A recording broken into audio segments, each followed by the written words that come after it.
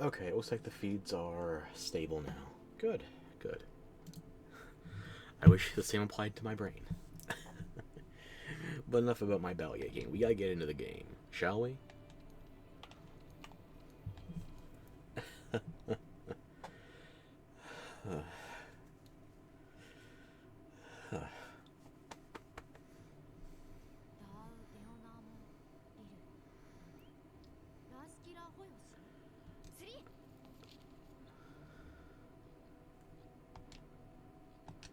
I feel like hanging out in Celiana for a bit. I'm not gonna progress the main quest for a bit. I want to hunt. Okay. Ah, my heart. Ah, my fucking. It's okay. We're hanging out today. We're gonna play some Monster Hunter. We're gonna have a good time, right?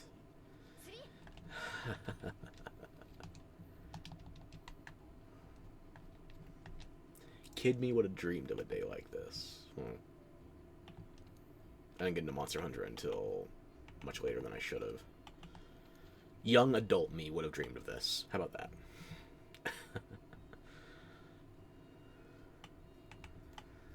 Do I need Fulgur Anjanath parts for anything? Yeah, sure. It's a warm-up hunt. I'll take it. Whatever we got. Ah.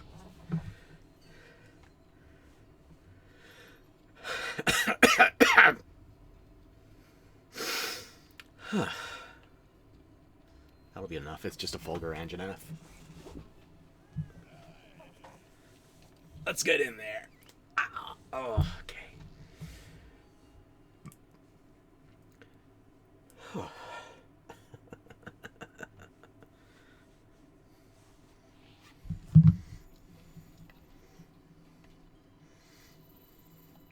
I guess an Ebony Odegarin is on the map as well.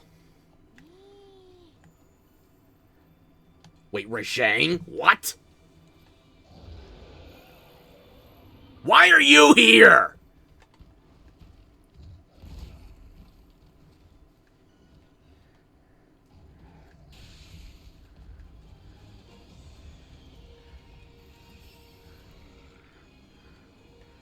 You do show up in investigations. I didn't think it would. Ellen VTuber, hey, thank you for the first time chat. How are you doing? I am slightly panicked because I was not expecting a Rajang immediately.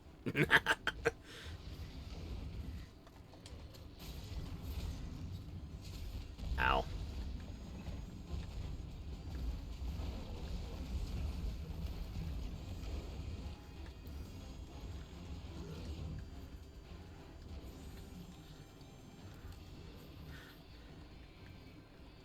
Oh, I thought it was just gonna be a run and grab. Uh, well, I thought my heart was bothering me before, but then I just got randomly dropped in front of a Rajang. So you know what? That gets the adrenaline pumping. Let me see if I can line up a good wall slam. Not even slightly. Fuck this, I'm going temporal.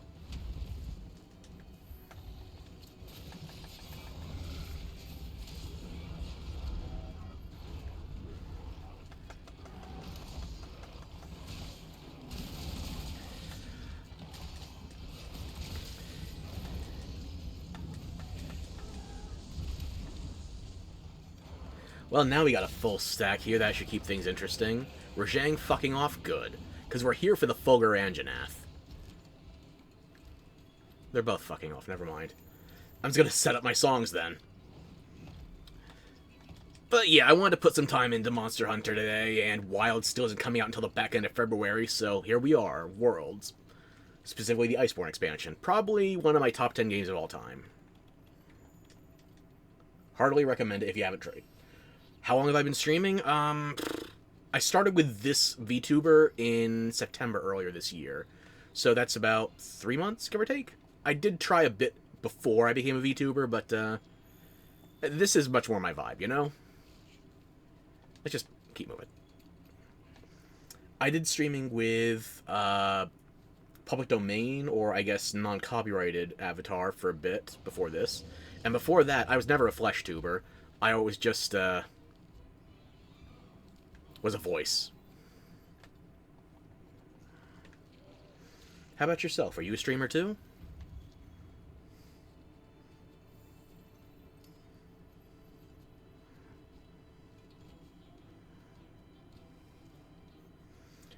My avatar, I made it myself.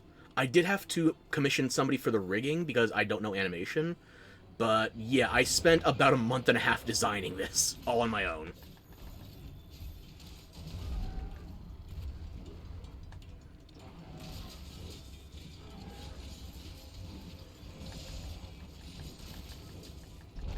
I did know one guy from college that went into animation, but he doesn't know 2D programs. He strictly does 3D. Same as you. Nice.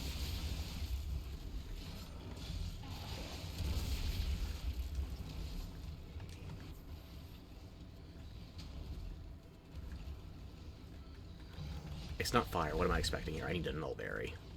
There we go.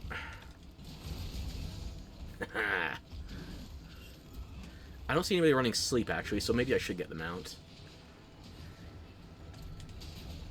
Not at that angle, though. Stream art for streamers when I have time? Nice. I have not done an art stream in probably 2+ weeks. Has it been longer? Jesus. Yeah, I probably should be making more stream assets, but I've been working on some single art on the side. Plus some other things, bits and bobs here and there. You know how it goes.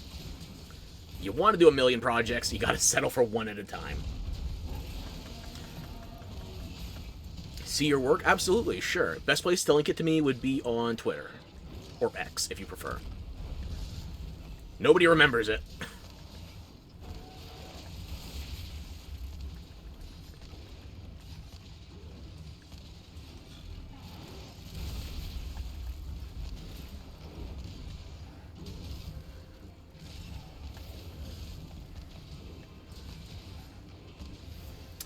Not on Discord right now, no.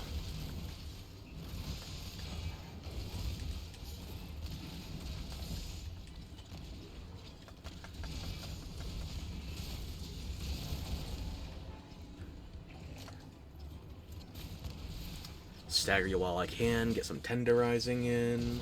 Perfect. All the better to concuss you with. Perfect.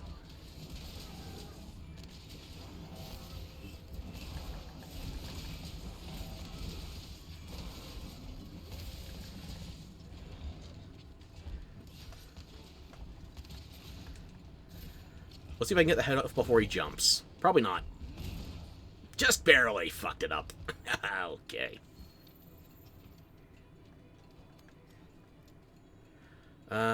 You know what? I need to go to camp anyway.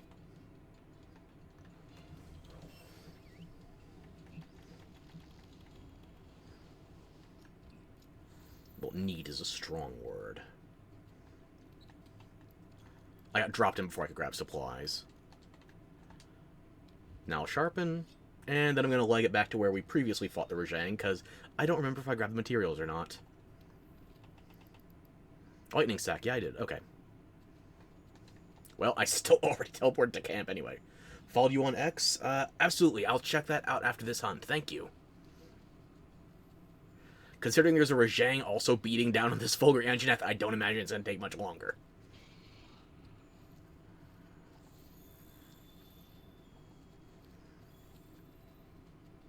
Rajang is a monster for... I want to say you don't get it until probably your second or third trip to the Guiding Lands, which is basically post-game. I'm American, so US.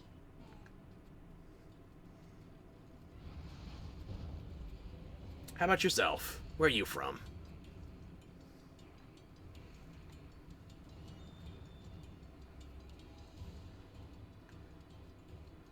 If I knew they were up higher, I would have just gone to the other camp. That's what I get for not reading maps. You're in the UK? Nice.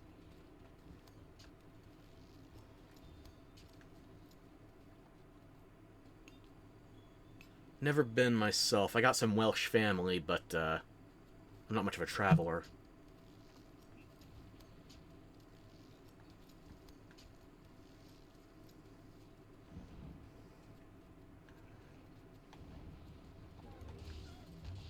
I'll take all the Rajang tracks I can get. I'm not supposed to have these yet.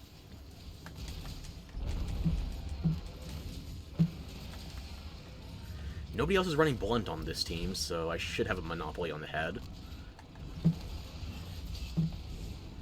Missed by a country mile. Oh well, I can still get the buffs up.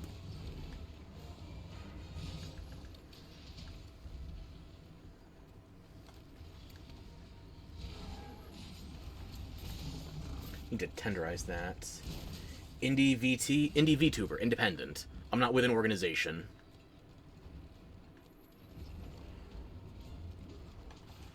Although apparently I took an accent test earlier today that thinks I'm Indian, so maybe indie should stand for multiple things.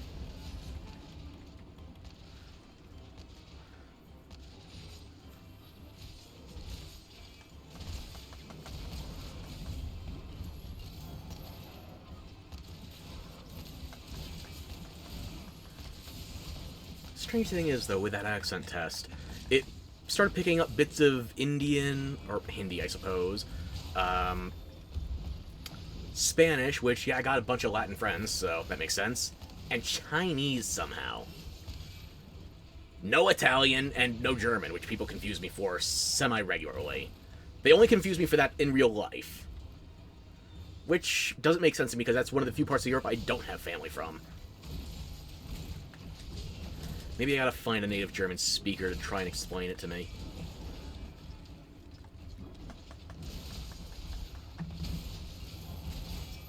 Better yet, I need to find a fake German, like an Austrian. Because they probably go through the same shit.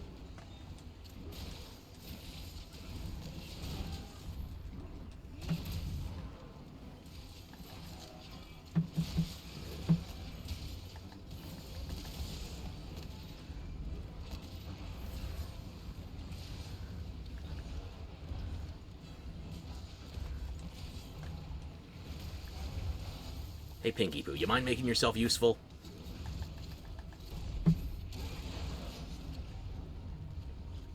Allons-y.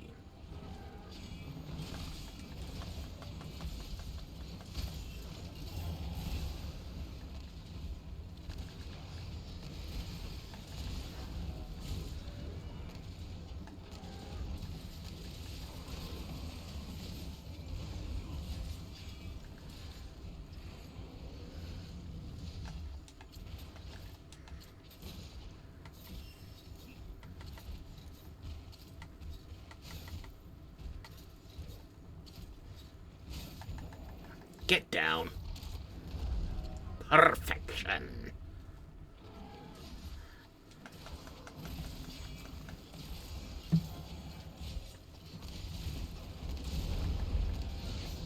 Nice. I don't know who got that one, but it worked.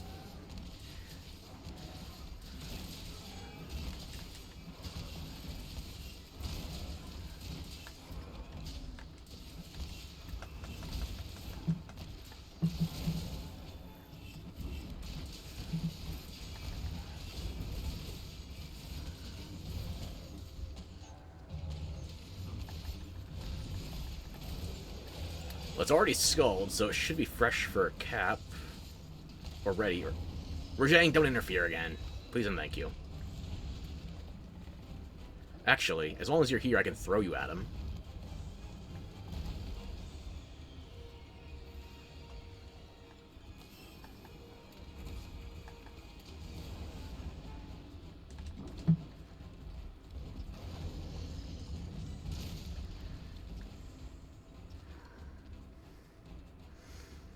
I guess I'm the only one who wants to throw a Rajang at him. Ellen, I'm sorry, I just saw your notification for the follow. Thank you very much.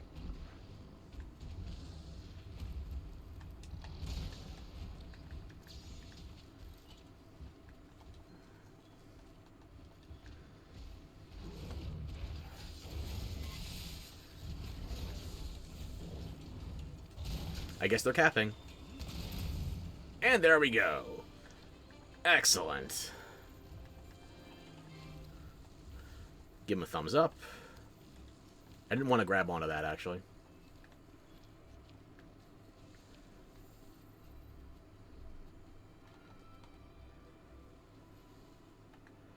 Yeah, I saw it was the mucus. That's going to take too long to gather. I'm not going to get the research points in time. Okay. Yeah.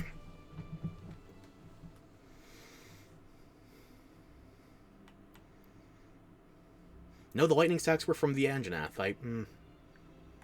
Did I not get any Rajang drops then? I feel sillier. Then again, I don't think the Rajang got launched into anything aside from maybe the one hit. Ah, well. Got some research on it. Way ahead is... Yes!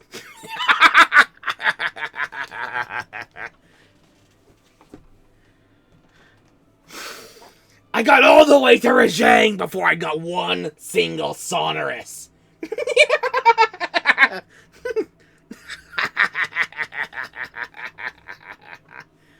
Yes! Huh. Yeah, I'm calm. I'm chill. I don't know what you're talking about. Okay. It only took, what is this, part 28, part 29? 200 hours into a save for me to get the decoration explicitly built from my main weapon.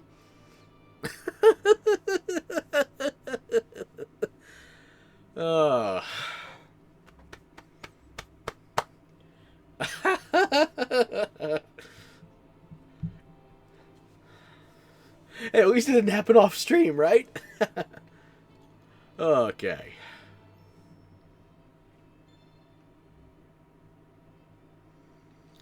Whew. Okay, save that one. Absolutely. That was a good wake-up call.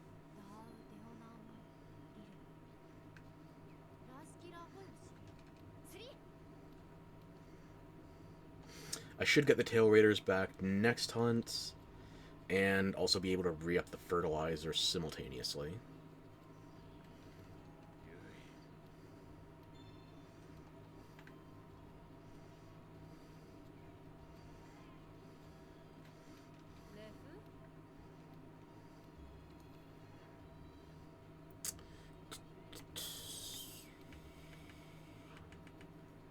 If I was doing events, I could grab the Bird Wyvern, since there's a good event with 4. Ditch that, ditch that. No other deliveries I can do at the moment. I really gotta do an Azure Rathalos.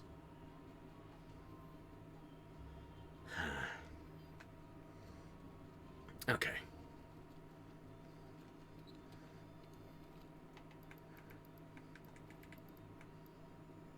When did I grab? Oh, whatever. Maybe that's what I picked up when I thought I was grabbing a Rajang part.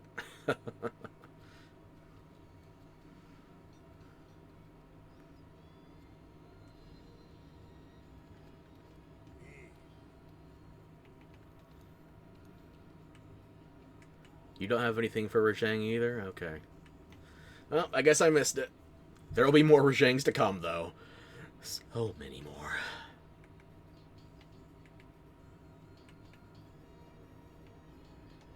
Yeah. Problem for another time.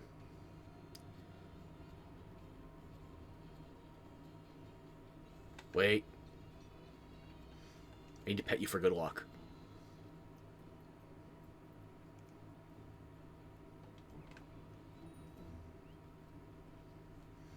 Now all is right with the world.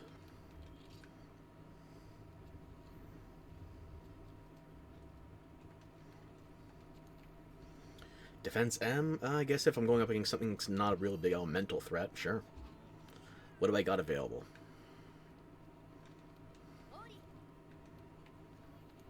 Or instead of join, what are my optionals? Because I want to burn some of these vouchers. And I prefer to do that solo over group because, you know, more money.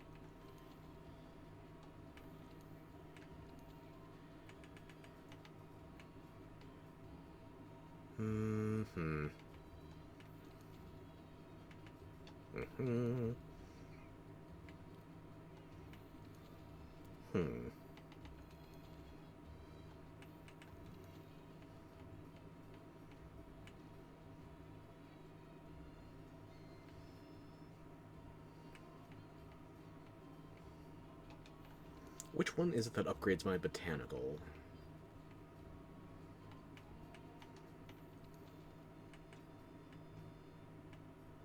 Oh, this one. Okay.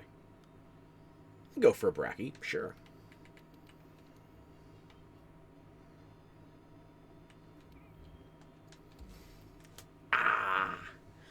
Oh, that was both my elbows cracking. Okay.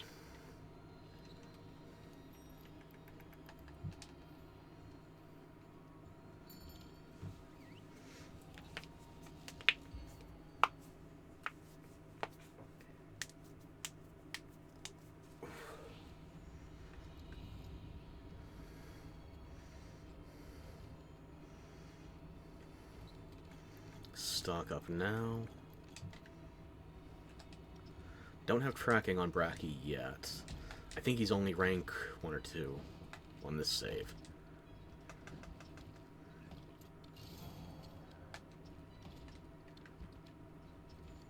Let's see where he's hiding out, shall we?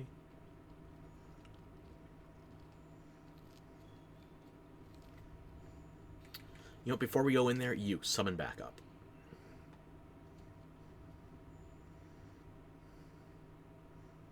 If they kill him, I'm killing them.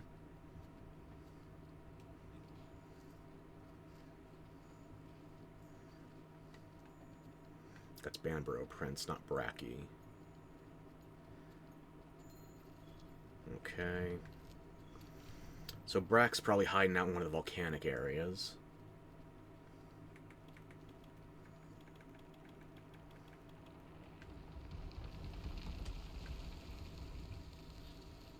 Was expecting you to roll up on us, but here we are. I'm just going to be extra cautious here, pop some extra attack and defense.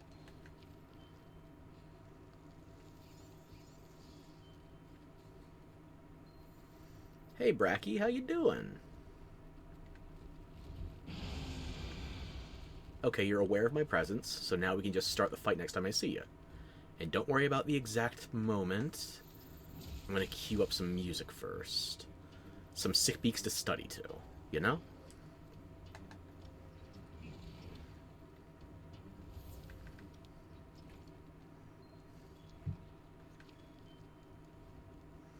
So, where you going?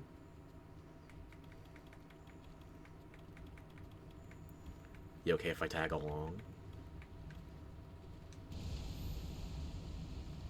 You're lining up in a good position for a wall slam, I must say.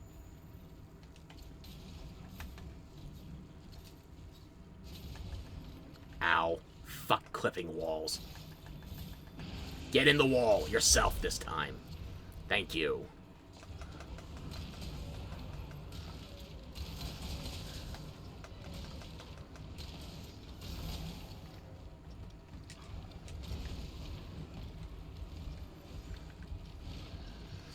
I think my Velociraptor might explode.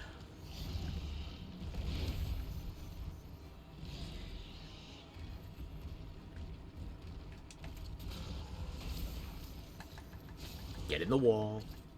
I didn't grab more pods. Okay, that's on me.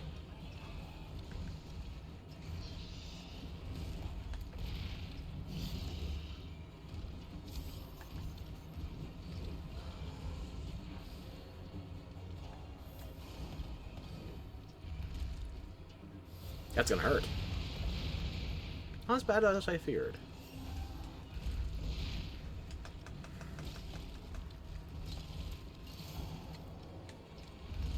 You putting him to sleep anytime soon, Fuzz?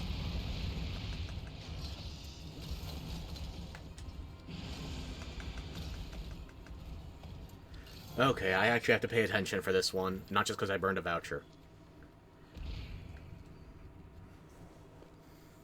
So are you going... Yep. Can always use research points.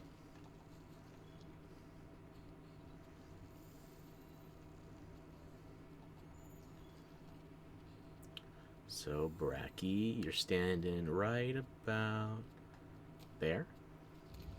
Come my way. Come my way. Damn it, I was too quick. Too early.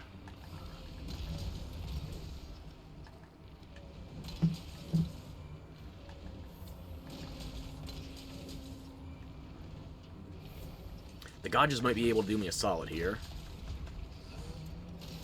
They already have. Good job, guys. Much appreciated.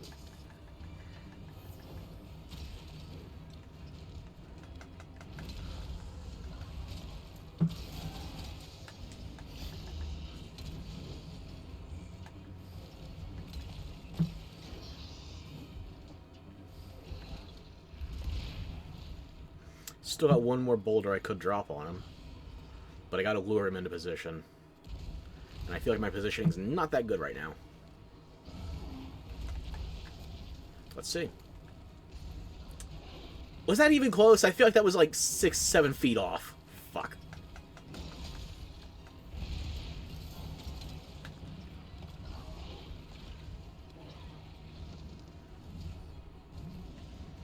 Didn't even try to dodge that in time. Ow. Oh, are you tired? Let me tuck you in.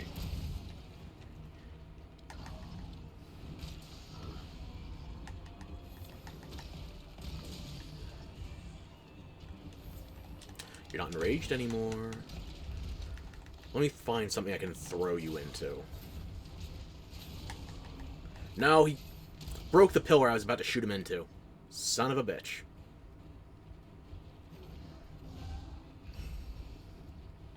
You made me waste one of my favorite rocks.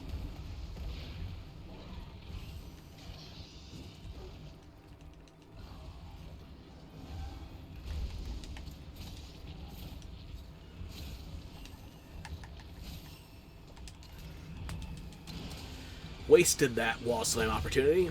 Ow.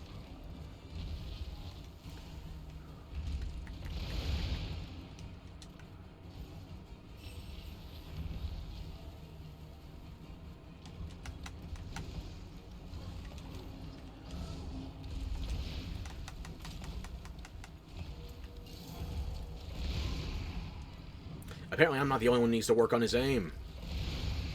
You're getting rusty, Brack Daddy.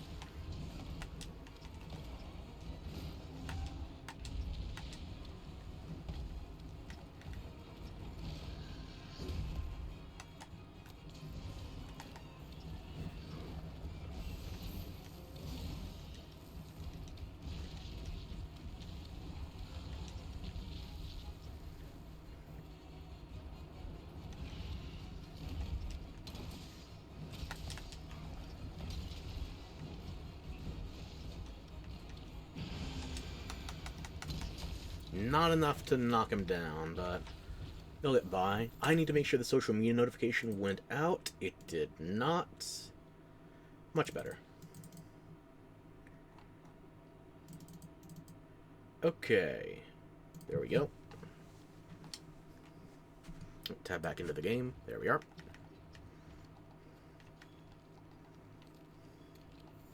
We lost our Gajalaka friend, unfortunately.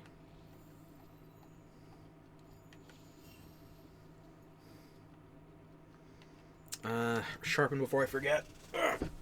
My brain is being pulled in too many places at once. I don't have enough brain to compensate. Almost have temporal back up. We'll just wait on that one. Rocksteady, I feel like I might accidentally tank too many explosions with Bracky and just blow up myself. Which could be fun. Banbaro, I need your face. Thank you.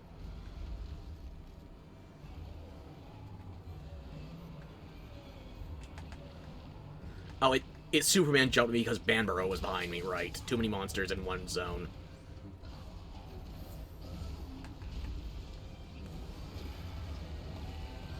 Bracky de-enraged, so I'm gonna let Banbaro do as he pleases, walk away. Melt my frame rate a little.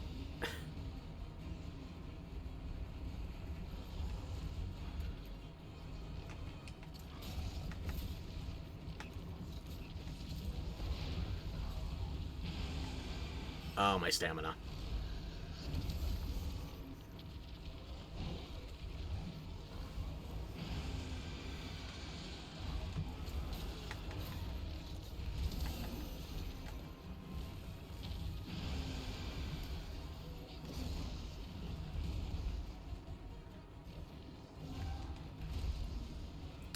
Come on, get over here. You know I'm talking to you. Ow. And there goes my temporal.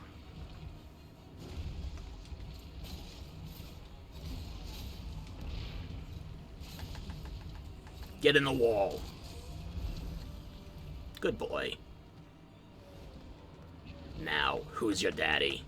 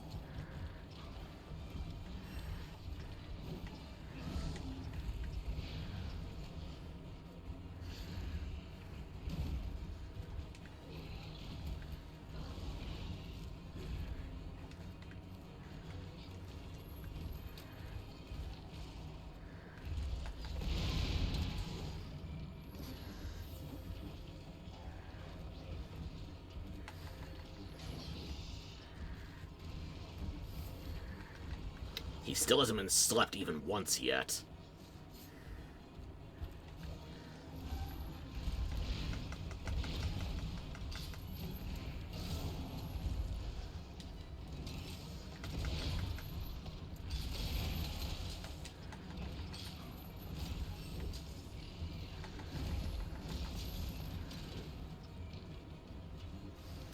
It's working, but just not ideal, the current situation.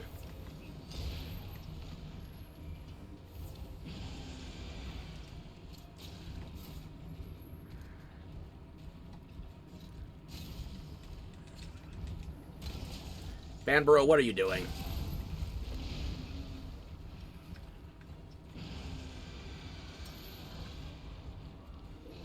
Getting in the way, evidently.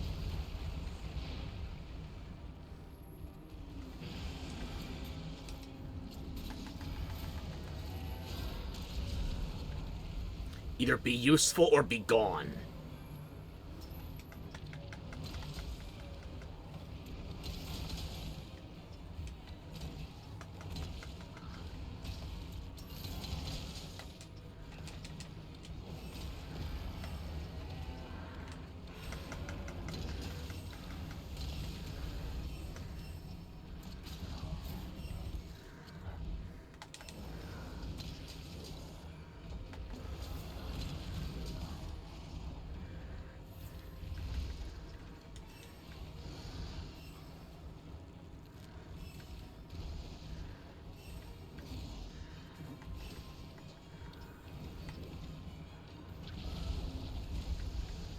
Good timing on that collapse.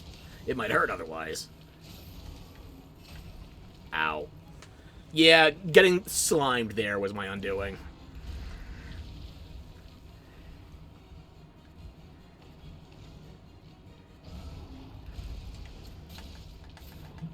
Get in the wall. Good boy.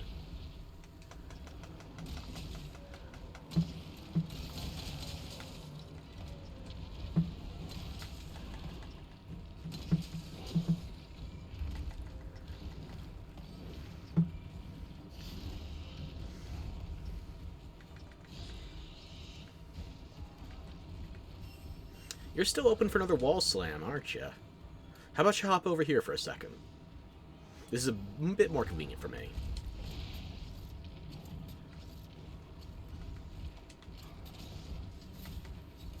No, I'm not going to be able to make that shot. But this one... Child's play.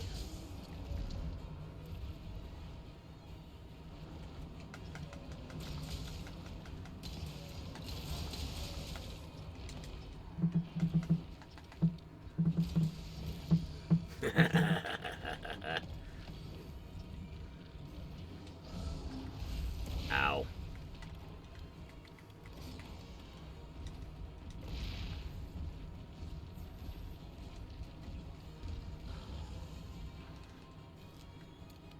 At least you brought bombs for everybody. I appreciate the sharing.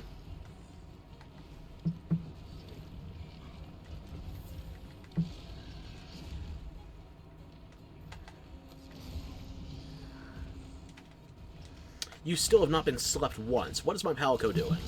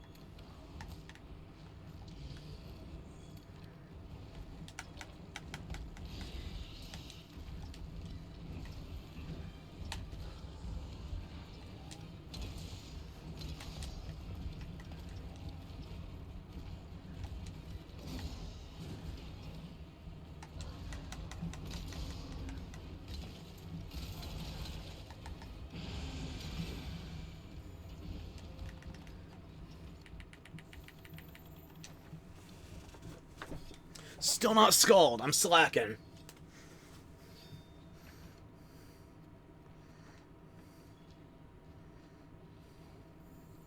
You two, over here. You need the heals. I don't think that even helped the Gastodon.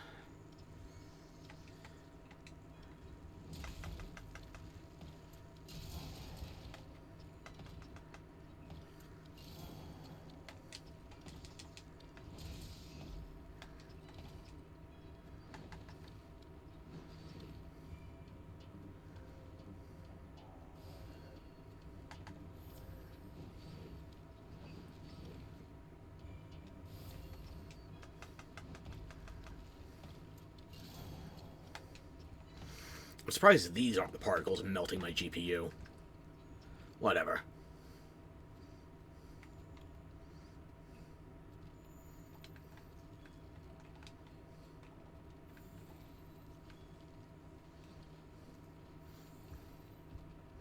As much as I would like to take a mount or a wall slam here, this is a bad place for it, because you can clip out so many sections of the walls. You're not meant to get right up to the edge for, I want to say, at least a quarter of the zone, maybe even a third.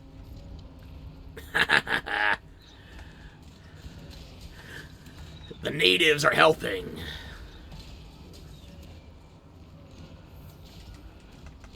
Good job, Gajahs. Good job.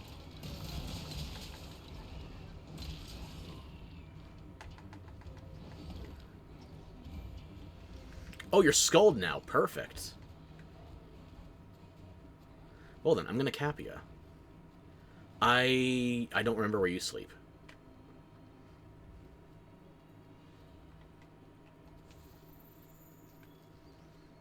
As long as Urgon doesn't start shit with him, I think he sleeps...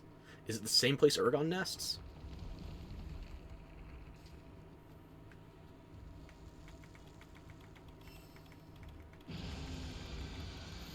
If you want to hunker down here, be my guest.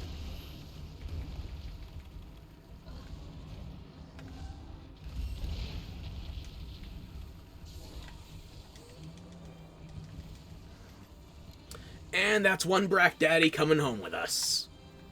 No more getting milk for you. Now you're becoming cigarettes. Yeah.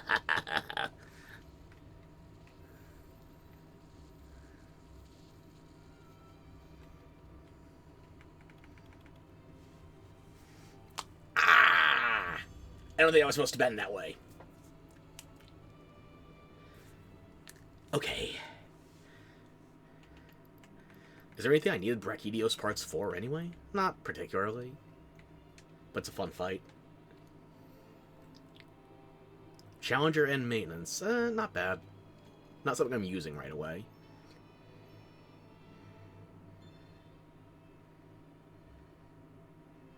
Okay, now I'm rank 3 on Brack. Okay.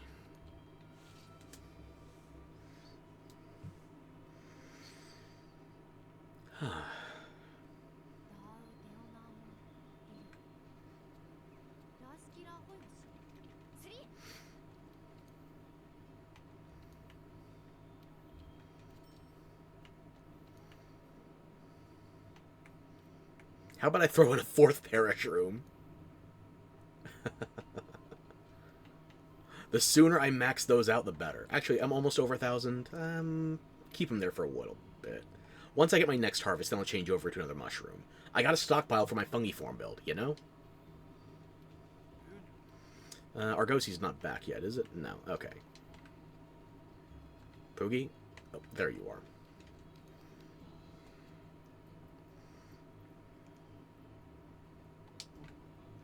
Good Boogie.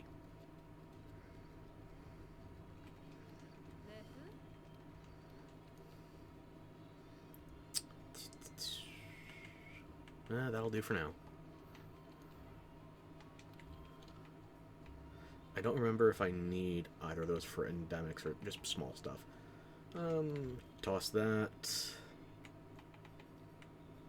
Toss that. Toss that. There we go.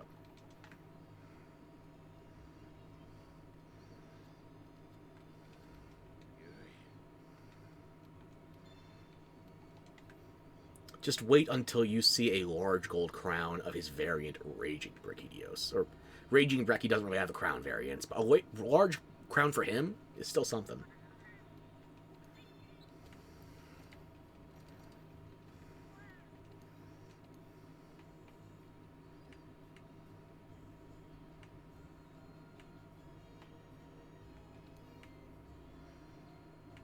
Just 1-5.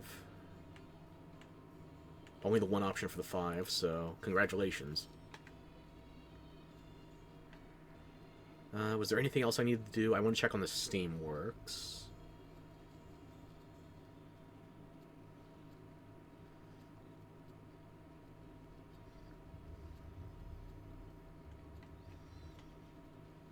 Probably don't have enough to finish that. Not yet, at least. It's only 200. It's not going to be enough. No.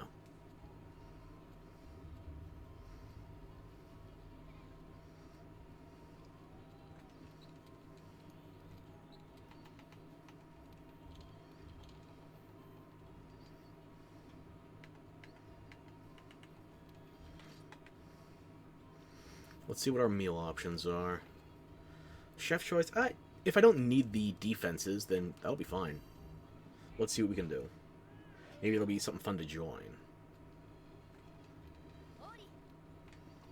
Show me what you got. Don't need any of those right now. What about these? Okay, I guess I'll check my my own options. I do need to burn these vouchers after all.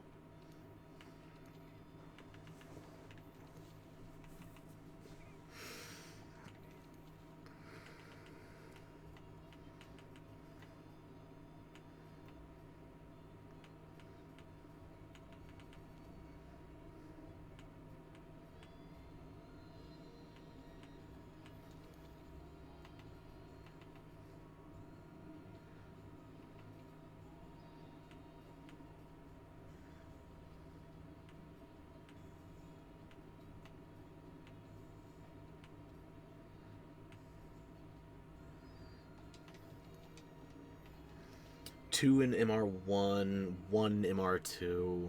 Looks like 3 or 4 in MR3.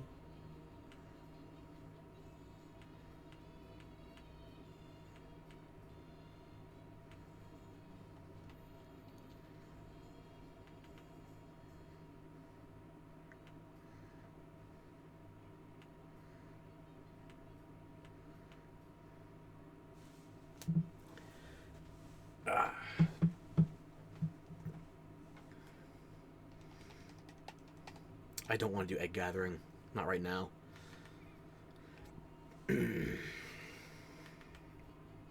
Let's not have this Rathalos. I could use an arena hunt.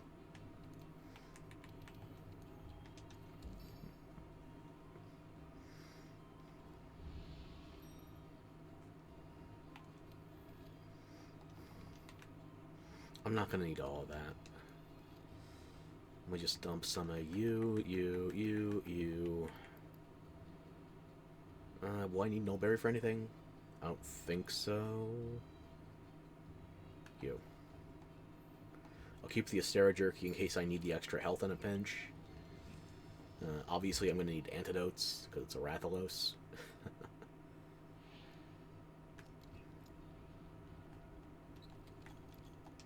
I always say antidotes, even though it's herbal medicine, the upgraded form.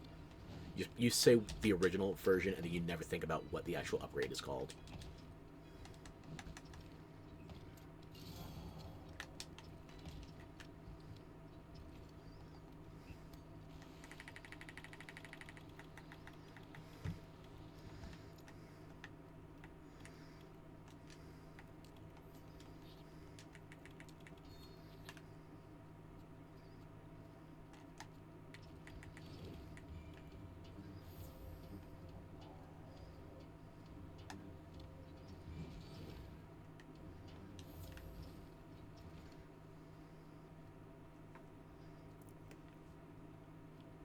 Alright, let's get in there. Hey, Wrath. No, I thought I grabbed your face. Sorry, let me make it up to ya. You won't remember my mistake at all now, will you?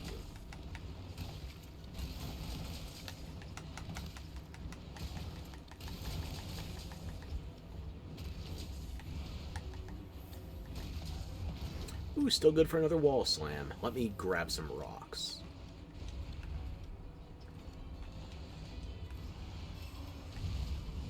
Where did I think you were aiming?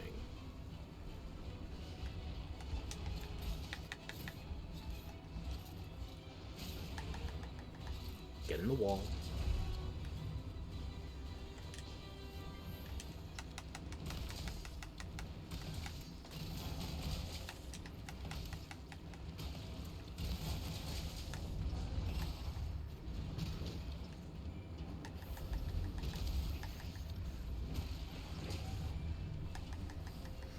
Oh, you got poisoned first, huh? Karma's a bitch.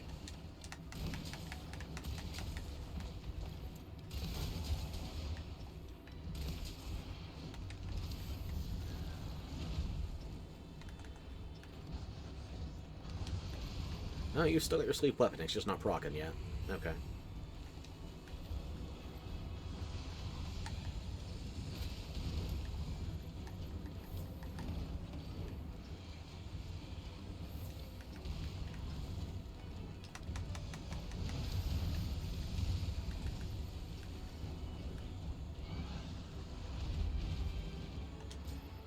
Come on. Maybe I can land this shot.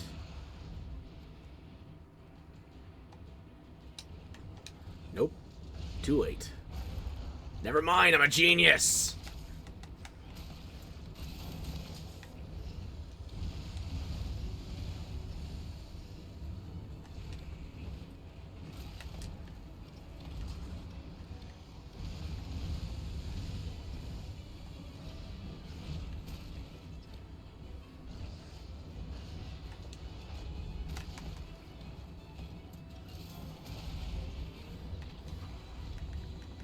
Shouldn't you have gotten a sleep proc by now?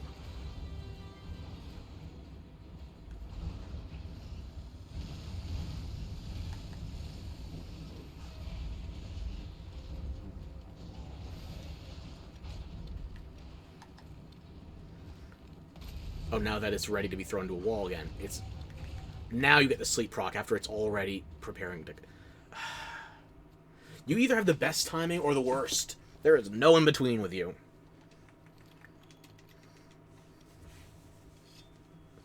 Yeah, I'm talking to you. No wonder your timing is so awful. You're drunk.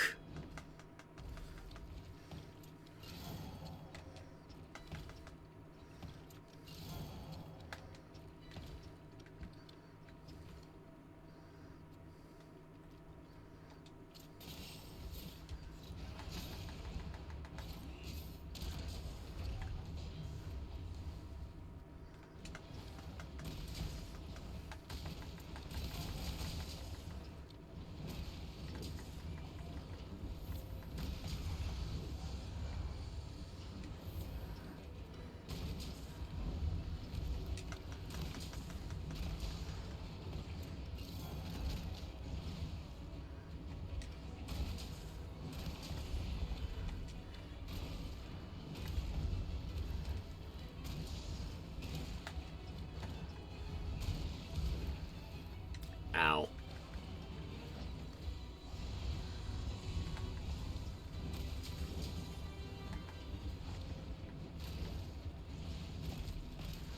I got one more wall slam saved up for you. It's time to grab rocks, because I keep forgetting.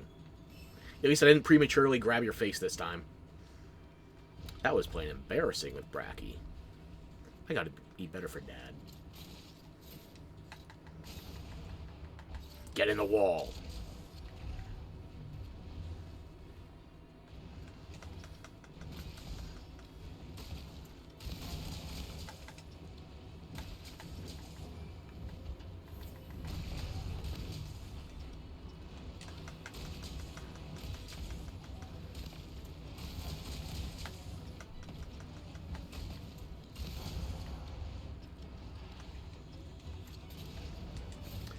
tenderness, delivered swiftly.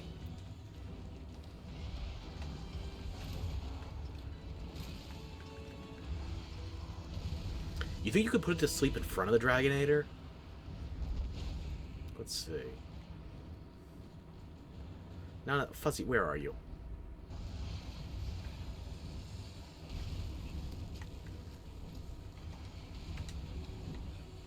Not even close. What was I aiming at? Nothing.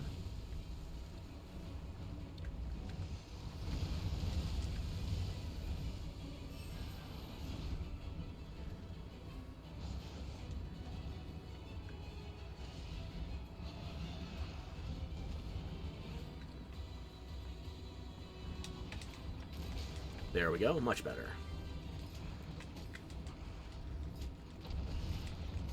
You do your damnedest, Rathalos. You do your damnedest.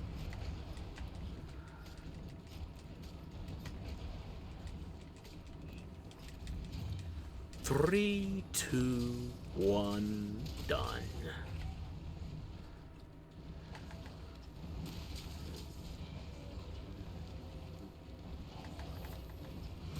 Now put it to sleep again so I can get a damage boost for the Dragonator. Not immediately, actually. It's ready for another wall slam.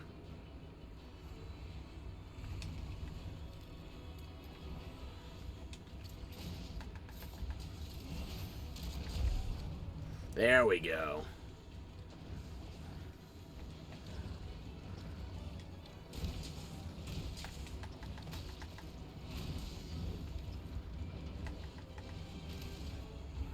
Good enough.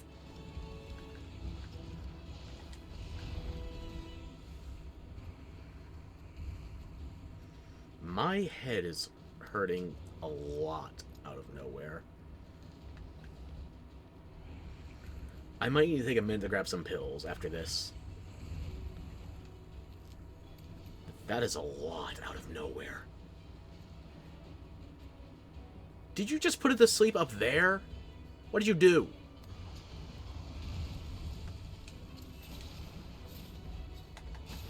Get in the wall.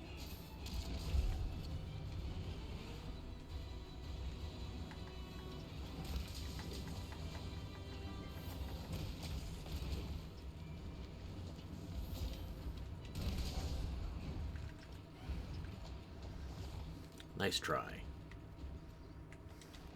I was hoping we'd get to sleep in front of the Dragonator, but a free wall slam still works.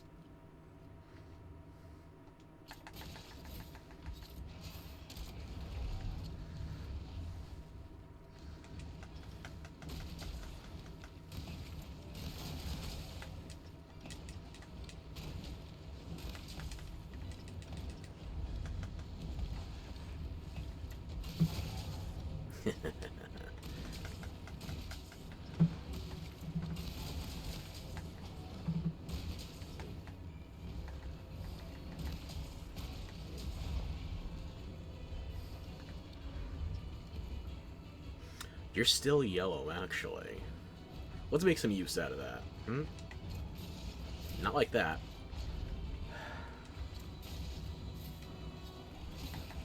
Get down.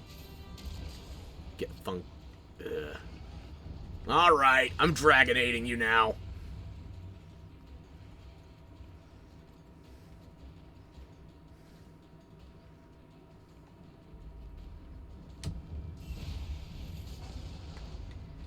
It was worth it.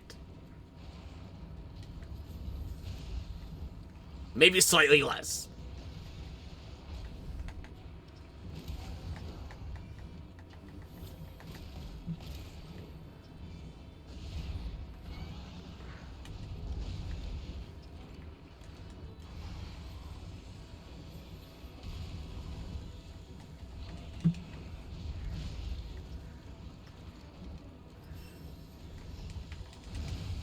I jumped right into that one.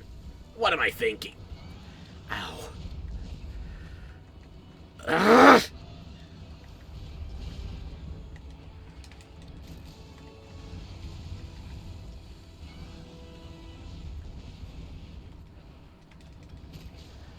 Get down, now!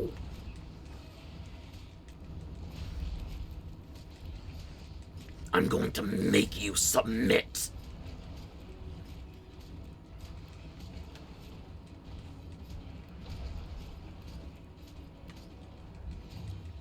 One, two, three.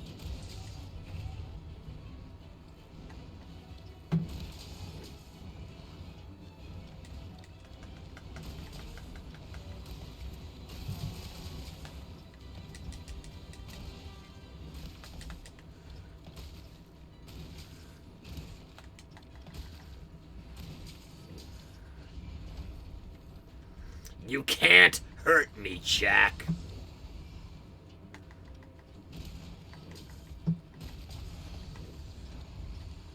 What did I just say?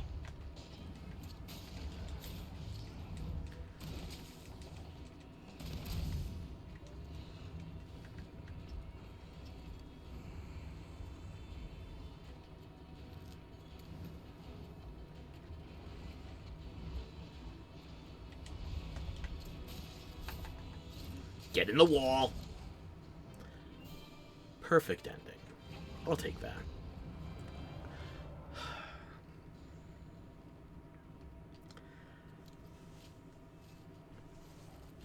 Once I grab the rewards from this hunt, I need to take a minute to grab some pills. I'll be back. Don't worry about it. Just, I'll be back.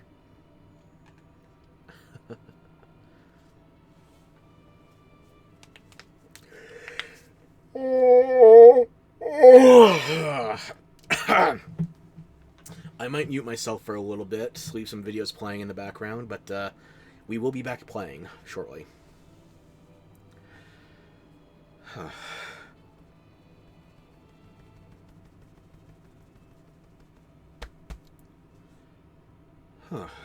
Okay.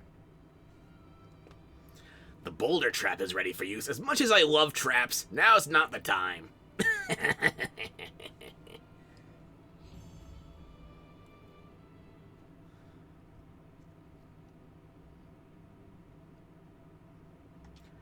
I I understand what I'm looking at. It's just the composition is more than slightly fucked. I'll take it. Got a Rathalos Ruby, but now I need to worry about mantles and such, so... Not as good as it seems. But still, I'll take it. I'm probably going to need rubies for stuff I'm crafting from charms that were still in high rank, technically, so yeah. Okay, I'll figure shit out. Another one.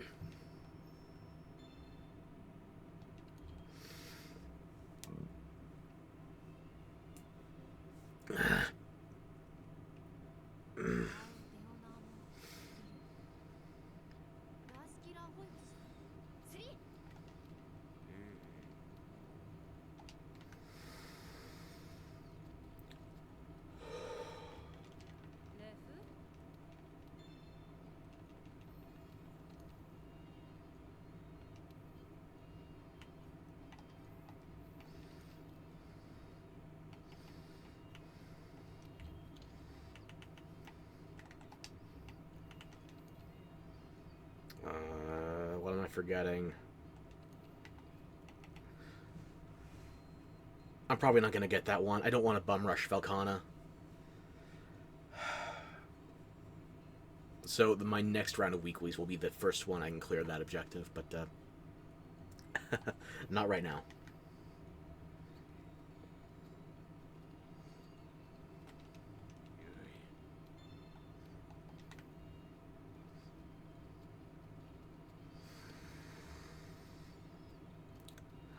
Okay. Let me reset my items. Should be able to claim the full daily. Or log in now. I think it was only 2 days since I last played. Even better. Okay.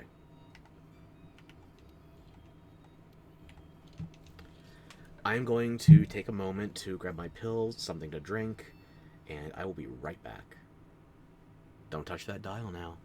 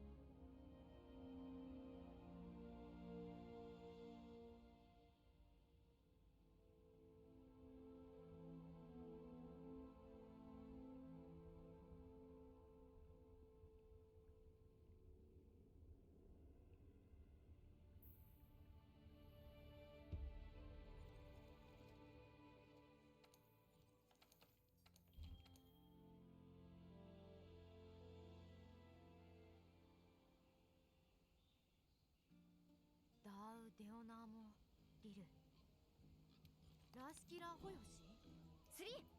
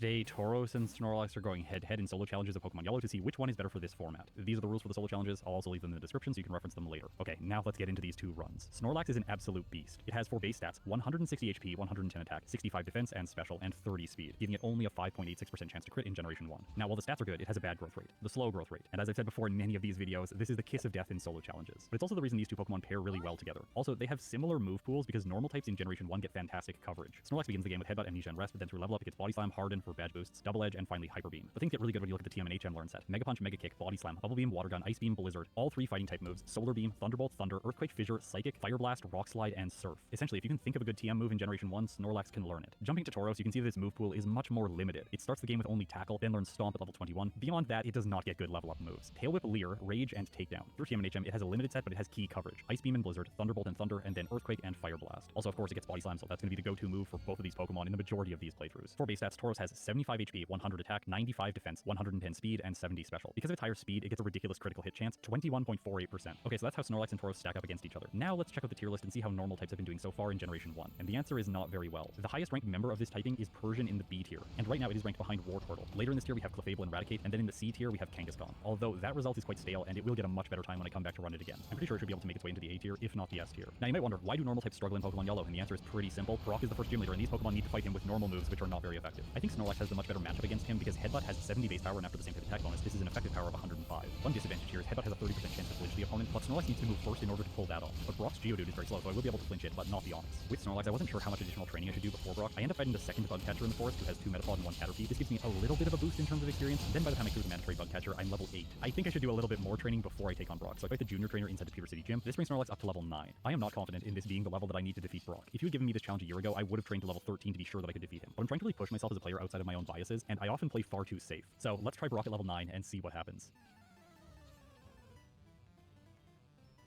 Geodude is first. I go for Headbutt, and it's doing decent damage, much more than I was expecting. Each time the Geodude attacks, it does roughly 6 hit points of damage, or 5 on the second turn. Also, Snorlax gets a lucky critical hit along the way, so I end up knocking the Geodude out very quickly and moving on to the Onix with green health left over. Now, no matter what happens here, I will be able to defeat Onix because I can use Rest to heal my health. There's a downside. Snorlax is going to attack into Bide every time Onix uses this move. Then it will unleash energy, even if I use Amnesia to stall it out, doing no additional damage. The problem Snorlax has during this fight is actually hilarious, though. I just barely don't knock out Onix. I mean, it survives on the tiniest amount of health. Headbutt is out of PP, and now I have to spam out all of Rest and Amnesia in order to use Struggle to knock out Brock's final Pokemon. This takes so long, Rest is essentially multi-turn move at this point. Amnesia has so much PP, but eventually I do manage to pull it off and Brock's ace goes down. Snorlax gets a first split of 4 minutes and 50 seconds. And if you think that's slow, let's check out what Tauros is working with. The answer is just Tackle. I have played a Pokemon like this in the past. If we look at my tier list, see that Gyarados is ranked in the D tier behind Pokemon like Marowak, Weezing, and Pidgeot. 3 Pokemon that are just generally not very good in this game. It is also just ahead of Squirtle and Kadabra. You're probably like, why is Kadabra down that low as a Psychic type? It starts with only Kinesis and Teleport, whereas Gyarados starts only with Tackle, just like Tauros. Now, since I played the game with Gyarados, I've done a lot of thinking about how to make this early game faster. On Route 22, there's a battle against the rival. He has a Spearow and an Eevee. Now, the Spearow is level 9 and the Eevee is level 8. My hope here is that a level 5 Tauros is going to be able to knock out the Spearow and then lose to the Eevee over and over again. If I can do that, blacking out here, I will gain a bunch of additional trainer boosted experience. Eventually, though, Tauros is going to be strong enough and it will defeat the rival. Unfortunately for the bull, it's very powerful, so I end up defeating the rival after blacking out only a single time. I was really hoping for maybe 3 or 4. One consequence of doing things this way in the early game is that now Tauros is going to have to face the Jolteon team. But I have a hypothesis, which is maybe the fact that it gets access to Earthquake will make this team easier to defeat than the Flareon team. If that's the case, then there's a ton of synergy fighting the rival on Route 22 until you defeat this team. I'm going to go through all the details of this choice once we get to the follow-up runs. For now, let's head to Viridian Forest and fight every single trainer. All of the experience from here brings Tauros up to level 10. I am almost 100% sure this is not going to be enough for Brock, unless you get ridiculous Generation 1 luck, like a ton of misses from Tackle and then the Onix using something like Screech over and over again, giving me a free win. But I think that is very unlikely just because of the volume of turns I'm going to have against the Onix. And every time it uses Bide, I have to attack into it with Tackle, so it's going to reflect damage. And Tauros' high crit rate is actually a liability here, because if I crit while it's using Bide, it's going to reflect back even more damage. As you can see here, I'm training south of the city just to gain a little bit more experience while I still have PP. I heal in the Pewter City Pokemon Center, and then I go to the gym to fight the last trainer in the early game. Defeating him does not bring Tauros to level 12. Okay, I'm gonna fight a couple more wild Pokemon, level up to 12. This is not over a damage rounding threshold, but let's try it and see if Brock is possible at this level. Geodude is up first, let's see how much damage Tackle is doing, and in this case, more than I was expecting. That's pretty good. Each Tackle for the Geodude is doing 3 hit points of damage to Tauros, so I'm not taking that much, and occasionally Geodude might miss. I'm just really hoping that it's not gonna get critical hits along the way. It does land 1 along the way, but Tauros is 2, so Geodude goes down, but I only have half health left over for the Onix. Actually, just slightly under half. Okay, so good turns here are when the Onix misses with Tackle, uses Screech, or misses with Bind. This scenario doesn't leave Tauros with a lot of wiggle room. Also, then Onix goes for Bide, and I crit twice into it, so that's that for this first battle. While that didn't go very well, I did want to try it one more time. Let me make a case for why I think Tauros can pull this off. It has a really high critical hit rate, which could accelerate my progress against the Geodude. It also might crit on all the turns that Onix isn't using Bide, and I have seen this Onix do truly pathetic performances in the past where it chooses all of the wrong moves. In this case, it's going for a lot of Bind early into the battle, but then it starts to miss with Screech. But Tauros also misses with Tackle, and that's really not good when it happens. Onix starts using this normal type move over and over again, doing chip damage, and now I only have 12 hit points left over. I would need Onix to drop the ball so severely now that I just don't think this is going to happen. So it looks like Tauros is going to need at least level 13, but probably level 15. After lowering my defense by 4 stages, Onix uses Tackle. Tauros survives on 5 hit points and continues to attack. It gets a critical hit. Onix goes to red health. It uses Screech. I get another Tackle in. This one doesn't crit. Onix survives with red health, uses Bide, giving Tauros the win. Okay, I did not expect that. The real question now is, how likely is it that Tauros can pull that off a second time? I promise we are going to reflect on this question extensively during the follow-up run. For now, let's see how Tauros does at the later stages of the early game. One thing that was on my mind over the next section of the game is Stomp. Tauros gets access to it at level 21. This is similar to Executor that I played last year and Stantler that I played yesterday. In these scenarios, I think it's worth considering if using rare candies to get Stomp as soon as possible is worth it. The pros for an approach like this are the next section of the game is much easier, it's more consistent, and it's faster. But the cons are that later into the game, my Pokemon is going to finish at a lower level, which may make the final trainers in the run much more difficult. The prerequisite for this strategy is getting to level 19 as fast as possible so that I can use the 2 rare candies. One from Mount Moon and the other one from Cerulean City. By the time I pick up the Dome Fossil, my Tauros is only level 15, so it doesn't look like this is going to work out for the rival on Nugget Bridge or for Misty. Once Jesse and James are taken care of, Tauros is level 16, so I would have to do a lot of additional training in order to level it up and get to 19 before the rival. You might be wondering if Missy is possible as an alternative to get a little bit more experience before the rival, but I figured that wasn't a good idea because Tauros' special stat is not amazing and my level is very low. And having to use Tackle against the Starmie over and over again seems like a bad idea when she can set up with X-Defend or Harden. So I made what I thought was the safe decision to go up against the rival. This could be problematic though. The Spearow that leads can use Growl to lower my attack. Also, it doesn't look like Tauros is going to 2-shot even if the Spearow doesn't use Growl, and in this case it does. Luckily the bull gets a critical hit so his lead goes down. But next is one of my least favorite NPC Pokemon in all of Yellow version. It's Sandshrew, and I'm doing pathetic damage to it. I'm just hoping for a critical hit. I get one with my third attack. That allows me to knock the Sandshrew out with only 4 hits and move on to Rattata with green health remaining. Also, I didn't have my accuracy lowered, so I'm getting pretty lucky. Rattata goes down over 1 turn because of a critical hit. Eevee is next. I'm not doing great damage to it. It lowers Tauros' defense with Tail Whip, attack with Tackle, but it's not doing much damage. And then on my 3rd turn, Tauros gets another critical hit, finishing the rival's ace. For a normal type like Tauros, there are some potential risks along Nugget Bridge. The 2 last here have Pidgey that can use Sand Attack, and since I'm using Tackle and I cannot one-shot them, I am exposed to this. Then the Nidoran that follow these Pidgey also have Double Kick, which is super effective. Although this isn't the scariest fighting type move in this section of the game. This trainer has Mankey, which knows Low Kick, and it can do a lot of damage, so I ensure that I heal up and save before fighting him. His AI is random though, so he only has a 1 in 4 chance of selecting the powerful move. Tauros doesn't have problems, I move on to the Rocket, and this is where I level up to 19. I'm gonna go for Stomp and use 2 rare candies now to get the powerful normal type move. This is a fantastic upgrade for Tauros. Stomp has a 30% chance to flinch and an effective power of 97. This more powerful move is immediately useful against the next hiker who has a Geodude. Using Tackle against this thing would have been really annoying. Now I can do roughly a 1/3 in damage to it every turn. The rest of Route 25 was very simple, so now let's head back to Cerulean City and see how Misty goes. Because of its high base speed, Tauros is already faster than both of her Pokemon. Stomp is doing massive damage, and I one-shot the Staryu. Starmie's next. Stomp does almost half. Misty chooses her best move, Bubble Beam. It gets a critical hit and does half the Tauros. Now, I wasn't sure if I was going to knock the Starmie out, but I don't. So if she gets the same luck she had on the last turn, I am going to lose. But instead, she chooses X Defend, and as a result, Tauros takes the win. This battle really showed my confidence in Tauros' abilities against Misty. I don't think it's ever going to make sense to take her on before the rival, unless there's some alternative strategy that I'm just missing. With her out of the way, though, things are going to get much better for Tauros now. While it doesn't learn Dig, which is a little bit unfortunate, Stomp is good enough for the next section of the game to get me to the SSN, where I can defeat this youngster and pick up Body Slam. The rival that follows is completely trivial. One-shot the Ferox, one-shot the Rattata. I wasn't sure about the Sandshrew. I figured it might survive, but no, Tauros is powerful enough to one-shot. The falling Eevee also goes down, so now let's take on Surge.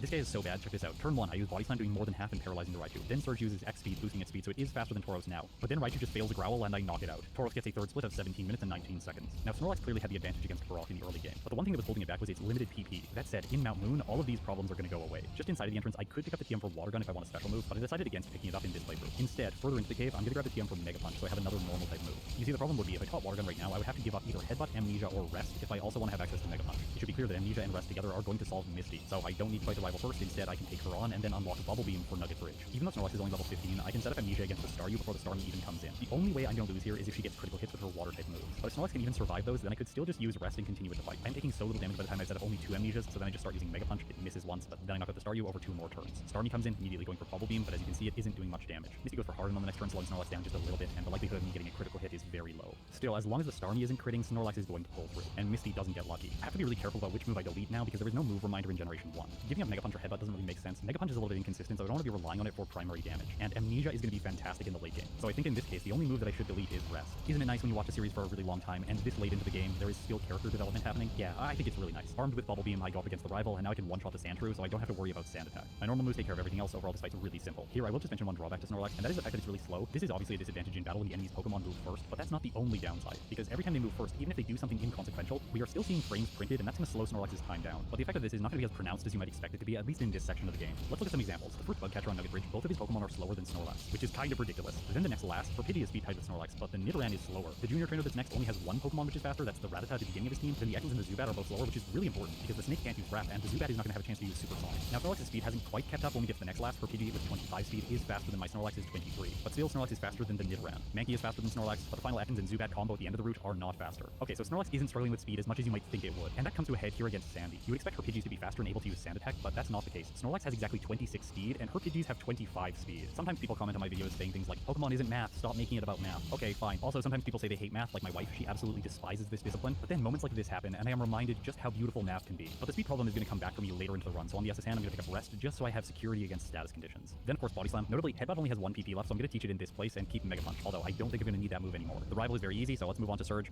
Body Slam 2 hits the Raichu. It does get a critical hit with Mega Punch, and it actually attacks twice, which is pretty good for Surge. In the end, though, he is still not able to get a victory. Right now, Snorlax has the better time. 15 minutes and 5 seconds. That's a lead of 2 minutes and 13 seconds. And I don't expect Snorlax is going to be slowing down over the next section of the game. Here's a small mechanical trick I do after receiving the bike. I want to make sure that it's in the first slot of my inventory.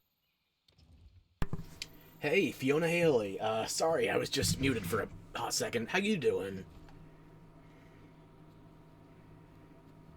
Just, catching my breath, had to medicate a little, so the hunt goes on.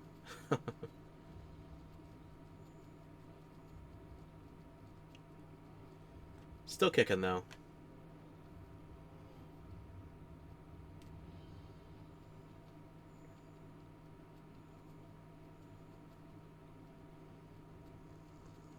Either way, hope you're having a good day. Seems like I might have missed you. Took too long to respond. Oh well. Thank you again for chatting and hanging out.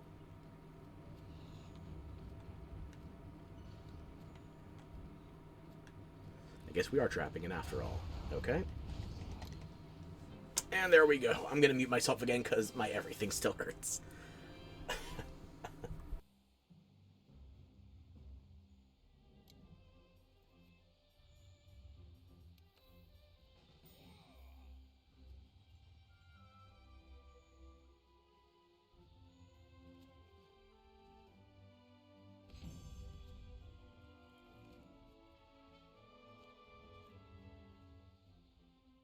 so I can access it quickly whenever I need to. But doing this brings my cursor down to the bottom of my bag. Thing is, the Thunderbolt TM is very close to the bottom of my bag, and when you use TMs, it resets the cursor to the top of the bag. So I'm going to teach Snorlax Thunderbolt in the place of Mega Punch, then my cursor goes back to the bike, and I can use the bike very quickly. After this, I open my inventory, use Charmander to cut the tree, and now my cursor is buffered on Charmander and cut. So when I get to the next tree before the wrapping glass, I can simply open the inventory, spam A, and it will cut the tree incredibly quickly. I am always looking for small optimizations like this. Okay, getting back to the strategy of the run. Thunderbolt is going to help me throughout the cave because I can use it on the Slowpoke. Unfortunately, though, the first one survives, so it looks like it's going to take me a little bit of time to knock it out. Also, Snorlax gets confused, delaying my victory even longer. From there, Bubble Beam for the self-destructing hiker, and with that, Snorlax arrives in Celadon City. With the slow growth rate, I want to make sure that I'm playing safe, so I take my time grabbing the rare candy in the rocket hideout. Then inside the department store, I trade a freshwater for the Ice Beam TM. This is another fantastic special move Snorlax is going to be able to learn very soon. Before I do that, though, I'm going to purchase 2 Carbos to improve Snorlax's speed stat. If I can move first, I want to, and I don't think I need to boost my other stats because I'm going to have Amnesia to boost my special, and I'm not really going to be using my attack much more in this run. Next, I head to Saffron City to grab Psychic. I chose not to teach it or Ice Beam before I took on the rival in Pokemon Tower. There isn't much to say about this fight. Ferox could get annoying if it paralyzed Snorlax with Mirror Move, and that does end up happening. I don't have Rest anymore, so I can't get rid of the status condition.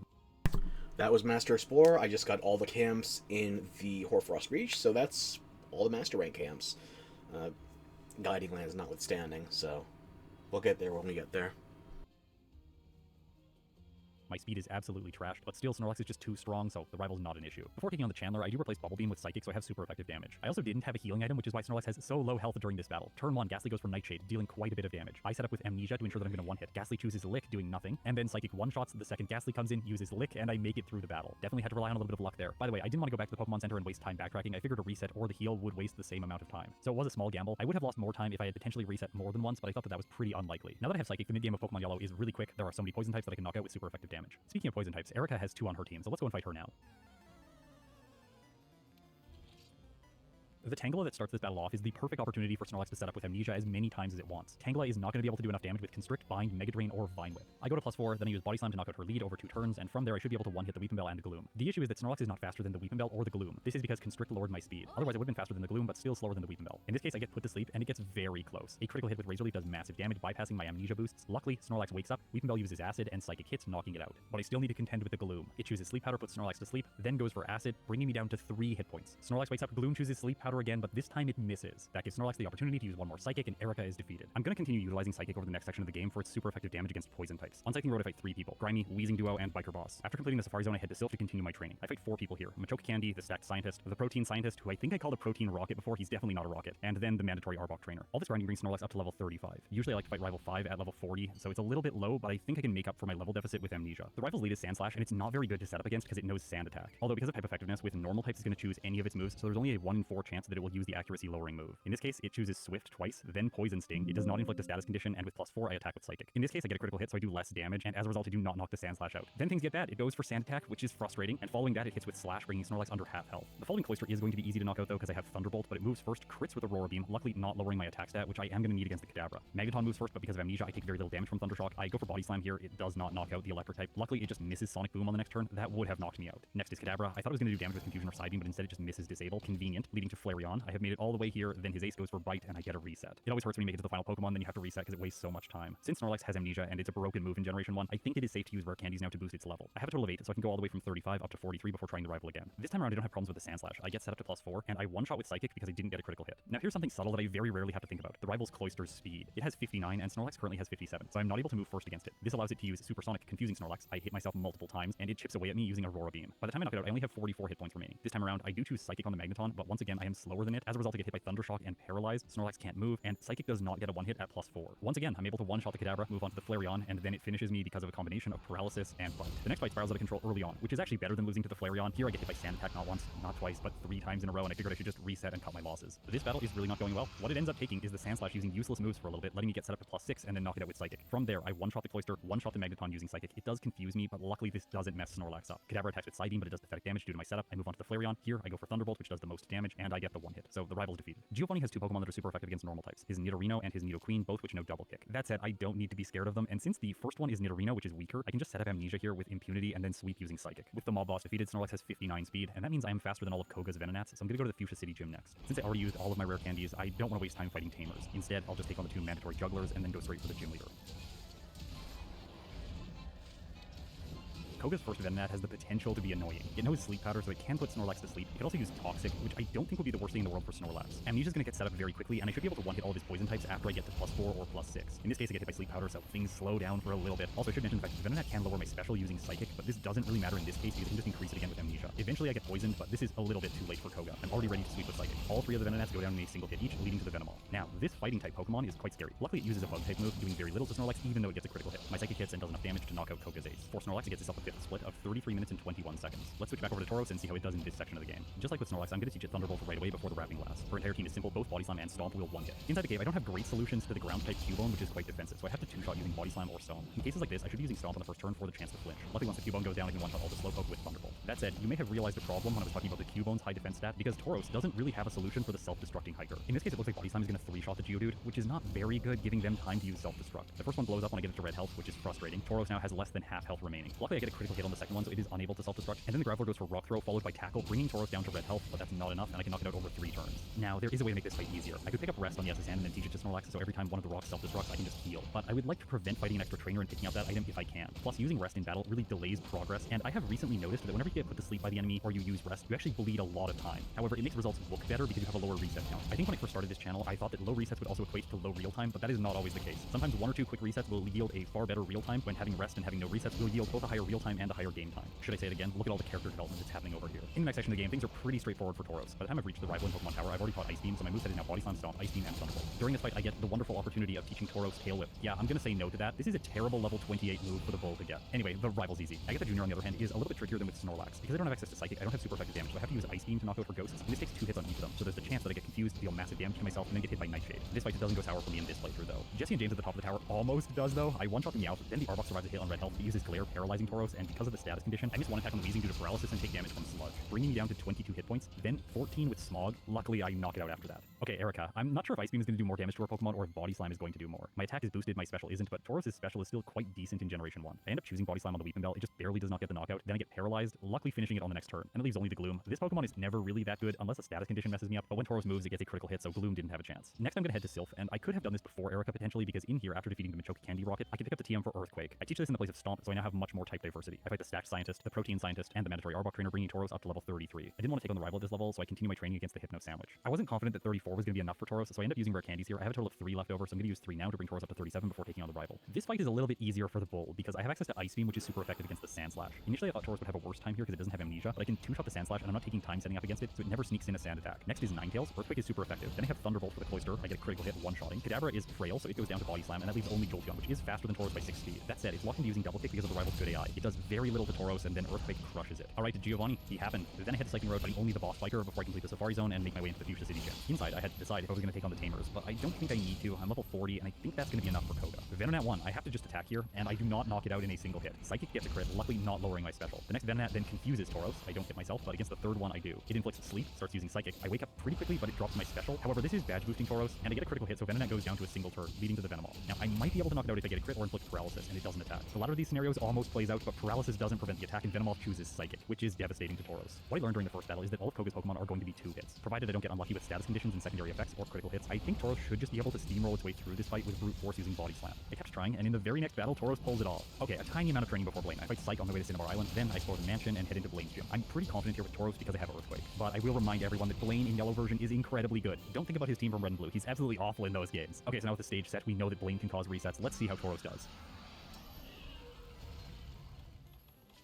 Tauros is faster than all of his Pokemon unless it chooses Quick Attack. Earthquake does not have enough damage to one-shot, but on the next turn, Ninetales does not go for Quick Attack, so I knock it out, only taking 1 turn of damage. Rapidash is next. Earthquake also cannot one-shot here. It goes for Takedown, doing an okay amount of damage, I guess, but I've made it to the Arcanine on my first attempt. I'm feeling really good about this. Earthquake does more than half. Arcanine chooses Fire Blast, and it does so much damage, more than I was expecting. Without a critical hit, Tauros still faints. As you can see in the next battle, things just went better for me. I arrive at the Arcanine with almost full health. I have taken 1 hit point of damage. Then Tauros gets a critical hit with Earthquake, but this does not do enough damage by the tiniest margin. Arcanine survives, strikes back with Flamethrower. This also does massive damage, but Tauros survives because it has so much health, and with that, Blaine is defeated. Time to backtrack into Saffron City. I pick up the TM from Mimic. I'm not sure if this is going to be useful because Tauros has fantastic moves already, but maybe it will have its place. I don't want to pass it by on this, my first playthrough of the video. Next is Sabrina. I'm faster than all of her Pokemon, and I'm a physical attacker. Notably, I did not have healing items, so I didn't heal before going into the fight, but I don't think that's relevant. I one-shot the Abra, the Kadabra. I was not sure about the Alakazam because I am 7 levels lower than it, and I failed to get the knockout. It would have got me if it went for Psychic, but instead it chooses Reflect. It doesn't have enough health to survive, and with that, Tauros wins. Inside Giovanni's gym, I fight optional trainers. This guy by the door who has good experience yields and a Sandslash and a Dug Trio. That didn't quite get me to level 45, so I battled the Cool Trainer before Giovanni. That's 2 optional trainers in this area. This experience does bring Tauros up over the damage rounding threshold. Now, time for Giovanni. Let's go through the ways this can go wrong for Tauros. Tauros is going to confidently one-shot the Dug Trio because it's pretty frail, but the Persian is a different story. It's able to survive, so if Giovanni isn't a complete imbecile using things like a Guard Spec and he actually attacks with Slash, this could be a bad scenario. And in this case, he sets up double team, and then eventually after a Guard Spec he uses Slash, which does half to Tauros. I'm able to knock out his second Pokemon, but while I do have super effective damage against his final 3, I'm a little bit concerned. I'm level 45 and the Nidoqueen is level 53. Using Ice Beam, I do less than half, and both of the Nidos have double kick, which is inflicting decent damage to Tauros. I finish off Nidoqueen with a critical hit Earthquake, move on to the Nidoking. I choose Ice Beam just in case I freeze. Nidoking goes for double kick, which does more than enough damage, so that's a reset. Okay, next battle. Persian goes better this time because Giovanni uses a Guard Spec and I 2-shot with Body Slam. From there, I have enough health to survive the hits from Nidoqueen and Nidoking, so I'm going to make it to the Rhydon. But I arrive here with about a third remaining, and that doesn't make me confident because I don't think Tauros is going to be able to one-shot his ace with a special move, even though the Rhydon's special stat is quite pathetic. I choose Ice Beam, it takes the Rhydon to orange health, but then it strikes back with Fury Attack. Well done, Giovanni. Sometimes you're incredible. Sometimes you're absolutely pathetic. Although I was a little bit scared here with Fury Attack, it hits too many times. In this case, a total of 5. Tauros survives with 10 hit points. I just barely made it through this battle. Okay, rival before the league. This one is straightforward. Ice Beam the Sandslash. It does not one-shot, but the Sandslash just goes for Poison Sting. It poisons Tauros, and I think that's actually a good thing because then the Execute can't paralyze me. Ice Beam 1 hits the Grass type. I thought Earthquake was going to one-shot the Ninetales, but it just barely doesn't. I take some poison damage before I finish it off. Thunderbolt is able to take care of the Cloyster, and from there things just get easier because this time around Tauros is faster than the Jolteon. But still very close because it has 151 speed and Tauros has 155. In Victory Road, I fight one trainer leveling up to 48 so I can use my final 5 rare candies to boost Tauros to level 53 before taking on Lorelei. But before I do that, let's go back and catch up with Snorlax. Like with Tauros, I fight Psych and then head right into the Blaine battle. In this battle, there are 3 primary strategical options for Snorlax. Keep the current set, Body Slam, Amnesia, Psychic, and Thunderbolt. Use Surf instead of a move like Body Slam to go for an all-special set, or substitute one of these moves out for Earthquake. Now, some of you might think, what about Rock Slide? Well, in Generation 1, it doesn't have a flinch chance, so I don't really like using this move because it's quite inaccurate. Earthquake is the better physical option here. As you can see, I made the call to keep my current set. I didn't want to give up Body Slam just yet, and eventually I do want to go to an all-special move set, but Surf seems risky since there's no move deleter. Now, I tried to set up Amnesia here with Snorlax against the Ninetales, and this goes very badly for me. Ninetales crits turn 1 with Flamethrower, doing half, and then it uses Flamethrower turn 2, getting another critical hit, knocking Snorlax out. Okay, I'm not really sure how to phrase this sentence, but I think that is the maximum amount of unlucky. Like, if you could maximize the quantity of unluck in a fight, that's what just happened. I guess I could say I got maximally unlucky there. Blaine does not have good AI, so there's no reason his Ninetales should be choosing Flamethrower 2 times in a row. And there's no reason it should crit each time it does. Because of that, I know that I'll be able to set up Amnesia here, provided I get a little bit of good luck not hitting myself in confusion. I get set up to +6, then I use Body Slam, which is obviously a misclick. I then go for Psychic, knocking the Ninetales out, moving on to the Rapidash. It misses Fire Spin. It has no idea that it should be using this move once again, so it won't be consistent, trapping Snorlax indefinitely. Since it missed, Psychic one-shots and I move on to the Arcanine. It chooses Takedown, doing decent damage, but not enough to take me under half health. Psychic is not able to one-shot, but Arcanine can't knock me out with a follow-up takedown, so with that, Snorlax wins against Blaine. Alright, so this year I have played way more Pokemon than I have in previous years. Learning to make videos, setting up the production software that is required for making these videos, also learning to code myself, and then learning to play a bunch of different games, and also learning just how Pokemon works. Go back and watch my earlier videos. I had no idea what I was doing. Anyways, all those things were a massive undertaking over the previous 3 to 4 years. This year, though, I have really focused on playing and becoming better at these games. You can see that kind of skill on display here inside of Copycat's house.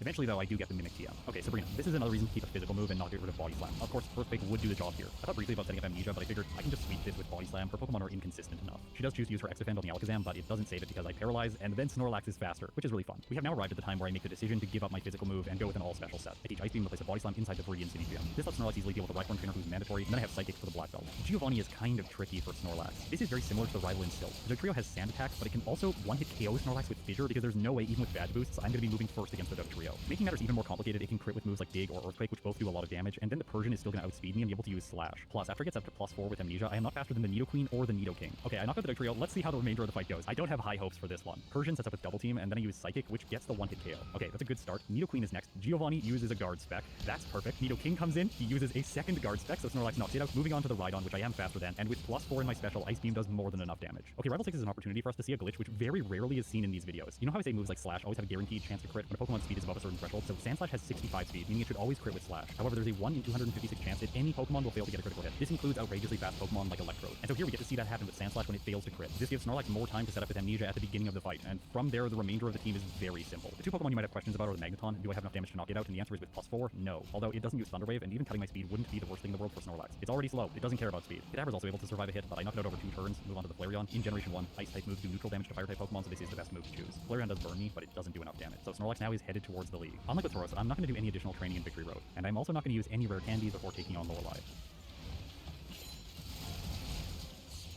Dugong is the perfect opportunity for me to set up with Amnesia. From here, I think I should just be able to sweep using Thunderbolt. After bad boost, Snorlax is also faster than all of Lorelei's Pokemon with the exception of Jinx, so potentially it could put me to sleep with Lovely Kiss or freeze with Ice Punch, but it just goes for double slap and then I knock it out over 2 turns after Lorelei uses a super potion. All that remains is Lapras and Thunderbolt gets the 1-hit. Next, there is a Hiker. You'll know he's not very good. Amnesia, Psychic, and 1-hits. That is what I call the Hiker Haiku. Okay, jokes aside, we should actually talk about one possible flaw here for Snorlax. The fact that it is slower than the Hitmonlee is quite scary. This can get hit with double kick, or it can use high jump kick. In this case, though, it just goes for double team. Before I wanted to go over a damage routing threshold and prevent myself from having a mid-battle level up. So use Wonder Candy to go to 53. I'm going to take my time setting up against the first Gengar so that I can use Psychic for the remainder of the fight. I get to +6, I have my health taken below half, but it doesn't really matter because the majority of her good moves are special. They're mostly Psychic type. The one exception is Mega Drain, but in this case, it's not really a good move. From there, I can one-shot the remaining members of her team and I make it to the final Gengar. It moves first, uses Confuse Ray, Snorlax hits itself, then Gengar uses Hypnosis, which could get really scary if it lasts for a long time, but it doesn't. Snorlax wakes up, gets the Psychic, and that's that for Agatha. Okay, remember that fight with Blaine where he crit twice with Flamethrower? Yeah, that same kind of thing is going to happen here with Lance. Although it's not nearly as lucky. The Gyarados chooses Hyper Beam while I'm setting up with Snorlax. It does a lot of damage, so I only have roughly 1/3 health for the first Dragonair. Then, since I am moving second because Snorlax is so slow, Dragonair uses Thunder Wave, prevents my attack, then uses Hyper Beam, gets a critical hit, and Snorlax faints. Okay, so I leveled up going into the Dragonair, but if I use a Rare Candy now and then I set up +6 on the Gyarados, I will outspeed the 2 Dragonairs. And I mean just barely, by 1 point. That allows me to one-shot both of them consistently and move on to the Aerodactyl. It crits with Wing Attack, and I am so glad it did not crit with Fly because Snorlax would have fainted. Ice Beam one-shots, I move on to the Dragonite.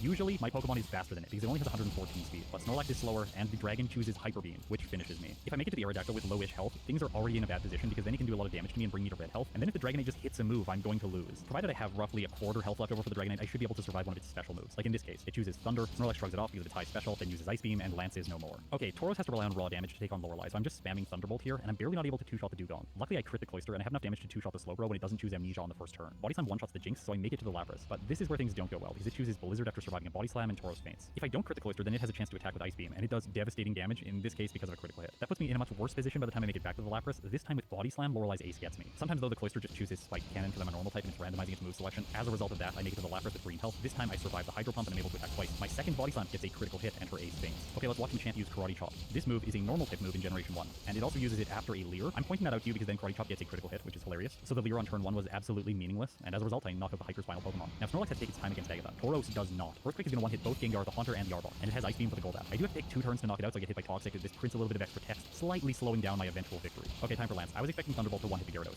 but it doesn't. That's not a great way for this to start. Also then, Ice Beam does not one-shot the first Dragonair and Tauros gets paralyzed. Hyper Beam crits. It doesn't get the knockout, but then the next Dragonair uses Bubble Beam twice, and that's that. So I hate to win like this, but I crit the Gyarados one-shotting. Then I two-shot the Dragonair, and it does not Thunder Wave me, which is really convenient. The second one just chooses Wrap and goes down. Ice Beam crits the Aerodactyl, and of course, it one-shots the Dragonite. You thought I was going to say that, right? It does not one-shot the Dragonite, which is really surprising, but the Dragonite just misses with Thunder, and that's how Tauros pulls through. With that lucky win, I'm not feeling very good about my chances against the champion, because in Yellow version, he is one of the best, if not the best trainer in the game.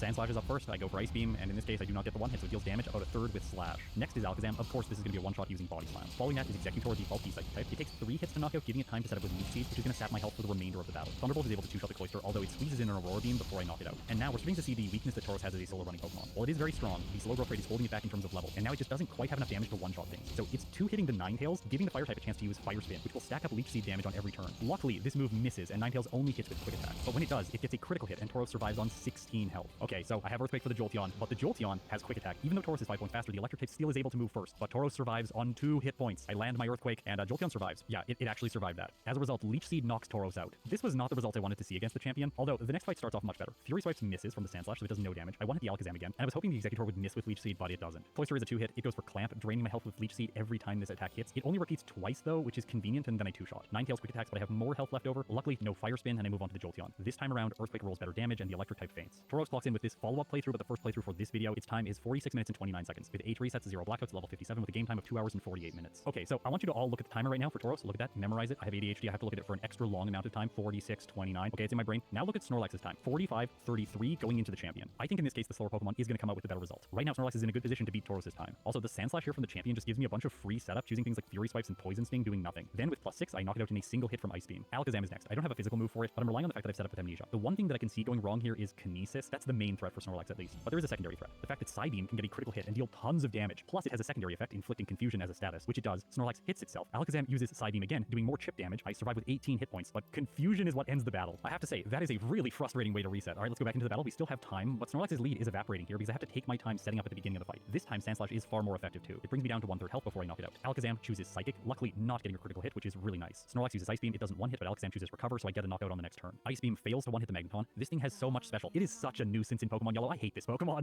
If it uses Thunder Wave, I'm gonna be really frustrated. Luckily, it just misses Screech. I knock it out. Thunderbolt one-shots the Cloyster. Then Snorlax has to learn Hyper Beam because it levels up to 56. This is an inconvenience that wastes time. If I had been really thinking things through, I probably would have just spammed A and taught this in the place of Ice Beam and then used Thunderbolt against the Flareon, but I didn't do that, so I slowed myself down a little bit. Next, I use Thunderbolt on the Flareon. It moves first, hitting with Flamethrower, luckily not getting a critical hit. Amnesia holds. As a result, I hit with Thunderbolt, and it does not one-shot the Flareon. This gives it another turn to attack with Quick Attack, which is attacking into my lower defensive stat, and it actually does a scary amount of damage. Snorlax pulls through on 17 hit points and knocks Flareon out. In this video's first playthrough, Snorlax clocks in with a time of 46 minutes and 47 seconds, with 8 resets to 0 blackouts at level 56 with a game time of 2 hours and 50 minutes. This is a moment where we really do need to put the results side by side. Tauros is 17 seconds faster than Snorlax in the first run. They both had the exact same number of resets. Tauros had 1 blackout, whereas Snorlax had none. For levels, Snorlax was 1 level lower, and for game time, Tauros was 1 minute faster. By the way, if you're wondering why the math sometimes doesn't make sense, it appears that Tauros is 2 minutes faster than Snorlax. There's some rounding going on in the background. It's not a huge deal. We can say that Tauros is 2 minutes faster. Sure, it looks like it's 2 minutes faster. Anyways, those details don't matter. We're splitting hairs over that kind of thing. The point I'm really trying to make here is that these two are incredibly close to each other in the first run. If we look at the split timelines, this paints a good picture of how these runs stacked up. Tauros had a much longer Brock split, but then later into the game, it started to gain back time. Whereas Snorlax starts to lose out in the late game because it's wasting time setting up with Amnesia. Well, not wasting time, I guess it's investing time setting up with Amnesia, which is something it has to do in order to get the damage ranges it needs to sweep. Looking at the game time by trainer graph also paints a very close picture. In the early game, there was a small differentiation between these two Pokemon, but by the time the mid game was over, all of that had eroded. Going into follow-up playthroughs, I wasn't sure what was going to happen, but I had a theory. I'm not going to spoil it for you though. If you haven't already picked which one you think is going to be better, after these first runs, reevaluate your thought process and come up with who you think is going to be the Pokemon that comes out ahead. And maybe come up with a random estimate for the time that it will be ahead by the end of my follow-up attempts. With that said, now let's get into follow-up playthroughs, and first I'm going to examine Tauros. I worked with Zealous Pawn on both of these routes, so thanks to him for putting in the time once again to make my results as good as possible for these videos. I also really appreciate the time he spends with each one of these runs because he always comes up with solutions that I don't think of. And I really appreciate that because in these videos I like to present you with as accurate data as is possible. But sometimes my own judgment is clouded by my own internal biases and I wouldn't miss out on subtle details of runs. And speaking of details, we got really granular with Tauros in the early game because this Pokemon is not fun to play. And that is almost exclusively because of Tauros' early game. Once it gets by Cerulean City, the run dramatically improves in terms of quality. This is one of those Pokemon that seems like it's really strong, and I'm sure a lot of people would want to run as maybe their first solo Pokemon in Generation 1, but I honestly wouldn't recommend it. Tauros seems like more of an advanced pick. Of course, you can just overlevel for Brock, but that's not going to be very fun because you have the slow growth rate. So what level is perfect to defeat him at? Well, Zealous Pawn and I initially came up with 2 options, either level 12 or level 13. To understand this better, let's look at the damage ranges starting at level 11. So here Tauros' tackle does between 4 and 5 damage to the Geodude and 2 to 3 to the Onix. The damage we really need to focus on is how much damage Geodude is doing to Tauros, between 4 to 5 per hit. Leveling Tauros up to 12 means the Geodude's damage goes down to 3 to 4 per hit. This is going to dramatically improve my survivability during the battle. And the likelihood of Tauros winning at level 12 or even level 13 is very low, so I want everything stacked in my favor. Level 12 seems like the minimum possible level to win on if you want to beat this in a human amount of time. I guess if you want to do this challenge like 1,000 times, maybe you can win at level 10 or 11. You might as well try that. When I eventually replace myself with an AI doing these solo challenges, I'm sure we'll do Tauros at a much lower level, maybe even level 8 if we can just get critical hits every turn or something like that. For now, constrained by human time limits, I had to decide between 12 or 13. Going up from 12 to 13 requires a lot of additional training. In this run specifically, 16 extra battles. Prior to this, I have fought every trainer in the early game with the exception of the rival on Route 22. I don't want him to pick the Jolteon team because it's fast, and I'm going to be trying to defeat the game at a lower level with Tauros this time to save a little bit of game time and real time. Getting outspeed by the Jolteon and hit by Thunder is not a prospect that I want to deal with in the late game. After hitting level 13, I do 5 additional battles. This is a contribution that Zealous Pawn made late into the game. I had played like a full day and a half of Tauros runs. During that time, I restarted so many runs because I just could not beat Brock. I tried at level 12 after losing like 3 to 4 hours of my life, not winning once against Brock. I decided to try level 13 to make things a little bit more consistent, and in those cases, I was able to beat Brock. Sometimes I lost, sometimes I won. And then even though I won, I would then lose in Cerulean City just around the corner, and the whole first day playing follow-up runs with this thing was not fun. Typically, for versus videos, I allocate myself 1 full day of playtime with each Pokemon. Then I see how many runs I can get done in that amount of time. But for these 2 Pokemon, for one reason or another, I decided to extend the playtime to 2 full days because I was not getting the results that I wanted on day 1. Zealous Pawn reflected on this and came up with a really awesome strategy. So I want to bring my PP down to around 13 and then fight Brock at level 13. It's basically 13 and 13. It's an easy way to remember it. The reason this works really well is the Geodude is doing minimal damage. At level 13, Tauros' damage goes up by 1 point every turn against the Geodude, so I can knock it out faster. Then against the Onix, this is where everything falls apart for Tauros in so many ways. Screech lowers defense, and Bind can do a lot of damage. If the Onix goes for Bide, I'm going to attack into it, and if it gets a 3 turn, it will do a devastating amount of damage.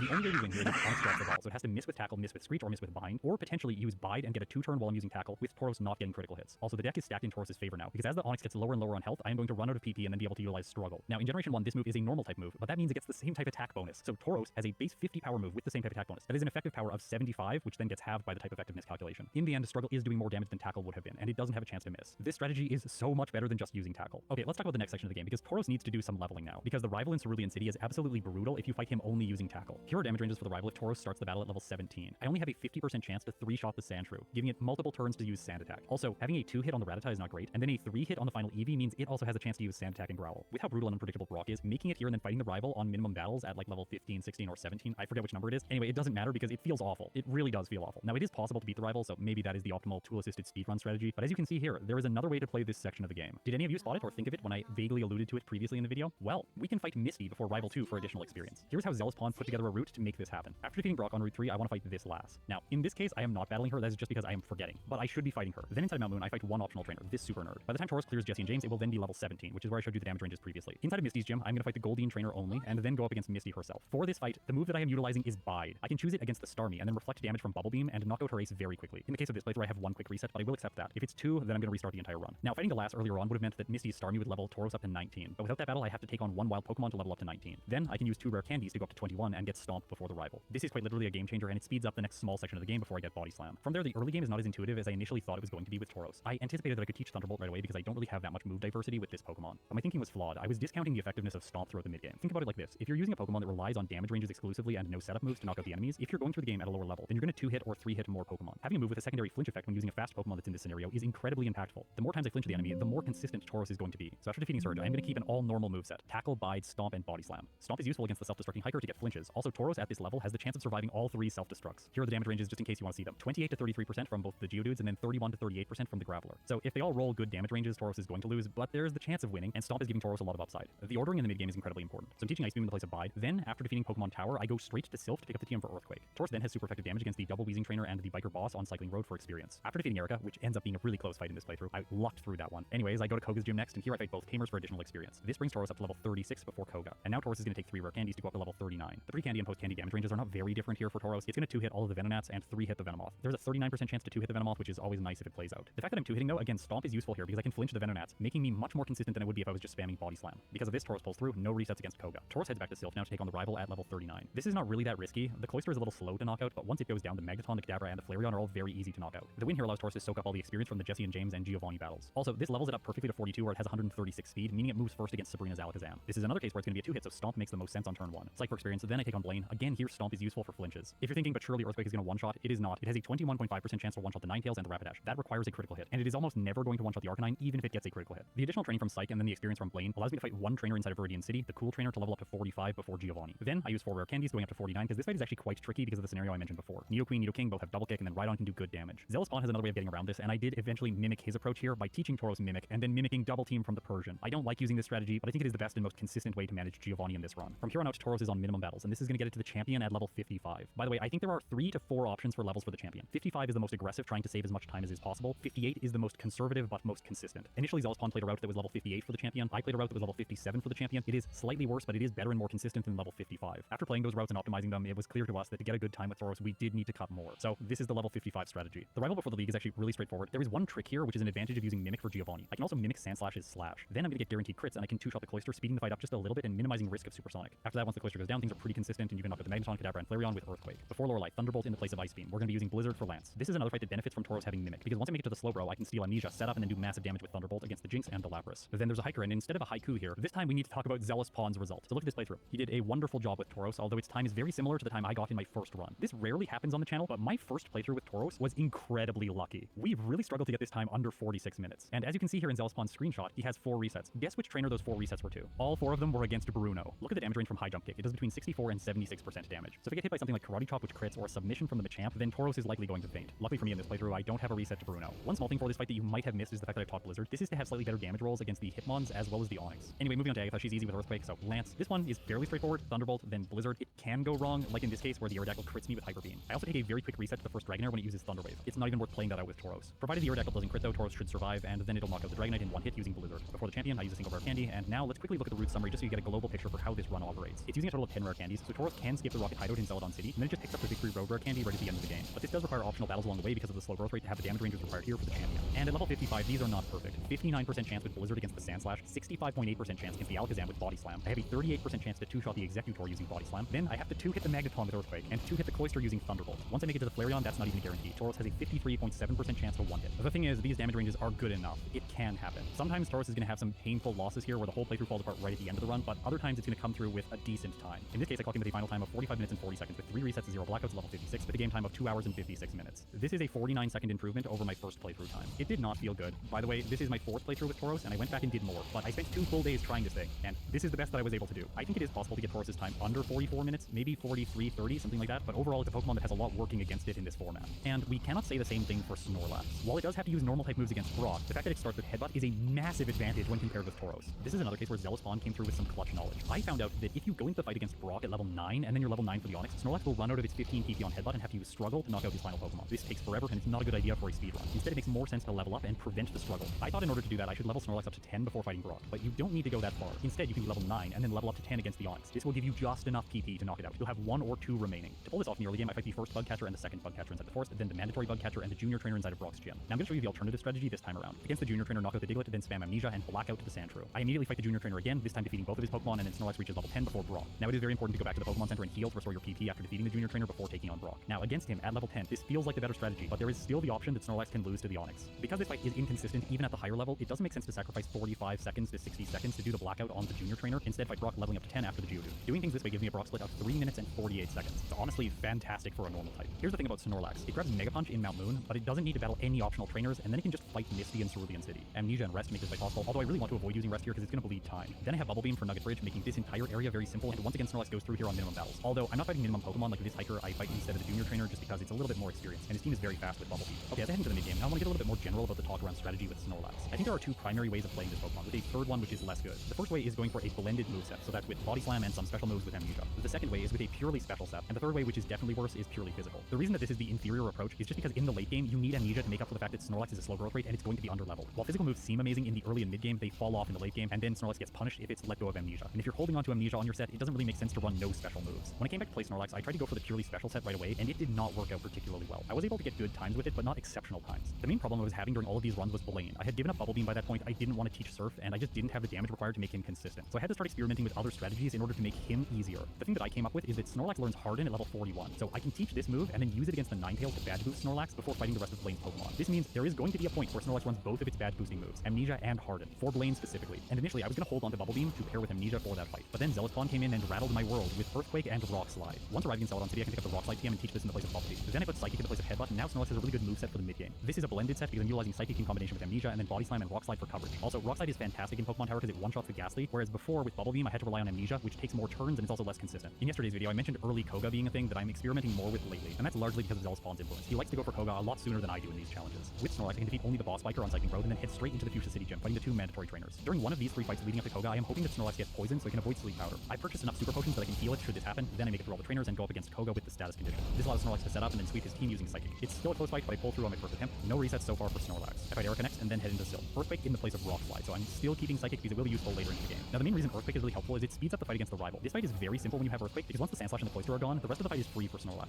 Snorlax crushes Sabrina next, and then prior to Pokemon Mansion I use 3 rare candies. This is to prevent Raticate from showing up. These wild encounters are actually problematic for Snorlax because it has such low speed. They can occur at level 43 or at level 46, so I can't block all of them, but I can block the majority. Occasionally they do show up. The reason they're scary is because they have Hyper Fang and Super Fang, which can occasionally cause knockouts, and I am not saving this section of the game, so if Snorlax does get knocked out, the entire run is over. Luckily for me, the Raticate doesn't get me. Inside of the mansion I pick up 2 more rare candies and I use both of these before Blaine. If you have been counting, this is a total of 9 rare candies so far in the run, so I skip the Hideout candy, and I will not be picking up the one in Victory Road. We do not need any more candies for Snorlax for the remainder of the playthrough. Against Blaine, the strategy is simple. Set up Amnesia so you don't take a lot of damage from Flamethrower, then set up Harden so you're taking less damage from physical moves. This also increases the damage with badge boosts on Earthquake, and then I can use the ground type move to one-shot his 3 Pokemon. It can be close, you can also lose, but it's quite unlikely. I come through with a victory, still no resets for Snorlax. Before the end of the run inside Viridian City Gym, there are 2 more optional trainers. The cool trainer at the start of the gym with Sandslash and Dugtrio, and then the cool trainer at the end of the gym with Nidorino and Nidoking. This brings Snorlax almost up to level 48 by the time I'm fighting Giovanni. I level up on the Dugtrio and I'm gonna knock it out right away because it doesn't make sense to set up here. I want to set up on the Persian instead, hoping that it just uses useless stuff while I get set up and then I can knock out the remainder of Giovanni's team. Sometimes though, this does go sour if he attacks too many times. I have 1 reset here and then I win on my second attempt after setting up to +6 with Amnesia. Okay, going into the rival battle, I have almost fully converted my set into a special set. I have Thunderbolt, Amnesia, and Ice Beam, but I still have Earthquake. You might expect me at some point to drop Earthquake, but I'm not going to. This is Zealous work, it's not mine. I would have dropped Earthquake for something else. If I'm being honest about this, probably Rest. I love that move, what can I say? Here's the thing about Snorlax though,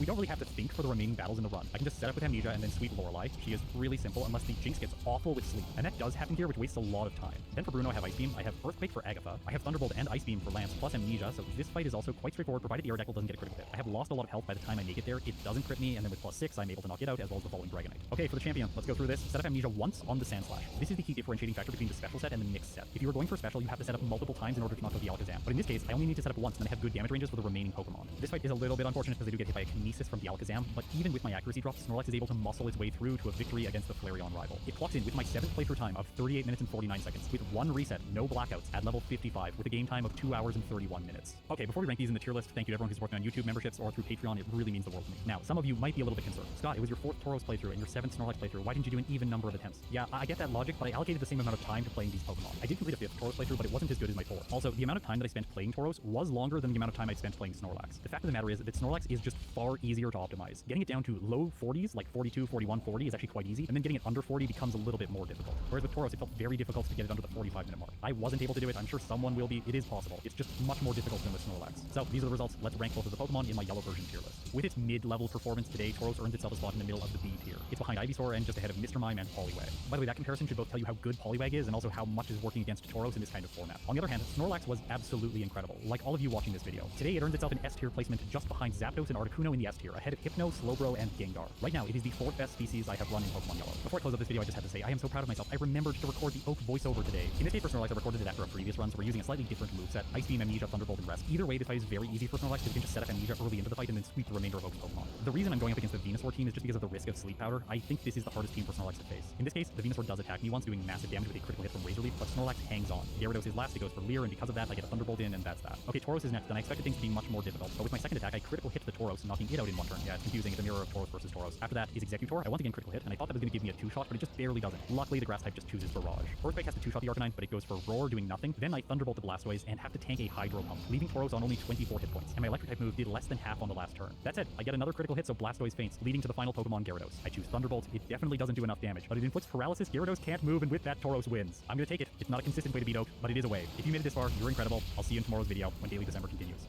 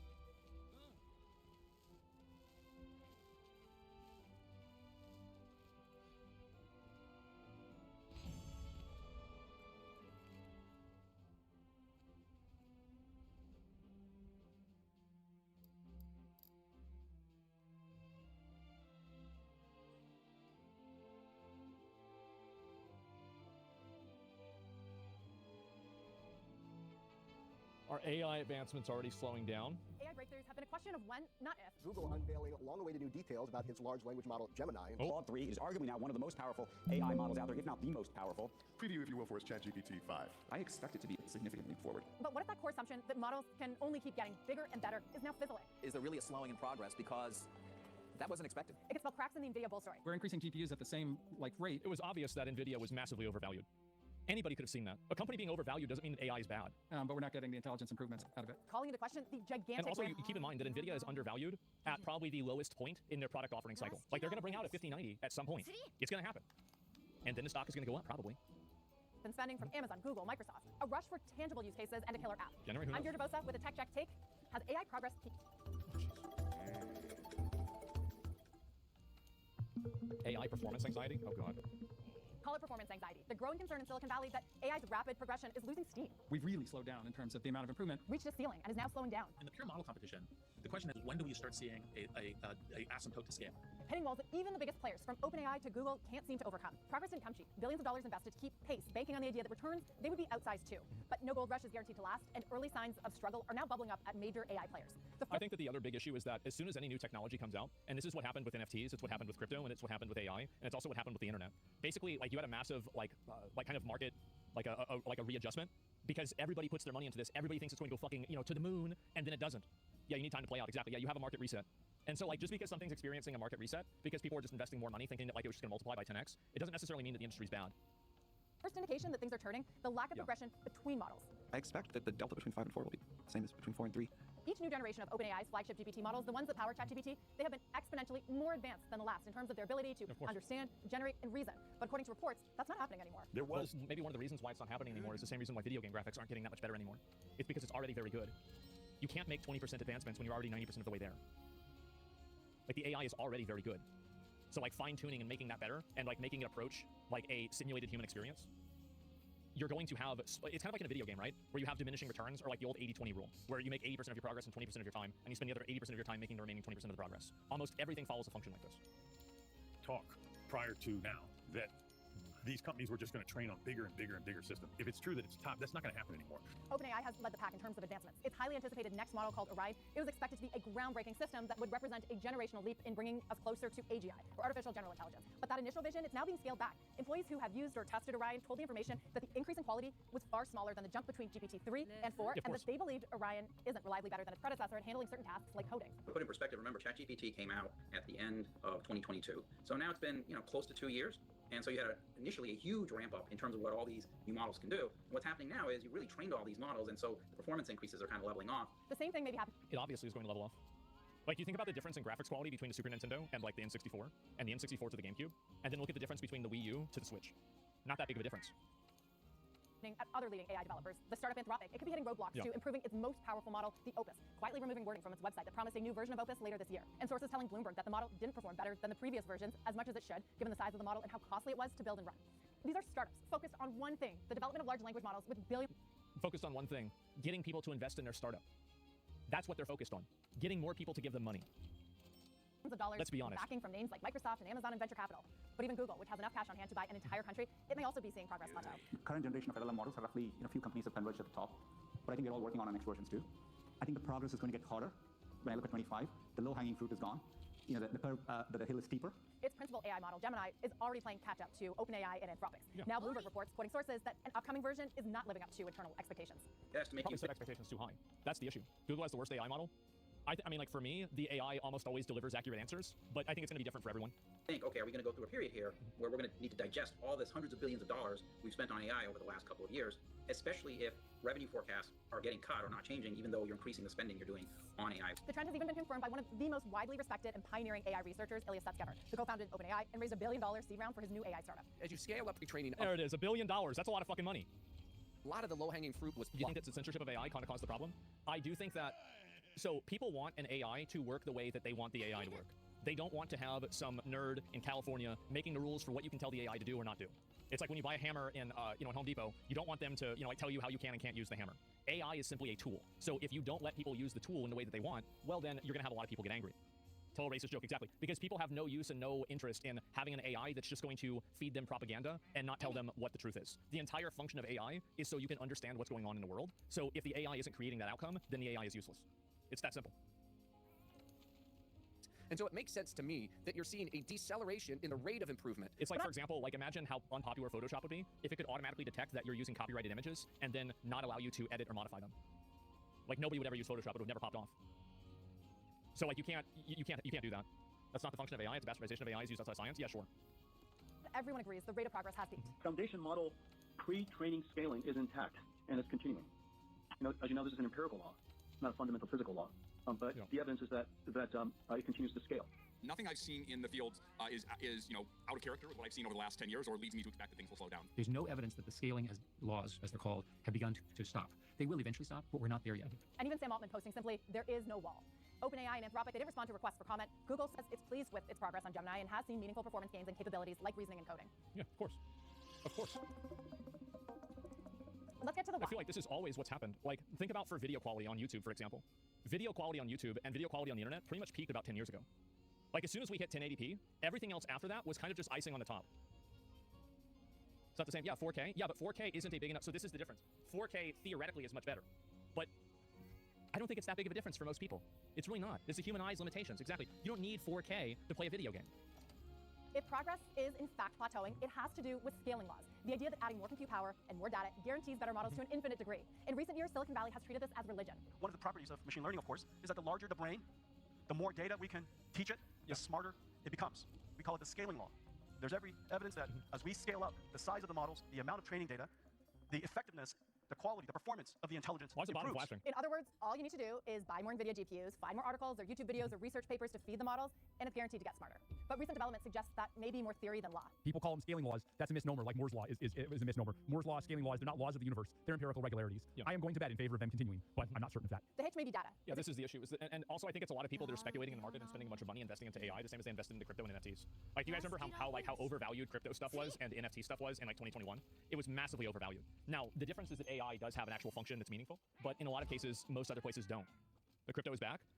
Bitcoin is back. Bitcoin is doing really well, but you're not seeing crypto get minted in the same way that it used to. That's definitely not what's happening. Key component of that scaling equation, but there's only so much of it in the world, and experts have long speculated that companies would eventually hit what is called the data wall. That is, run out of it. If we do nothing, and if at scale we don't continue innovating, we're likely to face similar bottlenecks in data, like the ones that we see in computational capability and chip production, or power, or data center build-outs. So AI companies have been turning to so-called synthetic data created by AI, fed back into AI, but that could create its own problem. AI is an industry which is garbage in, garbage out. So if you feed into these models a lot of AI gobbledygook, then the models are just going to spit out more AI gobbledygook. The information. He's right, of course. Yeah, 100%. There's such limitations such as technology, data centers. Oh yeah, of course, right? But that's always what's going to happen. Reports that Orion was trained. Like, in my opinion, I think AI is probably going to slow down in its advancement for obvious reasons. But in a general sense, I mean, you're going to see it continue getting better over time.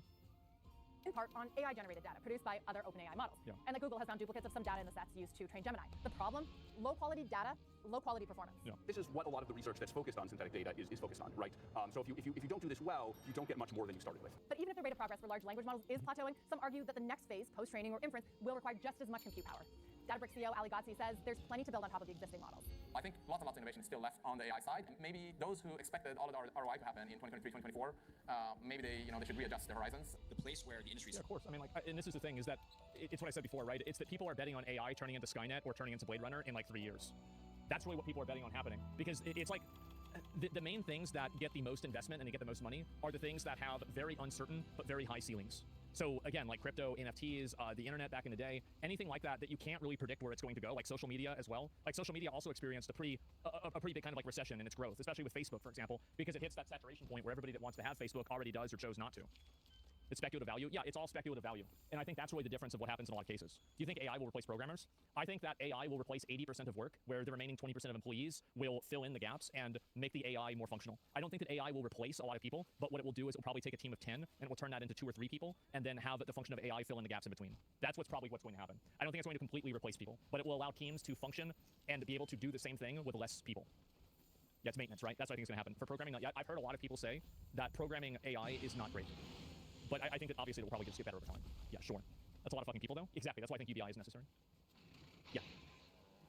It's complete shit. So here's a good example. And also, like, AI is only one form of automation. So, like, the best example is that WoW used to have a system where you needed to fill out a GM ticket and have a GM talk to you to have them restore an item to you. And then they added a system into the game that allowed people to just use the website to do it themselves. And I think that, like, it's the same thing as self-checkout. It's the same thing as, like I'm thinking, self-checkout, like the item restoration. There are plenty of kind of like serve yourself type systems that they have now, and all of those things remove jobs as well. Flippy, yeah, ATMs. ATMs are a great example. Like if you go to an ATM instead of talking to a bank teller, you effectively are contributing towards automation. And so I think that's really where it's coming from. AI will need to improve a lot to code properly. Yeah, of course, for sure. But what I think will happen is that in the same way that like you have procedural generation systems that are able to like add in a bunch of stuff really fast, there were people that used to have to do that job. Now they don't have to do that job. That's what's going to happen. But of course, it's not going to just remove everybody, and it's just like a whole like. It's not like there's going to be like things made completely by robots. Driving jobs in 20 years? Oh yeah, no. It will probably be whenever we are really, really old. It will be illegal to drive a car. It might take a little bit longer, but I think it will happen. It will be illegal to drive a car. Will, are you dumb? Yeah. Well, let's explore. Yes. Yes, that's exactly what I'm saying. I don't agree. No. Why? We'll see what happens. We'll see what he says. Professional driving enthusiast. Yep. I'll give him a minute. It's okay. Robots are better drivers? Yeah. What about the insurance companies? Great question. Amazing question. Probably the best argument against this being true. The insurance companies will ensure this isn't true, so people will still die in car wrecks so they can make money. That's actually probably the best argument against what I'm saying that I've ever heard. Yeah. AI insurance. Do we have any example? No, we don't. And okay, so that's it. But yes, driving your own car will be illegal in the future. And the amount of money tickets generate for states, yeah, exactly, right? So much resources being put into roads, no, I don't think it will be illegal to drive. No. So you're not understanding why it's going to be illegal to drive. So basically, the reason why it will become illegal to drive is because a lot of cars will then become self-driving. Cars that have a self-driving mechanism have a much high, like, you don't have the same type of traffic slowdowns, you don't have the same type of problems, because all of the cars can exist as like an ecosystem that react in real time to different changes in traffic and the amount of people that are around. So when you have an entire system of people, or sorry, an entire system of machines that are working in concert with each other, if you put a human being inside of that system, it will cause the system to malfunction. So the reason why it will be illegal to drive your own car is that, number one, it will become more dangerous. I think that self-driving cars, whenever everybody is self-driving, it will also result in a net reduction in speed, because you won't need to drive as fast, because you will have less random slowdowns and less traffic stops, and there will be less functions that you need to actually react to. So that's one reason why. And so obviously, if a car is moving slower, there's going to be a lower chance of you being hurt when the car crashes. Also, if cars can detect each other, like you guys have probably, like a lot of us here, we're like in our 30s, right? Like, 20s, 30s, maybe some 40s, right? Y'all remember back whenever we were kids learning how to drive. And like you didn't have the mirror in the back, right? Or like the camera in the back. You didn't have these like weird things like if somebody gets too close to the car automatically stops, right? It didn't put a light on. All of these things are technological advancements that indicate that a car is better at detecting its own surroundings around you. And there have been times where the car has detected something that I wasn't aware of. Have you ever had this happen? Yeah, roll up window manually. Yep, I had to do that too. I had 2 cars that were like that. No, I have. And so anyway, and yeah, you can look at, for example, automatic versus manual transmission. So what's going to happen is it blind spot detection every day. Okay, well maybe, okay, if it's happening every day, you can pay attention. But anyway, so the reason why is because the cars are going to become so useful and they're going to become so effective at mitigating risk because they have every other variable in the system of the cars is accounted for and calculated. And therefore, it will become illegal to drive your own car because if you do, then now you could fuck up that entire system. That's what's going to happen. And it will be done in the best interest of safety. Again, clip it. Clip it. I don't want to... everybody's going to say I'm crazy. Clip it. We'll come back to it in 50 years. Yep. Let's see what happens. It's logical. It is logical. So what's going to happen? Yep. Remind me in 50 years. To get that progress is shifted from pre-training, which is, lots of internet data, maybe trying synthetic data on huge clusters of GPUs, towards post-training and testing compute, which is more about, small amounts of data, but very high quality, very specific. Feeding data, testing different types of data, adding more compute, that all happens during the pre-training phase, when models are still being built, before it's released to the world. So now companies are trying to improve models in the post-training phase. That means making adjustments and Somebody made a point. What about airplanes? Would you trust AI flying planes? If I'm not wrong, there is a form of autopilot that planes now are using at this very moment. Is that correct? Yes, okay. All right. to how it generates responses to try and boost its performance. And it also means a fully processed AI model is designed to be smarter in this post-training phase. OpenAI is just announcing an improved model, their AI model. They say it has better reasoning. This had been reportedly called Strawberry, so there's been a lot of buzz around it. They're called reasoning models, able to think before they answer, and the newest leg in the AI race. We know that thinking is oftentimes more than just one shot. And thinking requires us to maybe do multi-plans, multiple potential answers that we choose the best one from, just like when we're thinking. We might reflect on the answer before we deliver the answer. Reflection. We might take a problem and break it down into step by step by step. Okay. Chain of thought. Okay, sure. If AI acceleration is tapped out, what's next? The search for use cases becomes urgent. Just in the last multiple weeks, there's a lot of debate, or have we hit the wall with scaling laws? It's actually good to have some skepticism. Yeah, big surprise. CEO of Microsoft. Yeah, we hit the wall. No, guys, come on. That's not what's happening. Some debate, because that I think will motivate, quite frankly, more innovation. Because we've barely scratched the surface of what existing models can do. The model's actually so powerful. Yeah, every time I hear somebody talk about how we didn't actually hit the wall, and underneath their name it says CEO, I'm like, uh-huh. Oh, okay. For sure. Yeah, it's, today, and we've not really utilized them to anywhere close to the level of capability that they actually offer to us and bring true business transformation. OpenAI, Anthropic, and Google, they're making some of the most compelling use cases yet. OpenAI is getting into the search business. Anthropic unveiling a new AI tool that can analyze your computer screen and take over to act on your behalf. One of my favorite applications is Notebook LM. This Google application that came out. I use the living daylights out of it just because it's fun. But the next phase, the development and deployment of AI agents, that's expected to be another game changer for users. I think we're going to live in a world where there are going to be hundreds of millions and billions of different AI agents. Eventually, probably more AI agents than there are people in the world. Is this guy going to be the next Trump with this shit around his eyes and his face? Like, I mean, is he getting skincare tips from Trump? What are we doing here? He went skiing? Oh. I spoke with Salesforce. They said, Jim, you better start thinking about how to use the term agentic when you're out there. Because agentic is the term. Benioff's been using it for a while. He's very agentic. Yeah. You can have health agents and banking agents and product agents, ops agents and sales agents and support agents and marketing agents and customer experience agents and analytics agents and finance agents and HR agents. And it's all built on this Salesforce platform. Meaning, how many of y'all have called in somewhere and you had to go through a AI? Like, I know you guys, like, anytime that I use a program that is like, okay, I need to talk to customer support, and I click a button, and I'm instantly talking to customer support, and it's like, this is Jason? No, this isn't Jason. This is 365143B. Okay? Like, it's not Jason. You're not fucking Jason. Shut the fuck up. It's a robot. all powered by software. Everybody's talking about when is AI going to kick in for software? It's happening now. Well, it has it's to not a be, future thing. It's well, now. It's something the stock market is all. Well, here's a really soft version of this.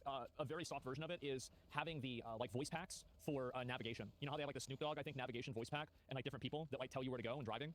Like that's a very, very rudimentary version of what I think people are going to use for everyday life.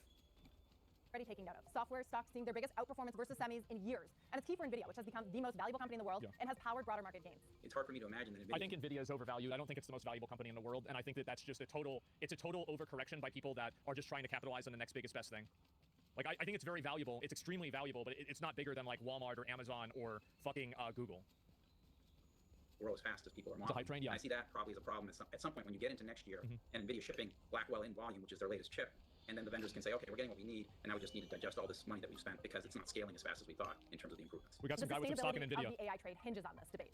OpenAI, He's xAI, no. Meta, Anthropic, Guys, Google, no. they're all set to release new models over the No, I next got big 18 money in months. this. No, bro. Their rate of progress, or lack of it, could redefine the stakes of the race. Yeah.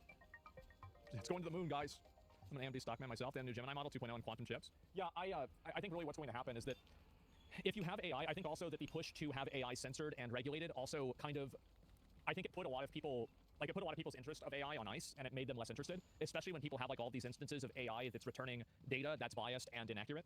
I think that's a very, very big problem. And I think that for average people, again, they don't want AI telling them what to think. They just want AI doing something. That's it. PoE2 in-game today? Yeah, I might do a little bit of that. Give me 1 second. I'll link you guys the video. FBI director announces his resignation. Oh boy, oh boy. Well, I think that makes sense. I mean, obviously, you know, when Trump comes in, he's going to replace probably fucking everybody. So that's kind of what I would expect. I wonder why. Yeah, what could possibly be the reason? Give me 1 second. China models are less censored than Western models. Well, then if that's true, China is going to be, people are going to use Chinese AI. I'll be right back. Sorry. We will look at this.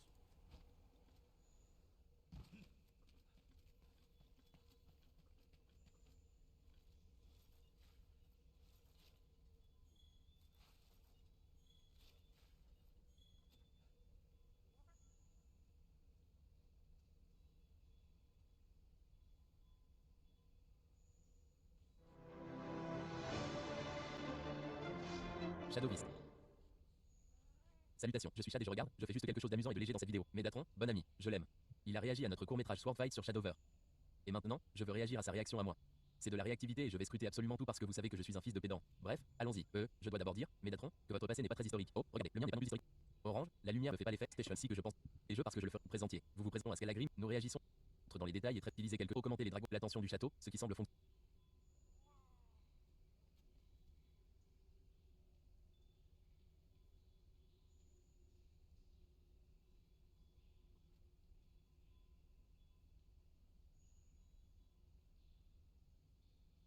Fonctionner. Parce que j'adore le barbu, ok. Nathan était le caméraman principal. Avons également fait des pires que nous ayons parfois. Comme Médatron, tu me comprends, n'est-ce pas? Comme si lui Se prépare. Sûr, je pratique.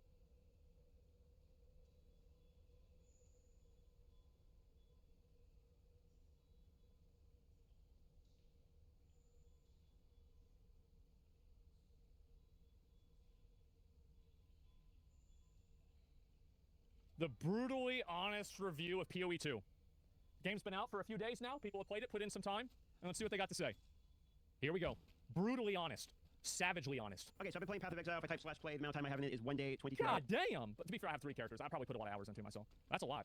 It's 52 minutes. I am playing Titan Warrior, which is kind of known for being one of the slower classes. I'm in maps. I've done a decent amount of maps. I have not killed like the Giga Pinnacle boss. I don't think anyone in the world literally has at this point. I've got a build that like I'm somewhat enjoying, and I've been trying some of these maps in the map mechanics. So I've got a general feeling about how I feel about the game at the moment, my progression, and I've been seeing a decent amount of feedback, which I think there's actually correct feedback currently happening with the current state of the game. So let's break it down. Let's first talk about the things I like a lot, and then let's talk about the things I do not like so much. So the first thing that I'm going to say is I very much enjoyed the campaign. I feel like the campaign, in my opinion, out of every ARPG I've played, is the best experience. I think there are feedback points that I've seen that you can depend upon how you feel about it being difficult and people quitting in the campaign. I, for one, enjoyed the difficulty level of the campaign, but we will talk about why some of that difficulty and frustration is happening, as there are some very valid feedback points related to that that we'll get to in the cons in just a moment. So the one first... I think that the pacing for Act 2 and 3 is a lot slower than Act 1, and I think that the size of Act 1 would be better for the other acts as well, especially Act 3. I think Act 3 is probably 2 or 3 times longer than Act 1, but otherwise, I mean, if you want to look at like the actual content and the bosses and like the gameplay, I think it's very good. Things. Campaign's absolutely fantastic. I think the visuals of the game are probably the best I've seen in any ARPG. I think the skills look fucking awesome. Like, that's just one example of one right there. I'm using Thunder as a warrior, and I find it very satisfying. Shout out to the people doing the music design, Camille and his team, as the music is awesome. Music is fucking insane. It's so good. So phenomenal. Yeah, people doing the audio engineering, you just listen to this. Yeah. Just sounds good. Sounds good, looks good. The game seems what I would consider, what should be considered like AAA quality in terms of production. Okay. In terms of understanding the game, in terms of how things actually play out, it is explained significantly better. You can go in the game and actually hover your mouse over. This is also a huge improvement. And the fact that you can do this saves people so much time. I feel like if I put my cursor over his cursor, I feel like we're holding hands. I'm going to change that. Anyway, yes, I completely agree with this. It makes it so easy to immediately understand what's going on because, like, you can see attack, war cry, empowers. Everything makes sense, and it's immediately verifiable in-game. Huge improvement. Attacks, charges, it explains it all to you. They also have, when you're trying to craft a gem, like some recommended setups, etc. It's now sorted by weapons instead of class. You can understand that certain weapons, do certain things. Not all of these are actually built out yet. There is a significant amount of content still coming into the game. The passive tree, in my opinion, is simpler than Path of Exile. It is not simpler. It is infinitely simpler. They removed, in my opinion, 80% of the complexity. And one of the biggest things that they did to make the passive tree easier to do is they removed the amount of defenses that the passive tree has. Because a big issue that I think a lot of people had with their understanding of the passive tree is how to reconcile +5 life versus +10 damage. And now that it's focused primarily on on damage and functionality rather than balancing between life and damage, I think it makes it much easier for a player to make decisions.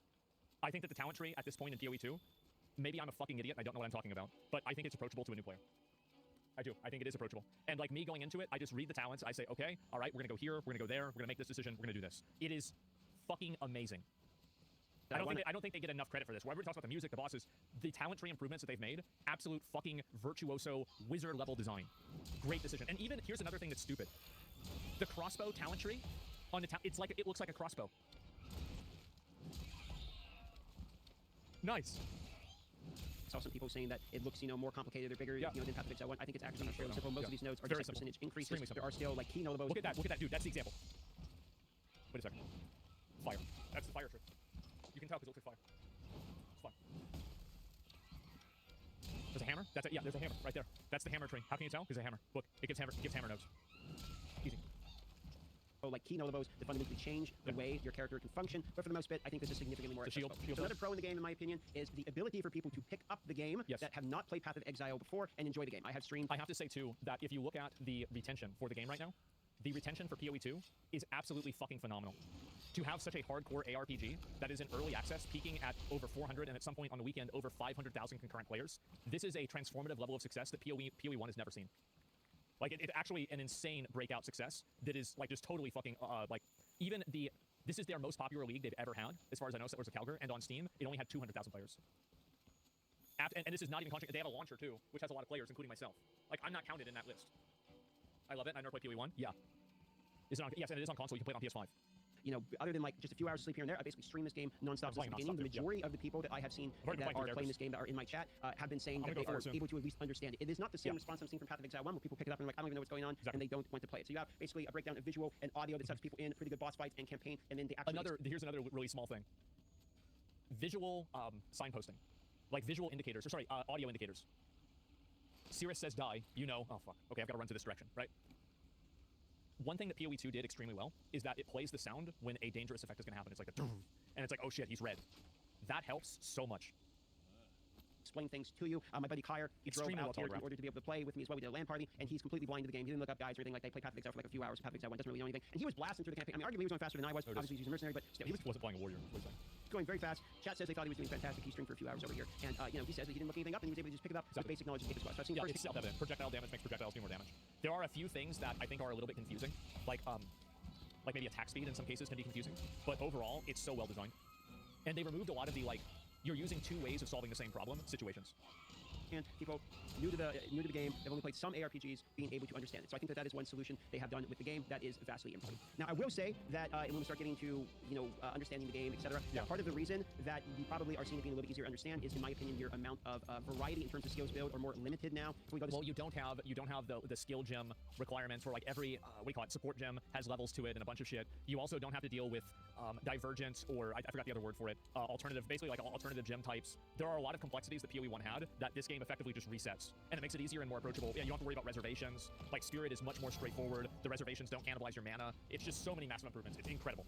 Support gems they have recommended that shows, but if we show all gems here, there's actually not that many support gems. This looks like a lot, but it's actually not that. It's not that many. It's like compared to PoE 1, this is probably a third of the amount of options in PoE 1. It's not even close.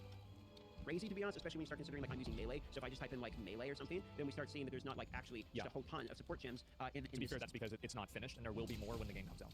Because again, like less than half of the ascendancies are available, and only half of the classes are available. But So when you look through the options, it's like, okay, maybe I have 10 valid options for something I'm using. That's fairly manageable as opposed to like hundreds and hundreds and hundreds, or or something like that. So that's part of the reason I think it's more easy to understand. There was a concept called bloat in Path of Exile 1 from 10 years of content being created, and there's just basically less options currently. This is what I want them to do for WoW, by the way. PoE 2 is everything that I want WoW 2 to be, theoretically. Plus, if you actually look at the way the gems work, they are broken down by weapons. There are less weapons currently in the game. They are still coming. Again, limiting your options, so it's more accessible because the variety of choice and the illusion of choice is a little bit simpler. There was a poll done a long time ago about consumer choice in which consumers are actually happier, and this isn't related to games, this is related to like products in a retail store, that when you're in a store and you're offered two options, blue and red, for instance, the consumer is often more happy with that instead of like having a whole aisle of like 500 different colors. The people will come out happier with very simple options, and so I think we're seeing a little bit of a byproduct of players being able to both understand and play the game just due to, honestly, less choice. Paralysis by analysis. Yeah, exactly right. And this is true also with like selling merchandise and clothing. This is why a lot of stores online don't have a ton of options. And like we did this even with selling merch ourselves, where we limited the amount of options because we knew that if you provide too many options, people will end up buying nothing. It sounds weird, but like this is just, experienced over and over. Is not as large of a deal in this game, at least in my own personal opinion. Decision fatigue. Yep, that's right. Game, and obviously, as they are adding more of both these ascensions, as we have. And here's another component. I don't know if you guys have had the same experience. I get insta-gibbed way less in PoE 2. In PoE 1, I would find like all the time my health would go from like 100% to 0 randomly. In PoE 2, that almost never happens. And that's so nice. I hated that with PoE 1. You're on maps? I'm not on maps, but I'm massively under-geared for like Act 3 and Cruel. And I'm going and it's not happening. It's never happening. Way and half of the total ascensions that will be in the game, as well as more variety of weapons. So that is something I think they've done very well. Now we're going to get into a bit of the feedback in which I believe is correct, and I think there are some things that need to change about the game in order to keep most people, in my opinion, happy or to continue to play the game. Now, as I'll tell you why, and this is the reason why the talent tree changes were such a great idea, is that, for example, back with when the way that they had to balance, like, so you have the survivability pool, where it's like, basically, this is PoE 1, and this is PoE 2. The amount of defensive options and defensive tools that you have in the game, like when you have to balance the game for somebody taking all of the life nodes in a tree, you have to do things to the game that end up making it punishing for people that don't do that. But when you remove that option and you just have the PoE 2 example, you don't have to worry about it at all because you're looking at people and you're balancing for a much more narrow set of survivability solutions. And that allows you to make a game that has less tricks. Showed you earlier, if I type /play, I have 1 day, 22 hours, 8 minutes in here, and I do have some decent gear, at least gear that I'm satisfied with for the moment. I have not maxed resistances, but I have some HP, level 73. I'm able to go through my maps, etc. I am still dying, but I'm using a very, this attack takes like basically 3 seconds to hit, so what happens is I'll die to the hit, but that's sort of besides the point. I will say this. If we look at my currency and we see how much currency acquisition I currently have, I have 0 Exalt Orbs. I got my first Exalt Orb. If you don't know what Exalt does, basically adds another stat line onto your rare item. This is very important, and I'll explain why later. But if you actually look at my currency, I have lots of things to make magic items and barely anything to modify rare items. So I basically, right now, I'm in a position I can craft exactly 0 pieces of gear without going out and farming. Now, in their earlier presentations, when they were explaining how the game wanted to be, I think there's too little currency in the game. I think it's much too few currency pieces. Actually used a line in which they stated, if you're not getting multiple Exalt Orbs by Act 1, then we have messed up. And if that is how they actually truly feel, then in my opinion, the current balance, at least of Exalt Orbs in particular, they have in fact messed up. Because I was almost level 40, I believe, or almost completed with the first iteration of the campaign before I even got my first Exalt Orb. So because of this, the ability for me to get a rare item, like make a rare item, and I'll just show you how actually the process of making an item goes real quick, just for the people that are really like not on the same page yet, I'll just buy an item. So let's say I wanted to craft this item right here. Okay, I have this magic item, I would use this, and I made this magic, it was just a base item, so it has that, and now I'm going to add another magic step by using the augment, and then let's say I want to make that rare because I really like that, I would use a regal, and then let's say bro, he's investing in this video. I would have never fucking done that. I would have never fucking used a regal orb like that just for the video. Never. Fuck that. Like that. He's going all in. I can use Exalt Orbs to add up to 3 more stat lines, so I would have a total of 6 stat lines. Well, because I got no Exalt Orbs through the entirety, almost the entirety of my campaign playthrough, I didn't get the process of creating a rare item basically at all. Now, personally, I think this is an experience-based thing. I did numerous times, but I still think we should get a little bit more Exalt Orbs because I think they're fun to use. That's it. Just fun. I've heard, people have told me that their experience is vastly different, that they've got multiple Exalt Orbs just during the first campaign. Obviously, when you have thousands of people in the Twitch chat and they're seeing this, the people that are getting the Exalts would speak out, but there were plenty of people telling me they're having a similar experience. So the fact that I can get to that far in the game without effectively being able to do any iterations of crafting that matter made my...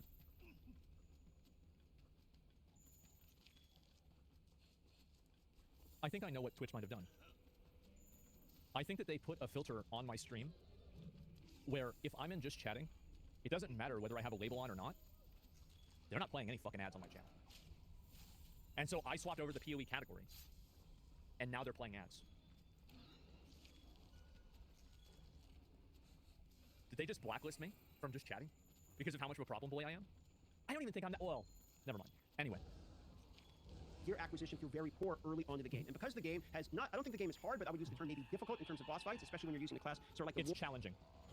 That's what it is. It's challenging. The fights require you to, unless you have a really good build or you have like an overpowered character like my mercenary yesterday, it requires you to react to actions that the boss takes by playing the game in a certain way. Warrior early where it can be like kind of slow, etc., then it does add a layer of frustration that you feel like you're not really getting in gear. Now, I will say another positive before I kind of continue my rant here about the currency is that the salvage bench is actually pretty cool. You get these sockets into gear. I think the salvage bench is annoying. It's unnecessary, and they should combine it with something else. In order to get these orbs to add more sockets onto gear. So if I was crafting something like the salvage bench and the reforge bench should be the same thing.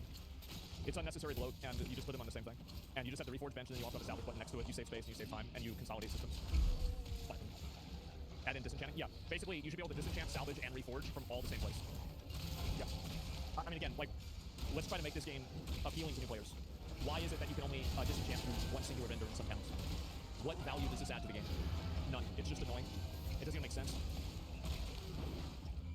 Weapon, I can use orbs and add 2 sockets, which is what these are doing, which allows me to pick a rune, for instance, I can really increase physical damage in order to do some further level of modification of a weapon. And I will say, I got plenty of runes. I never have felt the need to get more runes. I pretty much had always the runes when I needed them, and instead I was walking behind these artificial shards, which can get 1 shard per socket from salvage. If you have 9 next to, I get 2 shards, for instance. And I actually felt like this balance was about right. You know, I felt a little bit of pressure to make sure I would get the artificers and pick up the salvage here. But for the most bit, I didn't really run into circumstances where this was a point of frustration. I was just like, oh good, I got one. Like, I actually get to make an orb, and I enjoyed the rune portion. I felt like as soon as I started focusing on picking up items with sockets, my artificer's sockets, or like orb problem immediately disappeared. The only reason it was a problem is that I actively was ignoring it. I felt like this was properly balanced, in my opinion, in terms of acquisition, possession of the items, and actual addition onto the gear. This felt correct. So I did enjoy that part in particular. But the reality is, even though I feel like they got the orbs correctly, because I was limited on the number of yellow items in which I feel like I actually wanted to put the sockets on, I didn't really have too many of these moments, though I could have, of being able to add on and rune sockets. So I ended up having to do sockets on pieces of gear I otherwise maybe would not have wanted to, just to be able to get the resistances, etc. I do think this is where you're going to get most of your resistances. There isn't really as much, and we'll talk about essences in a moment, but early on, there's not many ways to sort of guarantee the affixes you want. What they basically did is they removed the complexity that a lot of gear had with like high tier complexity, like influences and double influences on pieces, and like, you know, synthesis implicits and shit like that, and they instead added it to a lot of RNG. Which is like, so like it's still really hard to get good items, but there's more RNG involved rather than knowing all these like esoteric systems that compound on each other, which is good. I think it's a much better solution. It's how the game used to be.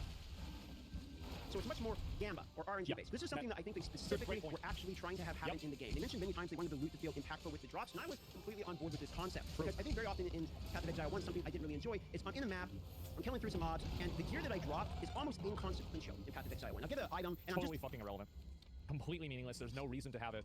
Like, it's just, yeah, nobody gives a shit.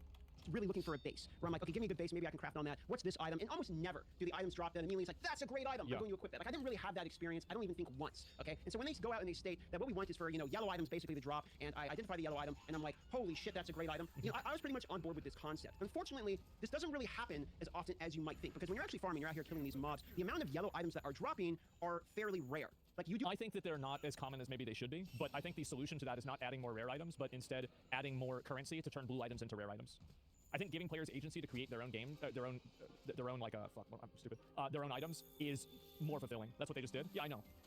You get them, but not enough at a point where it makes up for the fact that your currency is lacking. It's sort of a situation in which I think you have to choose which of the poisons they want to go. Do you want to make it where I need to craft my items up? If that's so, then we probably need more currency so I can craft more often. Also, because deterministic crafting is really more later in the game, you're basically just one time, no whammy, every time you're exalting and trying to get lucky with the affixes, which means very often by the time you're doing your, you know, second or third exalt orb, then, you know, the item might not be that good, and you've used a lot of currency to get there, and it might be the only currency you've got, therefore you made a borderline with item. So I would argue that you either need to increase the yellow drop so that you have the opportunity of receiving an item that's better, and even when you do get a yellow drop, you still need to like exalt that item, or you need to upgrade the currency. Now there's one other point in currency, and there's one other my opinion, the best strategy, check vendors on every level up, get a blue that has 2 of your best stats for your 1 key stat that's like rare to roll, like for example like +1 to the type of skills that you want, and then build off of that.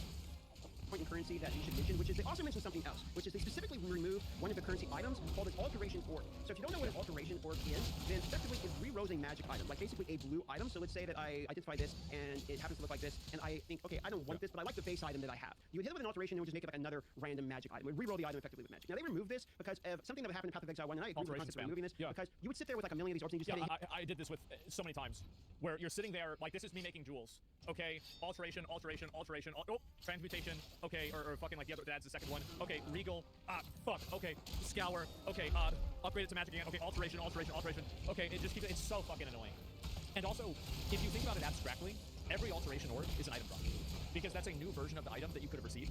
So with the amount of loot that you would get in PoE 1, it made a lot of sense to have alterations, but in PoE 2 it doesn't as much.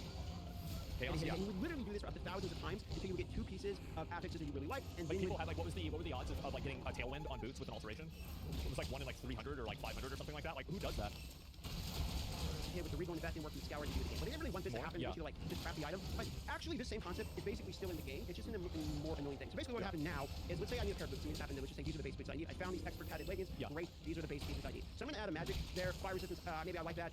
Oh no, that was mana. Well, I don't really need mana. I'm a warrior. I was hoping to get some life, maybe movement speed, and I don't really think this is good enough because the fire resistance is low. I'm not really gonna regal this. So instead, what I'm going to do now is this item is now worthless. Yes. So instead, what I'm going to do is sell it and wait till I get another one of these bases. That's right. And I'm going to do it again. Yes. So effectively, the actual process of making an item is exactly the same. The only difference is instead of getting alteration orbs, we're getting a million base items. So now I'm going to go and I'm going to look in the vendor. I'm going to farm some more, and I'm just going to try to get another piece of gear. Like, okay, here, let's take this one. It's got 26 fire. I think that they also need to like remove maybe one of the trash stats.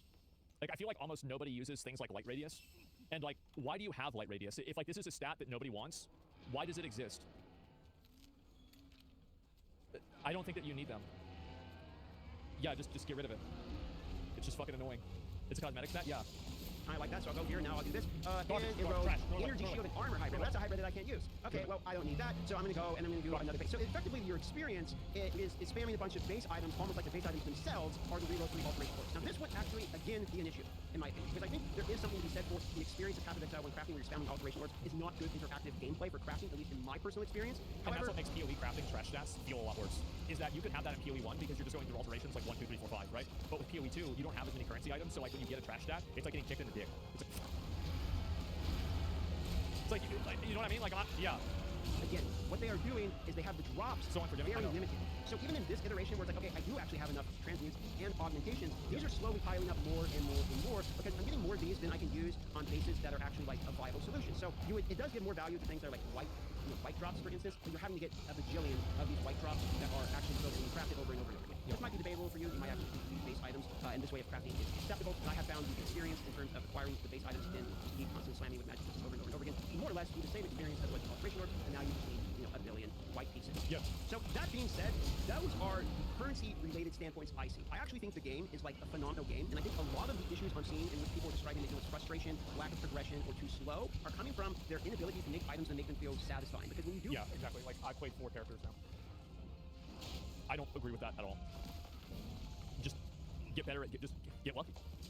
Just get better RNG. Simple. Just loot the good item. Be good. Get an item that actually looks like a pretty big upgrade. If your character is slow, craft boots with movement speed. It might take them longer than their own speed to get this movement speed. Maybe if they had a couple more exile orbs every now and then, they might be willing to hit it on that. And that's going to end up damage.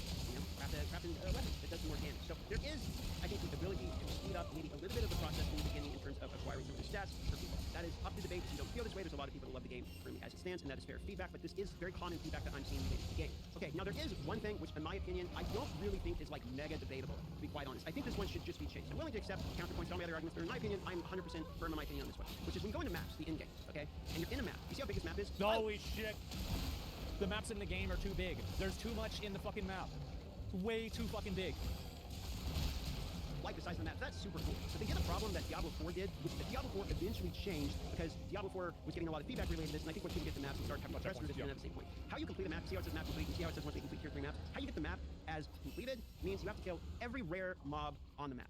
This would be a big issue because you kind of want to kill rare mobs for loot anyway, but the maps are absolutely insanely massive and travels... Oh, this is like in Warcraft 2, when you'd have to kill the last peon, and he's like in the corner of the map, and he's like next to a tree. You didn't... Oh, fuck. Oh. No, man.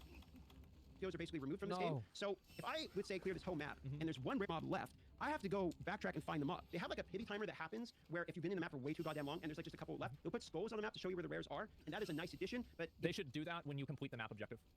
As soon as you complete the map objective, it should put the skulls on all the other rares that are left in the map.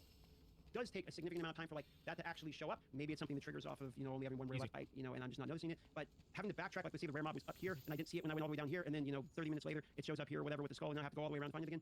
They should probably make it where there's a different something that dictates about what actually completes the map. Maybe here's another component too. Is like, let's just go ahead and take a copy of, we're gonna go ahead and print screen, and we're gonna look at right here, okay? And so this is another big issue that PoE 2 has, is its map design is based off of the movement controls of PoE 1. So in PoE 1, if I was trying to go from, I was trying to start here, I was trying to start right here, and then I needed to go right here. This is what I would do.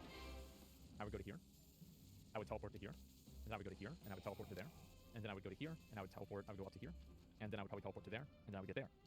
So there are a lot of kind of dead ends that PoE 1 had, but PoE 1 didn't have a problem with dead ends because what you had instead of that is you had people that were able to just simply jump over the dead ends. You could just jump over them. So the problem was not existent. 100% hope devs listen to this. Yeah, so this is really what the difference, and you had way more movement speed. So basically, in PoE 1, traversing to getting from point A to point B would take, let's say, 10 seconds, and in PoE 2, it takes, let's say, 35 seconds. That's a big difference. Huge fucking difference. I'm equipping Leap Slam on my Ranger? Yeah, like, you shouldn't have to do that. That's stupid. That's true, it didn't account for that change? Yeah, exactly. So the problem with dead ends, like, I'm trying to think of a version, like, one of the maps that I would do that with. I'm really trying to think. I don't know. And every map is absolute maze? Yeah, exactly. The tower? Moon Temple? Yes, yes, Moon Temple. You don't have to go through each and every single one, because you just whoop, whoop, whoop. No big deal. Yeah, prison cells. You don't have to worry about, like, oh, finding the door for the gate. You just teleport through the gate. So much more useful. The yellows counts as the boss for the map or something like that. So this would just stop a lot of backtracking, and it's basically the same thing as like kill all mobs from the Diablo 4 dungeon, except the maps are significantly larger and also, you know, kind of more maze-like. So because of that, this has been my major point that I think if this has changed, I'll be very happy about, because having to do mini maps over and over again, find the rare every time was like pretty annoying for me. Maybe you don't have this issue, but in in-game maps, I think some people are experiencing this. If they wanted to just like always show us where the skulls are, then it would be a skill issue. Because no, I don't think that they should always show you what the skulls are. That's cheesy. That's so fucking cheesy. They should do it whenever you complete the map objective. No, like I can just go to this area, then, you know, up here, and then this area down here, and then this area, and I can kind of hit it in a row or something like that. I guess Fog of War sort of thing. Maybe they don't show that on the map, but it's just, an argument to be made. Or maybe another way of completing the map or something. But as it stands, the skulls are the map objective. Okay, so what I think they should do, well, I already said it earlier. I don't need to repeat myself. Part's annoying. Now, they did sort of walk back. I'm assuming this is on purpose. They did sort of walk back the breaking of the Atlas thing. So you remember where it's like, okay, I'm in this map right here, and it says map in progress, right? Do you remember how if you die, you just can't go this way and you have to go around it? That's actually just not a thing anymore. So you actually, if you die, you can just do it again. But what happens is, you see how this has breach? It contains breach. If I die, then the breach that's in there goes away, and it's just the map without the additional goodies. For instance, like if there's a special boss, I like doing the ones that have bosses. So if I look around the map for, okay, see how this one right here, that icon, that means it has like an actual unique boss with a big health pool. So if I go there and I die to the boss or something, I can reopen the map, but the boss won't be here. The Galarian won't be here. I actually think this is a fair balance. I don't know if that's a good thing. I don't know. I don't like it. Yeah, it's like, how does that... So, here's the thing that I think a lot of people should ask. Why? Why add that? It's death punishment? Why? To prevent abuse? How would there be abuse? People can die intentionally to cheese it? How? Because, like... So, making a player redo a map they failed at, without that objective, I feel like that would probably feel bad. You can keep redoing a super juiced map. You do the mechanic die, and then redo it with zero investment. Why is investment good? You can't make arguments to these ideas without explaining why the ideas have value intrinsically. I don't know. I don't know if this is good. I really don't. Like, why is investment bad? Well, it's bad in a lot of ways. Like, you can swap gear, you don't invest into that. Like, investment could be bad because it would feel like you're locked into a certain decision, and it would make you less likely to do other things instead of that. So now, instead of actually, like, making a change or doing something unique, now you want to just keep doing the same thing because you're invested into it and you're locked into that decision. It's a sunken cost fallacy, exactly. And it creates a psychological effect on the player that I don't really think is healthy.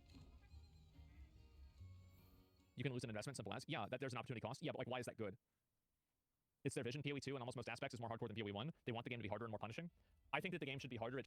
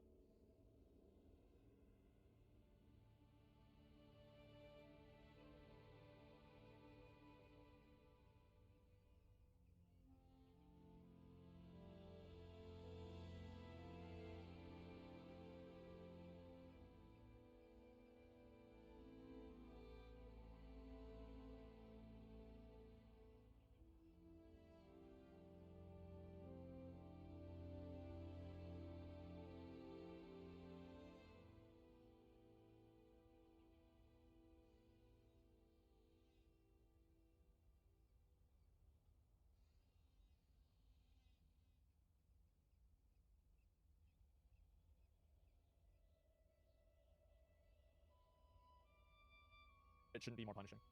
Making a game more punishing generally I think makes it worse. Making a game harder, I think that in a lot of cases makes a game better. I think that if you add in more challenge to a game, like for example, like you can compare Dark Souls 1 to Elden Ring. In Elden Ring, the game is a lot easier, or sorry, in Elden Ring the game's a lot harder in terms of like mechanics, like compare Taurus Demon to a Crucible Knight, for example. But the difference is that with Taurus Demon, you have to, go through all these mobs, go up the stairs, go around the thing, kill the 2 archers in the back, and then finally you fight Taurus Demon. But with a Crucible Knight, you just, you revive at the stake of America.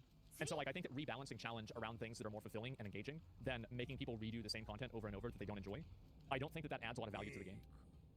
You see what I'm saying? Better runbacks for runs? Yeah, exactly. Like what I'm saying is that I want harder bosses and less runbacks. Like think about how annoying, here's another good example. Think about how unfun raiding would be in retail WoW if you had all the mechanics and functions from Classic.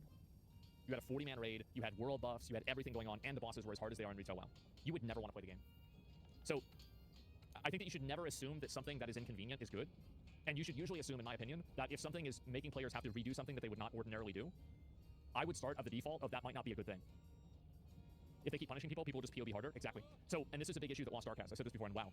If you punish players for making mistakes, players will try harder to not get punished. And if the process of that is taking away their own decision-making and their own discovery of the game, and instead outsourcing it to a YouTube video or to Path of Building, then something is lost in that experience.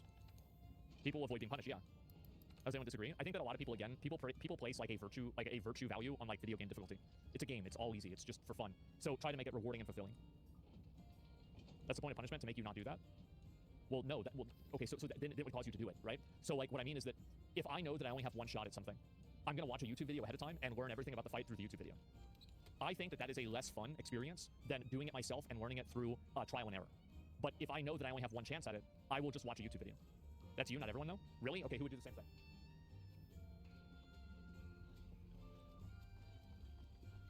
At a certain point, systems decide what players are going to do. You're not going to rewire human psychology.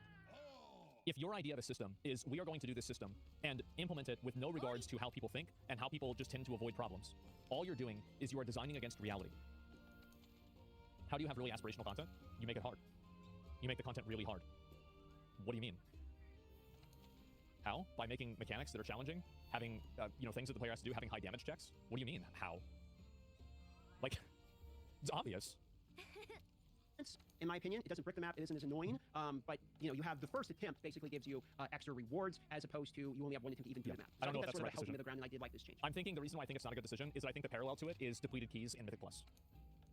What purpose do they truly serve? None. They just make the game less fun. All in all, my take on the game is I think the base game and the skeleton of the game is like pretty phenomenal. I think it's the skeleton of the game is a 10 out of 10, in my opinion. Flawless game. There are mechanics and optimization things that I think need to be changed, but on a fundamental level, this game is fucking amazing. The AAA quality, what I would consider AAA game should have. Speaking of that, I got something yesterday. Give me a minute. Where is it? It's over here, right? No, that's not it. Is this it? Yeah, this is it. This is the most expensive hoodie I've ever bought. It's a $480 hoodie. It came yesterday. Wow. Yeah, we got that last night. I'm gonna wear it for 40 years, yeah. Was it, oh, it's 240? I didn't even know that.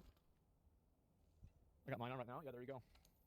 Voice, visuals, audio, etc. I do think that any of the issues currently related to the game are easy enough tweaks. I think the currency-related issue is basically a dial. You can dial it up. Do you hit the sweet spot? It's probably just they were a little scared to dump a fuckload of currency. Like, this is an issue that like a lot of games have. Like when the skeleton of a game is broken, then I don't care about the color of its skin. I don't care about what the hairstyle on the game is if the skeleton is fucking broken. There are a lot of games, like for example, Throne and Liberty is a great example of this. The skeleton of Throne and Liberty is broken. The skeleton of New World is broken. These games will never truly be great because the skeleton is broken. At the very core of the game, in its DNA, it is garbage. Starfield could be good. There are games that could be good. There are some games that will never be good.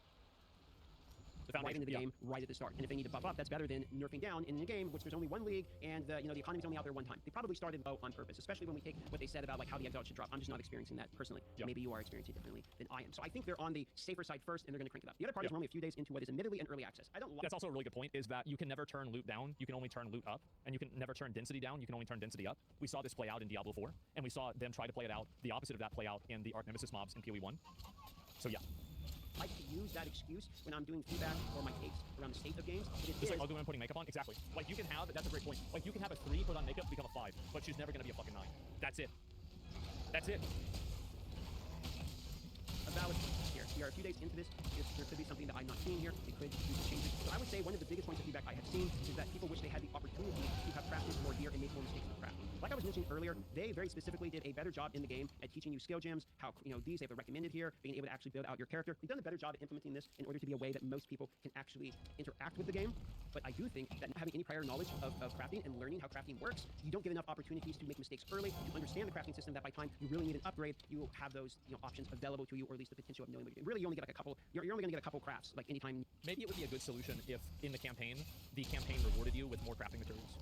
Like, whenever you complete a quest, you get maybe an Exalted Orb or a Regal Orb. I think that would be a really good idea. Or, you know what would be also really cool is if they had a small quest line that would help somebody understand the nature of crafting by allowing them to craft something with 6 stats with an Exalted Orb, and then fuck around with an item. And, like, a good example of this is, like, you know, like, the bench that they give you in the Betrayal League, like, the thing where, like, you can just, like, spam an item, and you only have, like, 10 seconds to do it? And just make it non-tradable, right? It's a non-tradable item or something like that? The hideout thing? Yeah, the trial. I think giving new players that, just so they can fuck around with an item and understand it, that would probably be really useful. And then have the objective of the quest to, like, create an item with 6 stats, and you start with a white item. I feel like that would be insanely useful, and then have a secondary one where it's, like, change 1 stat. Low stakes, improvement learning, yeah. And, like, maybe have that happen. I think what would be really cool is if they had that happen with a necklace, maybe, or a belt, or a ring, because those are more universal, at the end of maybe Act 1. I think that would be good, but it might have to be earlier. I don't know.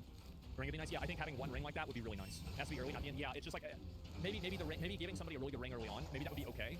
I don't know. Maybe skip Warriors, right? But like, yeah, before the last boss in Act 1, after you get the hooded one. That's actually a great idea. Yeah, that's a great idea. Here at the beginning of the game. And the campaign takes a long time to get through. So because of that, I think that realistically expecting newer players that not only new to the genre but new to Path of Exile to be willing to play 20, 30 hours to get enough to be able to like look with crafting gear is probably unrealistic if we're going to be bringing in new players to this genre. Now, if the counterpoint is, and I'll just say this at the end here, if the counterpoint to all of this is from the developers that, no, we disagree with you, we want this game to be very slow-paced, exceptionally difficult, we have a Dark Souls-esque, I hate to use the comparison, but it's out there all the time. This is the way we want it. It's accurate, to be honest. I do. Game, then so be it. Like I said, that's what the game is. It might not be for everybody, and I will more or less tell players that ask me, like, okay, is this what this game is? I'm not feeling it. I would just tell them, then this one probably isn't for you. Because this game is slower paced, it's difficult. I believe, just due to the interviews I've seen and the communications that I've had, and my experience in watching them receive feedback, the currency problem, as well as things like the maps are finding the rare, I think this is going to be 2. I think these are number and balancing issues that are basically a dial. They can turn up how much drop rates, and they're just trying to hit the sweet spot. And I think as soon as they do that, we're going to see a lot of people start feeling a lot better about the game as the curve with the difficulty ramps and the player power ramps will start being a little bit more balanced towards the player sides of things. Because let's be honest, the reason that people play ARPGs is they go from 0 to hero and feel like a god. They don't play ARPGs so that they can have a tedious, long struggle that by the end of it, they're like, I could have just gone to work today and got the same feeling. So I think that giving somebody a struggle to be able to overcome really hard bosses is really important. But balancing that to make it feel fulfilling is what separates a good game developer from a great game developer. Because like I don't want to have PoE 2 turn into PoE 1, where at the end of it you're running through at 380% movement speed, and then you're one-shotting things that you didn't even know existed. Like that's something that I don't want to see happen because I feel like the game already made that mistake. And if you like that kind of gameplay, I think PoE 1 is already there for you, and it's going to be continuously developed, and that's fine. But I don't think that that's and the reason why. So here's the reason why. It's that when you give the player like astronomical power levels, you also have to create astronomical threats and dangers. I think that the way that PoE 1 kills you is oftentimes really cheesy, unfair, and unfun. Very rarely in PoE 2 have I died, and I was like, I always know what the reason is. Because I suck. Like, I died. I play like a fucking idiot. I died. That's what happened. To that, probably turn the currency a little bit up. I'm not saying to make the game easier. This is specifically a point of feedback when I hear that people are like, I don't want the game to be easier. I want it to be difficult. I agree. I agree with that. I think that the game is in a very good place for difficulty, but I think that recalibrating difficulty to be higher, punishing mechanics to be lower, so players can take more chances, learn more intuitively, and then become better at the game as a result of that, creates the same net difficulty in a way that makes the game more fun. But my argument here is not, let's dumb down the bosses, let's remove skills from the bosses, let's make the bosses do less damage. I think we should take the player opportunity, not power, the opportunity to make player power should be upped a little bit so that you're rewarded on those opportunities and actually making something. Well, and it's also like, I mean, if you get a bad roll and you get bad gear, if you're a warrior, time to eat dicks. Yep, now you're a dick eater. Now, if you're a witch, you just wait until you go to Act 2 and you'll be fine anyway. But especially for the weaker classes that are like early on, upgrades matter a lot. Opportunities. Again, I don't think the answer to this is just go and increase the damage numbers of all of the moves, increase the base attack speed of all of the moves, make your character have higher armor base. No, I'm saying what we should do is increase your opportunity to be able to interact with the system and make your character stronger so that new players can engage with these systems, learn the systems, and be less frustrated in their gameplay. That is just my opinion currently. You're welcome to disagree. I would love to see your comments down below in terms of how you guys are feeling about the gameplay. I'm loving it a lot. You're welcome to come by the live stream and I'll answer any questions that I have the answer to. Please down below. I pretty much agree with everything that you said. Like, I'm gonna be honest. I pretty much agree with everything. I'm loving it. Yeah, I am too. Like, I mean, I'm very positive about the game. Like, as I said before, I've been playing PoE like ever since 2012, and I do think that this version of PoE is probably one of my favorite versions of the game.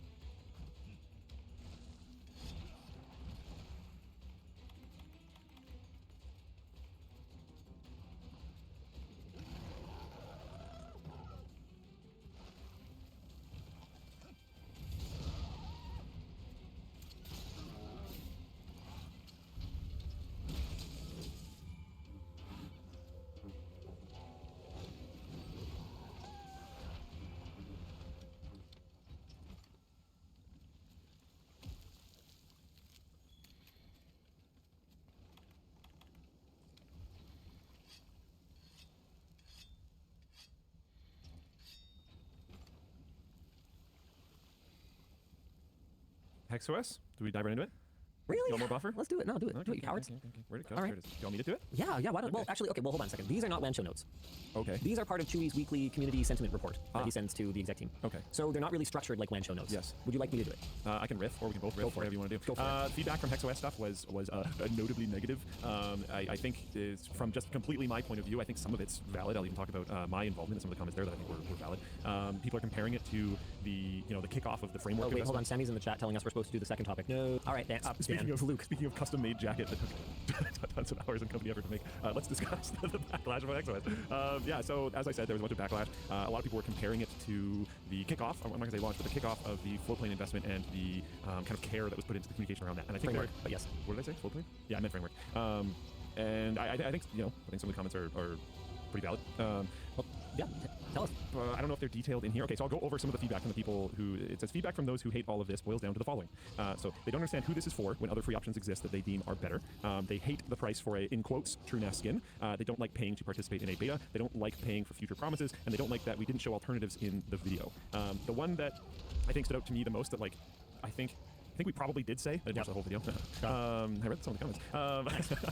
But I'm more looking at my own participation in this, and I would have liked to have caveated this a little bit more myself, is the not paying for future promises. Now, there is I don't remember the duration, but there's an amount of time that if you don't like it, you can get your money back. 30 days. So that's why I bought it, is because, like, I don't know, yeah, sure, there's future promises, but I'll try it, and if I'm happy with it, I'll keep it, and if I'm not happy with it, I'll get my money back. So, like, I wasn't that worried about it. You did the thing again. What thing? You jumped straight to where I was going to end up at the very end of the topic.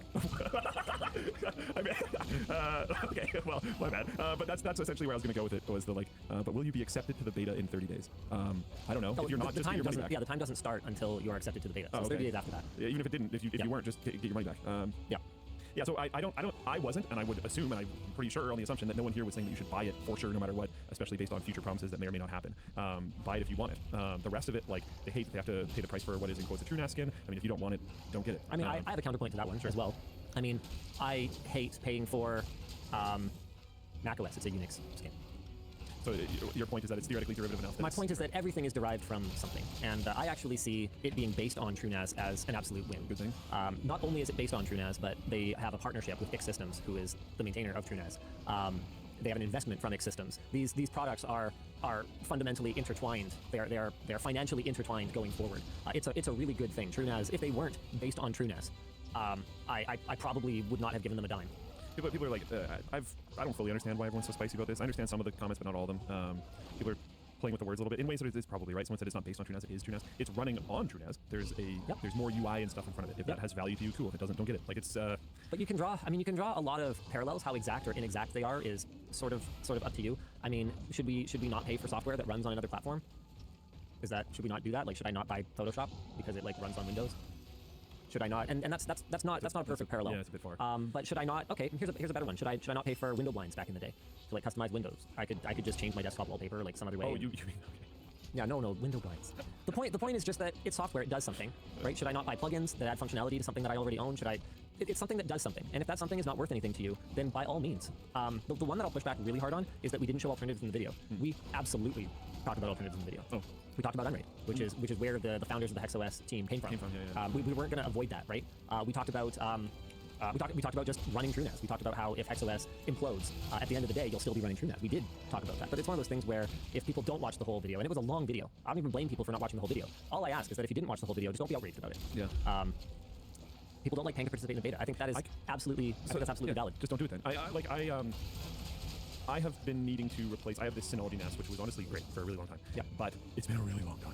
I've had the same Synology NAS, and it's been working great this whole time, which, if anything, is a testament to Synology. But I've had the same Synology NAS since 2013. It's time. I need something different. That thing's getting pretty slow at this point in time. So I've known I'm, like, overdue for a NAS upgrade for a while, and I thought this would be kind of a fun adventure to go down. If I try it and don't like it, I'll refund it and do something else. I'm going to build a NAS anyways. Yep. It's time. So, like, I'm going to give it a shot. I haven't had time to actually try it yet. I did receive my invite to the beta, so I'll give it a shot. We'll see. Who knows? Yeah, so the other ones, oh, shoot. Where was the thing? My problem is the something. That's exactly what I'm looking for. Oh, yeah, here we go. So this one, Dango Tech says the issue is it's marketed as an OS, but under it, it's not an OS, but it's an overlay of TrueNAS. And you know what? I think that's a fair point. By the same logic, SteamOS is not an OS. It's an overlay of Arch Linux. Who cares? Yeah. Oh, I mean, come on, it's Valve. Wouldn't they be chatted enough to be Arch users? Come on, please. Fair enough. Please. So are you going to tell me SteamOS is not an OS? Chrome OS is an OS then. Sure it is. No, I'm reading comments. Yeah. And at the end of the day, I don't think anyone's forcing anybody to buy it, and it was never designed for people that know all the inner workings of TrueNAS. There's no shot we would run this at work. At any point, it's not going to run for Linus Media Group's NAS. It's not going to run for Floatplane's NAS. Don't we use TrueNAS? Yeah, but we're not going to run HexOS. Oh, we're not. Because why? We don't need the layer. Okay. We have full-time people to do it. It's just it's oh, I see what you mean. Yeah, Sure. It's I wouldn't put it personally from what I know about it. To me, it makes sense for me at home because I honestly don't want to mess with my NAS that much. Sure. And I would like it to be very easy to set things up. And if I need to go change something, I'd like it to be very easy. I'm prioritizing easy and smooth and clean and easy. Sure. It's at work where a lot of times you want to get some of that stuff out of the way and focus on just power. Okay, cool. Sure. I mean, we'll see. Depending on some of the functionality that they build, we might have a machine, sort of regardless of how you feel about it. Because I was thinking it'd be kind of cool. Well, that's a different thing. I know you're playing for that. That's a different thing. Oh, the buddy backup thing. Yeah, that's a completely different thing. Okay, then that's fine. Because I was like, if you're gonna tell me like I can't put it on the info, no, like, that's not my point. I was gonna be like, really, Luke? Why does it matter? It literally is TrueNAS under the hood. Yeah. It's but what I want to do is I want to have like buddy backup as a part. Fine. And you know what? I don't want to. This is not something. What I'm saying is we're not going to take our current production machines and flip it over. Oh, there'd be no reason to do that. They already work. This is my. I understand. Yeah. So the buddy backup thing, I just want to make it clear to any employees who are watching, this is not a commitment. If it like balloons in cost and it's like ridiculous, then we might not be able to do the buddy backup thing, or it might be like very limited or whatever. But it's something that I wanted to try. I'm going to be like, could we be like LMG cloud storage internal only, and could it be done easily and potentially legal problems and stuff. Oh, you think so? Maybe figure that out. Yeah. If somebody at work was storing something bad. We've talked about this before. On our hardware. It's encrypted. We don't know what it is. Yeah, is that enough? Do you know? I suspect so, yeah. Okay, if it's enough, then sweet. I don't technically know. Yeah, I'm pretty sure. Yeah. There's a lot of people that are saying they don't like paying for future promises, and that's so don't buy it. Totally valid. Or buy it and try it, and if it's what you want now, then keep it. And if it's not, then get a refund. Yeah. Or look at the current feature list, and if it's what you want now with what they have now, then get it. And if not, wait. And that's why we said explicitly that it's in a very early state right now, and that's why the price is lower. I think we might have overhyped the. I was rather excited about the price discount. Oh, it's $100. That's normally $300. That's really cool. And I think that might have the balance of communication, because I'm pretty freaking sure that at least last WAN show, I think I said don't buy based on future features at least once. But I think the balance of communication of like, oh, the price is exciting to buy it right now versus the one-liner of don't buy on future features. I don't think we got to pricing until the end of the video. Talking WAN show last week. Oh, WAN show. Sure. I'm purely talking about my own participation. Got it. Yeah, I think that's fair. The fact that you have 30 days to cool down and think about it, though, I think helps a lot. I really think that helps a lot. That's why I wasn't that bothered by it. And we, like I said, we went out of our way to show and talk about that it's not perfect yet. And I think part of it, too, is that people forget how much software used to cost back when lifetime licenses were a thing. So the people who are looking at the $300 lifetime license going, well, that's ridiculous. It should be, and they're just pulling a number out of their rectum and throwing it at their screen. Like, that's not how pricing works. Pricing works by the people who work on it need to be paid. And that's like how much it costs. And if that product is ultimately not competitive in the marketplace, then people won't pay that price, and then those people will have to go find another job. That's how it works. And so that's the price that it costs for a lifetime license. And like I was adamant with these guys that they need to have a lifetime option. I didn't think that... I would have never jumped in if it was monthly. I didn't think that the world needed another subscription-only service. But it's very clear that from the reaction to that $300 price that it will ultimately make its way to as it gets to release, that a lot of people are not amenable to paying $300 for software, even if they will use it forever, asterisk, that a lot of people will prefer a subscription model. And I think that's fine. Ultimately, that's probably better for their business model. Rusty Trombone said, I'm totally fine with the $100 to $300 price, and I'm totally fine with paying that. What matters to me is I own the thing I pay for. And I think, if I can go on a limb here, that they're referring to the like always online thing. Oh yeah, so that's fine. By the time 1.0 comes out, I have a personal cross my heart, hope to die guarantee from John that the local dashboard will work. What is the timeline of 1.0? Do you know? That I don't know. Yeah, because if that's not in, that is technically, as much as you have that promise to anyone else. Yep. That's not. Then it's just words. That's a future feature. And that's fine. Then they should wait. Yeah. Then they should wait, and they should buy it when that's out. Yeah. And then it will be whatever price it is when that happens. Totally valid. Not okay. Yeah. It's 100% valid. Yeah. Yep. And that's another reason, honestly, for me that I would not buy it, because that always on my dashboard for NAS is like just not even sort of okay. I told John the same thing. Yeah. I told John the same thing. The plan was always to have it. He did not communicate that very clearly, but the plan was to launch it without it. And that was true. Their plan was to get to 1.0 with always online and then add it later. There's the local only dashboard later. Yeah. But now the community has made it very clear. And also when he communicated that to me at the same time, he was like, hey, like, are they totally on base with this? And I was like, yes. They stepped it up. They moved it up in the roadmap to make sure that they could do that. Cool. I am very warm, Langley, man. This is going to need to come off pretty soon. I am going to be sweating buckets in this thing. It is flipping warm. Thank you for asking. It is really cool, though. You should do some, like, techno snowman Halloween costume next year. One of the notes that Chewy put in the hold on, I should probably like redact these or something. No, I'll just read them out, I guess then. One of the notes that Chewy put in the community report is that some conspiracy theories around this one are intense. This is a post on Reddit. There seems to be more to the Linus HexOS relationship that is made clear in my personal opinion. Ooh. I'm comparing the reporting in recent video to when the Framework investment happened. With Framework, he repeatedly stated the downsides for some people and repeatedly stated when something was a future promise and to not take Framework's word for it even though he's an investor. This seems different. This one says, this was my impression too. There's just such a stark difference between how they're being hype managed. As it is right now, it's no different than the cleaning robot. I don't see how the semantics of falling back on TrueNAS. Yeah, I don't know, guys. I don't know what to tell you other than I think in the launch video, I made it very, very, very clear that it's early days. I am excited about it. I'm very excited about it. One difference here that I will acknowledge is that unlike Framework, I actually know the people working on this. That's a big difference. That might shift it. I will say the comments about the communication between this one and I keep wanting to say Flipline, between this one and Framework being different, I think are fair. If I try to step back and like vibe check both of them, there is a difference there, so I can understand how someone might notice it. I do think maybe calm down a little bit, but I understand where that's coming from, and that's where I was trying to where he says like, oh, he repeatedly said this, he repeatedly said that. I think that's what I was trying to say with at least again my involvement, what I saw on WAN show, stuff like that. It was like the balance of what was said was slightly shifted. Or more notably shifted. I don't know. I didn't measure it. Zach Craig says early days, but we have to pay to be a beta tester. Hashtag gross. Yeah, so just don't do it. You don't. But you won't be a beta tester then. Which is also fine. Which is also totally fine. You can do it later, or you can not. Maybe it's not for you, and maybe like, I mean, we did the math recently on Adam teaching himself to water cool versus buying a super expensive water cooled GPU. So maybe you could pay yourself $25 an hour or whatever, and you could spend 12 hours learning TrueNAS. Or you're trying to get into IT and you want your home lab to like more better your setup, or it's specifically a home lab for learning. Like I would not be setting up my NAS as a home lab for learning at all. I built mine to do that. Opposite of I duplicated it through the same system that we run here so that I could break it in a safe environment. Yeah, Sean does the same thing. Exactly. Super cool. And like Proxmox, TrueNAS scale, upgrading TrueNAS to TrueNAS scale in production with all of my data. Sick. Yeah. So like that's but it's a completely different use case. I respect it highly, but it's a completely different use case. Yeah. I don't know. Panda says, do they need an influx of cash? It feels like a low entry lifetime price makes the later adopters pay more and is less sustainable overall. Yeah, they need cash. As someone who's completely detached from it, software developers are expensive. They've been building this in quiet for 2 years? 2 years. And I mean, I disclosed the amount that I invested. Luke, I'll ask you a question. We know how much I invested. It is $250,000 US. How long is that going to stretch with devs? How long is that? Well, is that going to go past 2 years on any planet? No. Realistically, are they probably in it themselves at this point as well? Oh, unquestionably. Unquestionably. Yeah. Thanks, Luke. I don't even know the team size. Good interview. Yeah, doesn't matter.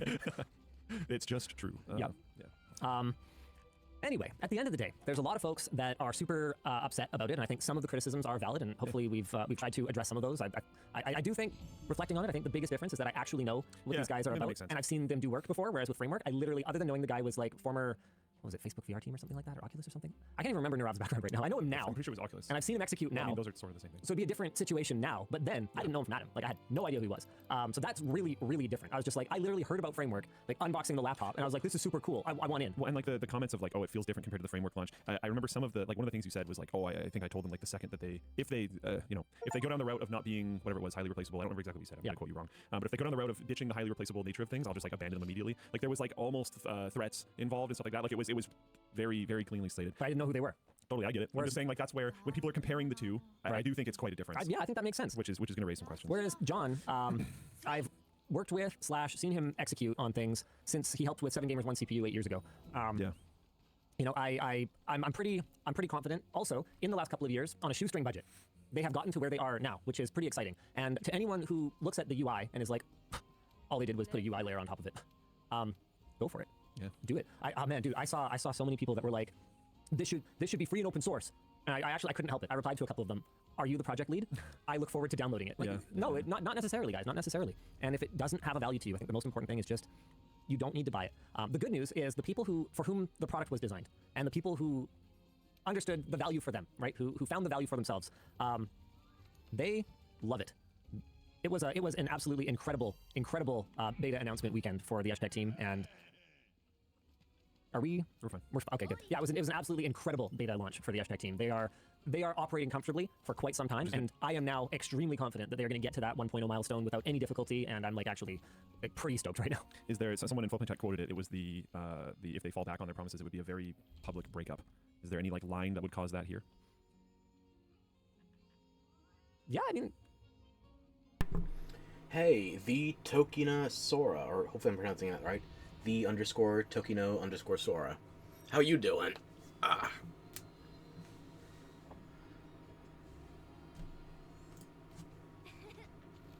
No, do not leave the quest. Juggling too many windows at once. Okay. Oh, I am just trying to get my wind back in my sails while doing a little hunting. I have a bottle of Walmart branded Sprite, legally distinct.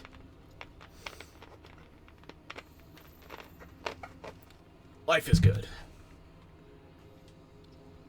Maybe not for my teammates. I saw one of them just caught the plague, but they're not dead yet.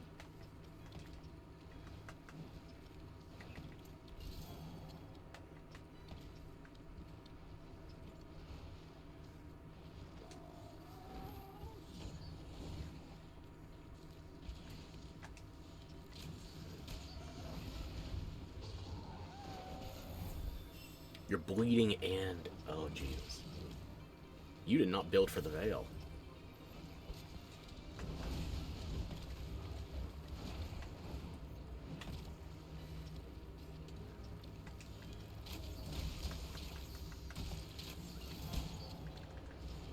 Oh, but you're ready for a wall slam now. Okay. We can make something work.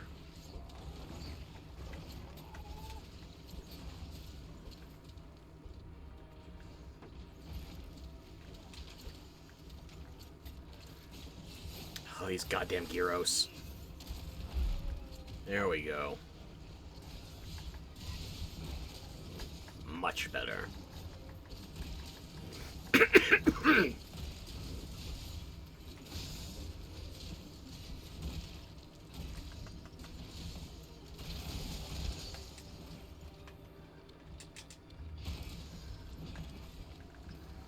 Let's see if we can't line up another shot, shall we?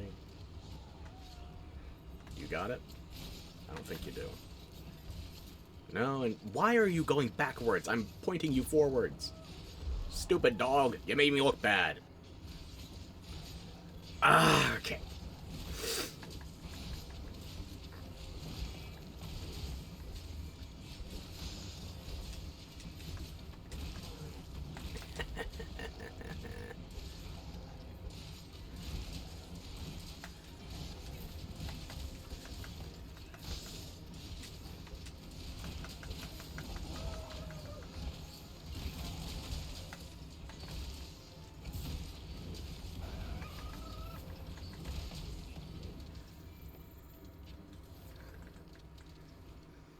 One of you. Which one of you?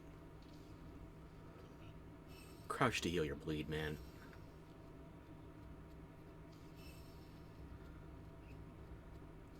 Actually, I might as well sharpen before I go in there, yeah. How did you not have null berries? You're fighting in the Veil. Shit happens.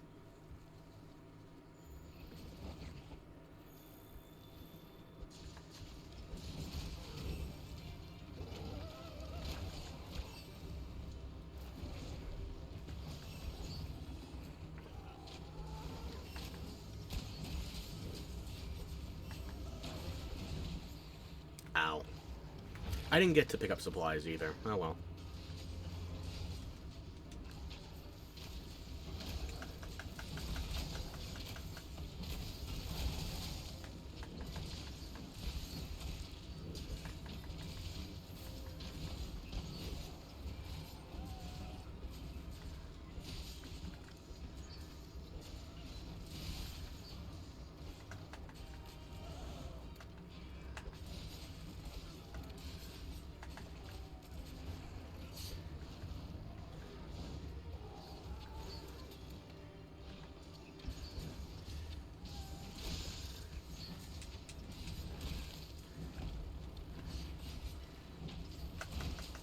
How?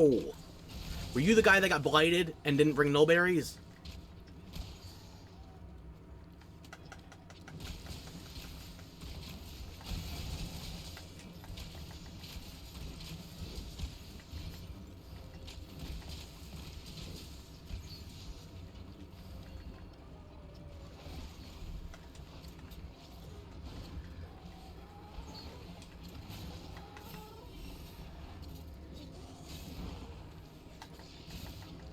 Get in the wall.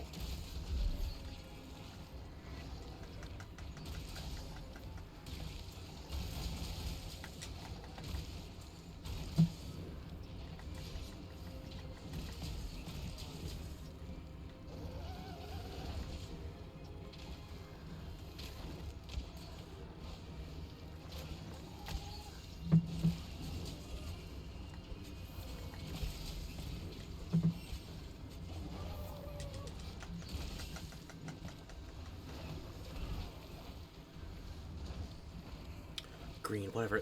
Coon. Coon? I don't give a... Longsworder!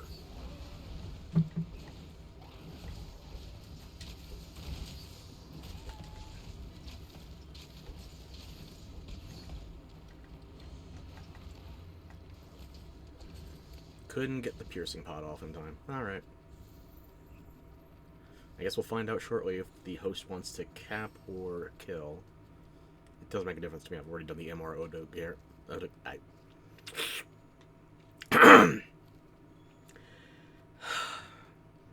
Doesn't make a difference to me. I've already done the MRO to Garen Arena. So, whatever the host wants to do.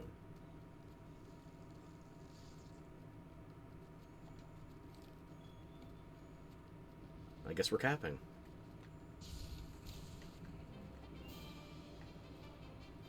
Well, there you go.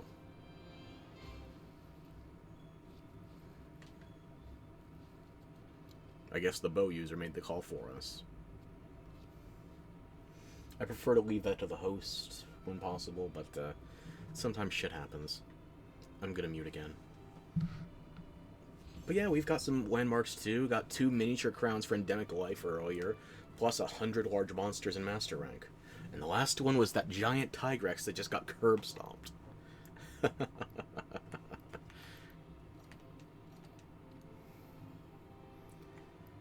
yeah, that's enough.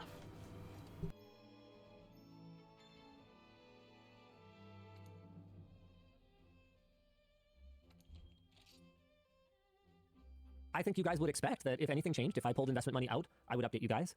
If they screwed up the product, what would that line be? I don't know. Yeah. That's what I'm trying to figure out, because with Framework, the mission was really clear. Exactly. It was to make highly replaceable, upgradable devices in the interest of less waste. What is the user story that you're most excited about with HexOS? The one that I think I care about the most is Buddy Backup, because offsite backup is the one that I still can't get away from a subscription on. Whereas if I want to put a little NAS box in like a relative's closet and use it as a backup target, and it can store an encrypted copy, or more of like a buddy arrangement. Hey, you've got a NAS, I've got a NAS. Why don't we each share some space for critical backups? And with some way to kind of okay, and some way to allocate some way to allocate that space, and some way to keep it safe. Because just because I trust you as a friend doesn't mean I trust you to snoop through my files. Stuff, yeah, exactly. Yeah. And one of the things that I kind of laid out very clearly with the team was that my expectation was that Buddy Backup would not be a metered service, and it would not be something that would require a subscription fee, because that's the whole point. Is I don't want to pay that subscription fee. I want to have the option to buy a lifetime license, to buy my hardware, to own my stuff, and just be able to synchronize stuff. And it's all doable. It's just not as easy. It would be easier if they handled routing everything, because then you don't have to worry about firewalls and port forwarding and any of that stuff. So Buddy Backup without heavy configuration. And without a subscription. Is absolutely basic expectation for me. And a offline login control panel thing. Oh yeah, I'm not worried about that. If they didn't execute that, that would be a red line though. Yeah. Absolutely. Okay, cool. We got some. Hopefully that makes some people feel better. I don't know. I'm trying. Like, does that work for you guys? Are you good? I don't know. Maybe. Let's see. I'll never feel better, says Dyslexic Stoner 240.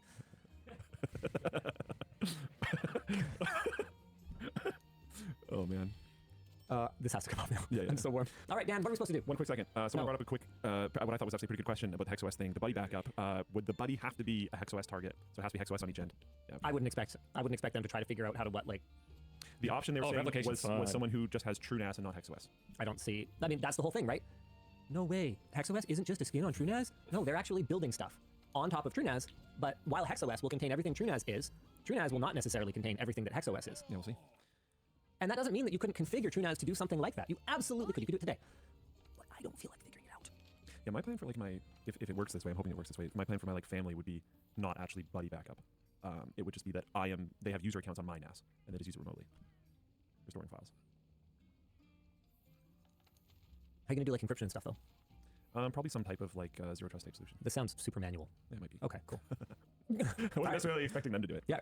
I mean, Buddy Backup is sort of architected on 3-2-1 principles. Yeah, totally. All I'm saying is I'm not expecting my whole family to want to have a NAS in each one of their houses. Sure. If they do, then sick, but probably not. So I'll try to give them some, they have their own encrypted folder. So basically you want so if you were to design so it would be basically like a network map drive for them. Yeah. But it would go to a folder that lives on your NAS over the internet and is encrypted to you, but decrypted. They need like a client app then, basically, to handle the encryption, decryption, the authentication for it.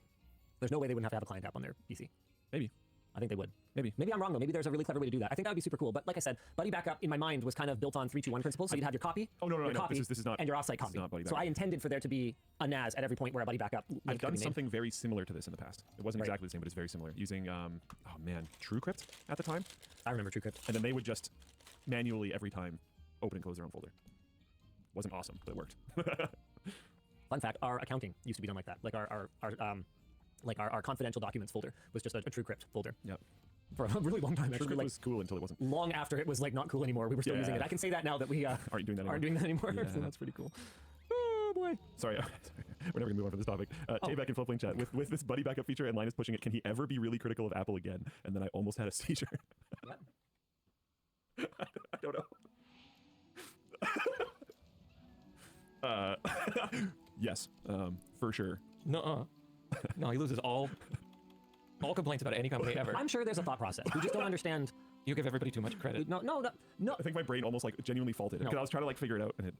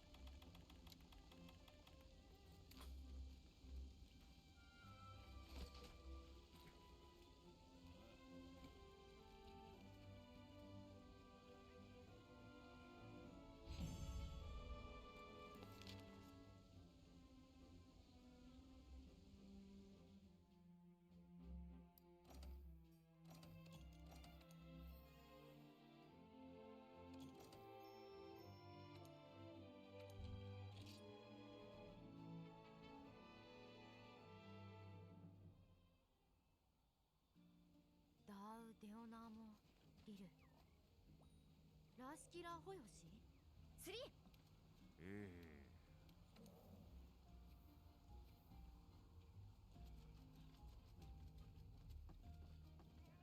レフ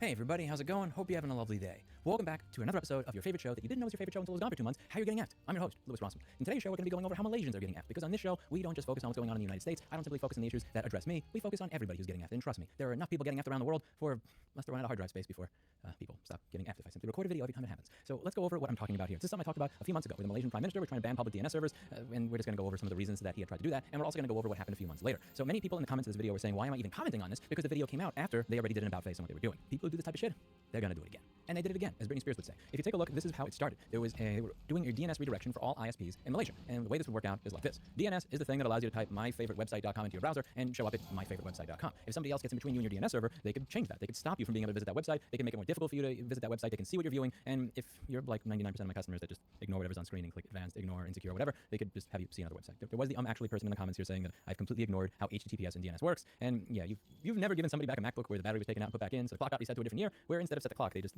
ignore every security warning and just trying to keep clicking without reading what's on the screen. But anyway, back to this. And there was a lot of backlash on them doing this type of bullshit. After all of this, the commissioner of that particular regulatory body came out with a statement that, really, you have over $100 fucking million to become the first lady and you can't fix translation working on your goddamn website?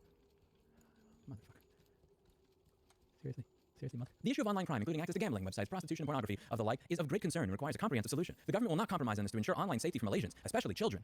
See how that bullshit works? See how that we exported that shit all around the world. It's to protect the children. That's why you went to the internet. However, taking into account the views conveyed through MCMC RASME engagement series, as well as from the general public, I have requested that MCMC rather not proceed with the implementation of the domain name system management routing alternative method. At the same time, MCMC will continue a series of engagements with all stakeholders to obtain views, suggestions, and recommendations to ensure that the objective of a safer internet can be achieved together. Let's go over what it is they want doing, a little bit of background, and into what they're doing here. So, what is the issue over here? Well, Malaysia is one of the countries that issues more takedown notices to social media websites than almost any other country. In the first 3 months of 2024, the government referred 51,638 cases to social media platforms. Malaysia has increased scrutiny of online content in recent months, with Prime Minister Anwar Ibrahim's administration facing accusations of backpedaling on its promises to protect free speech. The government has denied allegations of stifling diverse views, saying it needs to protect users from online harms. So, that Prime Minister is a gentleman that had campaigned in 2022 on being a reform candidate who's going to focus a little bit more on civil liberties and civil rights. Then you point to people that does this shit. Does that sound familiar to you? They say one thing to get your support, and then they do the opposite when they go. Like Communications Minister Fahmi Fadzil announced that he instructed the MCMC to halt the policy. He acknowledged public concerns, but emphasized the government's commitment to combating illegal online activities that pose significant risk to Malaysians, especially children. Some internet users took to social media to complain, claiming that the DNS redirection blocked access to a gaming website. This one over here is my favorite, and tell me if this one hits close to home with how any of your elections go in your particular country. The vocabulary seems similar to you. Mr. Anwar had said at the Qatar Economic Forum on May 14th that it would be a disaster to expedite reforms by assuming that the elites have all the answers without even interacting with the masses. One of his critics says, how about separating the offices of Prime Minister and Finance Minister, or imposing term limits for the Prime Minister? Why are these reforms suddenly radical now? We're talking about these particular laws that we want reform. What do they do? The laws outlaw speech deemed to incite unrest, racial or religious tensions, or insult the Muslim majority Malaysia's ceremonial Islamic royalty. There is no response yet from the government on the June 6th report. Should there be a response, will likely be the oft-repeated need to control false content disseminated by organized groups to create unrest in the country, or provocative content that touches on the subject of the 3 R's: race, religion, and royalty. You are the Prime Minister. Check. Prime Minister, probably one of the most powerful people in the country. Check. You ran on a platform of wanting to give people back their civil liberties. Check. And now you are saying that people who want their civil liberties back are people who are elites who are out of touch with the masses. You motherfucker, you are a Prime Minister. You are the elite. If you have the power to control what millions of people have the ability to see or not see on their computer, you are the elite. When you hear a politician blaming the elites for something, 2 things are usually true. They are the elite themselves. They're fucking you over and laughing about it. Regardless of the country you're in, it's a pattern. Let's take a look at what it is that they actually got done recently. Government lawmakers got away with a narrow majority to give the Communications and Multimedia Act Amendment bill passage after being surprised by the opposition's request for a block vote. Let's see what this thing actually does. We're going to read some of what we see in some of the complaints, and then we're going to see if they actually are complaints that are valid based on reading the text of the bill. I will include the text of it below because it was actually surprisingly difficult to find on their website. First part that I find interesting: suspension of content application service, aka giant online censorship. The Commission may issue a direction under Section 51 to direct the content application service provider to suspend its services for such a period of time specified in the direction. In any one of the following circumstances, the content application service provider has contravened any provision of Chapter 2 of Part 9, the content application service provider has breached any condition of its individual or class license relating to content, or the content application service provider has failed to comply with any instrument issued. A person who fails to comply with the written instruction of the Commission under this chapter commits an offense and shall, on conviction, be liable to a fine not exceeding 1 million ringgit or imprisonment for a term not exceeding 10 years. And you can see when it's talking about 10 years here, that was substituted from what used to be 5 years before. This group of regulators, you get something called immunity to expand the immunity to cover civil proceedings, to expand the scope of immunity to include compliance with the written notice. That's what this body needs, the complete lack of accountability. A search warrant issued under this act shall be valid and enforceable notwithstanding any defect, mistake, or omission in the search warrant or in the application for such warrant in any book, account, document, computerized data, record, or any other thing seized under such warrant shall be admissible in evidence in any proceedings under this act. Clause 106 is to amend Section 248 of Act 588 to also empower an authorized officer to enter the premises without warrant in the circumstances specified in the section. Currently, only a police officer not below the rank of inspector may enter the premises without a warrant. Great. Malaysia gets the Patriot Act too. Even if the warrant is filled with mistakes, the evidence is still admissible. Let me take a pen. And I can just write this on the back of a chocolate bar. Tim Cook bad. That's my warrant. Whatever evidence it is made up, I can put in the court of law anyway. The best part of this is that in addition to having all this bullshit where they have a precedent to be able to make up a phony warrant, to be able to break down somebody's door because they said something that you didn't like on IRC, you have this, which is in the original act. Section 3 CMA of 1998 states, and I quote, "Nothing in this act shall be construed as permitting censorship of the internet." This is like Malaysia's version of shall not be infringed. It's right there. It's right there. Nobody cares. And this is the other thing that I just find so interesting here, this whole concept of the elite, of who the elite are.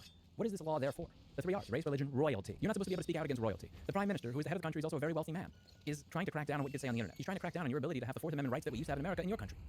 And he is the one telling you, the elites, those elites over there. This is something I will never understand. How people have the audacity and the balls to sit there as the prime minister, check. The person who's saying that I should have the ability to police what it is you can see in your own home, check. The guy that has the ability to restrict your right to the internet, check. The guy that can break into your house without a fucking warrant, check. The guy's probably one of the wealthier people in the country, check. He is the one that is saying those are the elites that are telling you that you should have access to civil liberties. Don't listen to them. Royalty are elite. Prime ministers are elite. People who have the power to control what I say on the internet, you're the elite, you prick. And you somehow manage to trick normal, average, everyday people into believing that you're not. That you're just folk. You're just one of them. There are people who watch my channel who maybe look at this and go, what happened in Malaysia? Like, how did they end up with laws where you get in trouble and can be put in prison if you criticize royalty? Take a look at the comment section of the first video that I did on that DNS law where I went through those 19 articles that I had linked in the description and went through it in great detail. There were many comments where I was wrongly accusing people that were claiming to be Malaysian of being bots. I said, you're a bot. I was wrong. They weren't bots. Those were individuals who wanted this. They asked for it. They believed it. And they voted for it. When something like this happens, it's not something that occurs because the leader showed up with 2 million troops behind him with bayonets and said, give me your civil liberties or else. Very often, it's a dude that shows up and says, hey, I'm just like you. And people believe him in spite of all the evidence to the contrary. And then because they made that decision, they can't admit that maybe the decision was wrong. So they keep going along with it again and again and again and again and again and again and again. Because they say, oh, maybe I made a mistake. You have to admit you're wrong. And that's how you get dragged all the way to hell. Read the comment section on my first Malaysia video. Read how many people were defending this, asking for it, saying it's okay. It can happen anywhere. It can happen to you. Something to think about. That's for today. And as always, I hope you learned something. Nothing in this act shall be construed as permitting censorship of the internet. Shall not be infringed. We write these things down for a reason. See you in the next video. Bye now.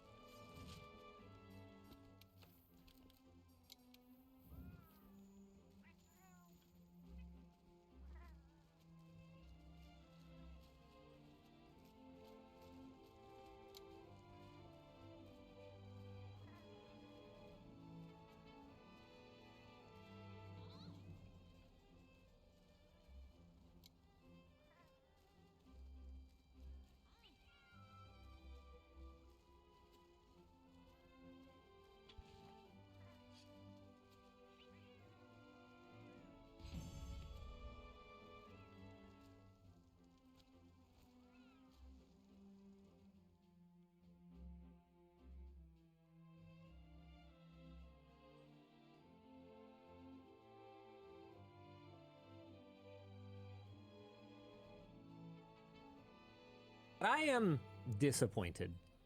I think that, looking at Intel's share price, it's pretty obvious that there are some things that could have gone better during Pat Gelsinger's tenure. Yeah. But as you probably remember, I was and have been and still am very supportive of his overall vision for Intel, which was to build out a strong fab business alongside their chip selling business in order to maintain competitiveness in process node technology and provide a viable competitor for TSMC at the most advanced nodes.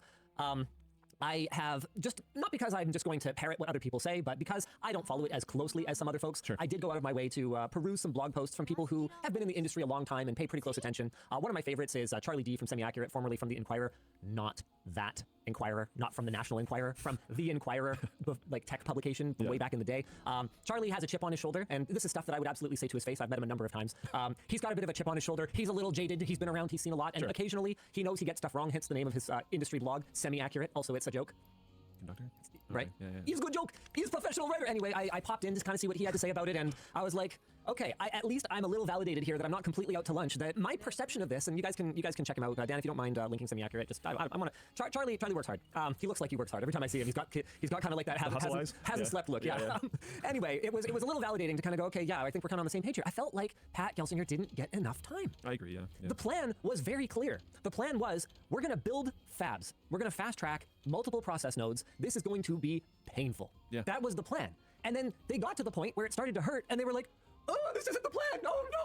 To be clear, there could be things that I'm not aware of. I did see rumors that, 1.8 angstrom or 1.8A, Intel 1.8, whatever it is they're calling their process nodes at this point. I saw a rumor that it's at like 10% yields and is nowhere near commercial viability. Right. But they're not planning to ship this thing until sometime next year. And compared to how late they were on things before he came in and started trying to turn things around, I don't know, man. And I obviously haven't, been deep inside Intel lately or much at all. But what I can say is when I visited the fab and the research center, the attitude, like the morale.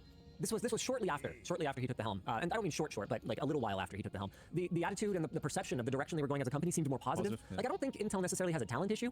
I think they got really skilled people. They've got really, really, really smart people working there. It just seemed like structural issues, and it's so frustrating. It's so frustrating for me to see a company that made the mistake for so long of not investing enough in R&D and being driven by quarter-to-quarter results.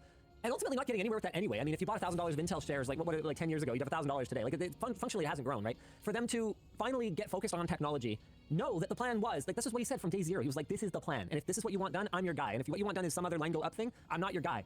So they brought him in, didn't let him execute, and booted him out. I don't know. I think it's happened before. I think he should have gotten a longer lead. I think that he should have gotten a longer lead, and if he used it to hang himself, then ultimately that's on him. But I just don't think he got a fair shot. Yeah.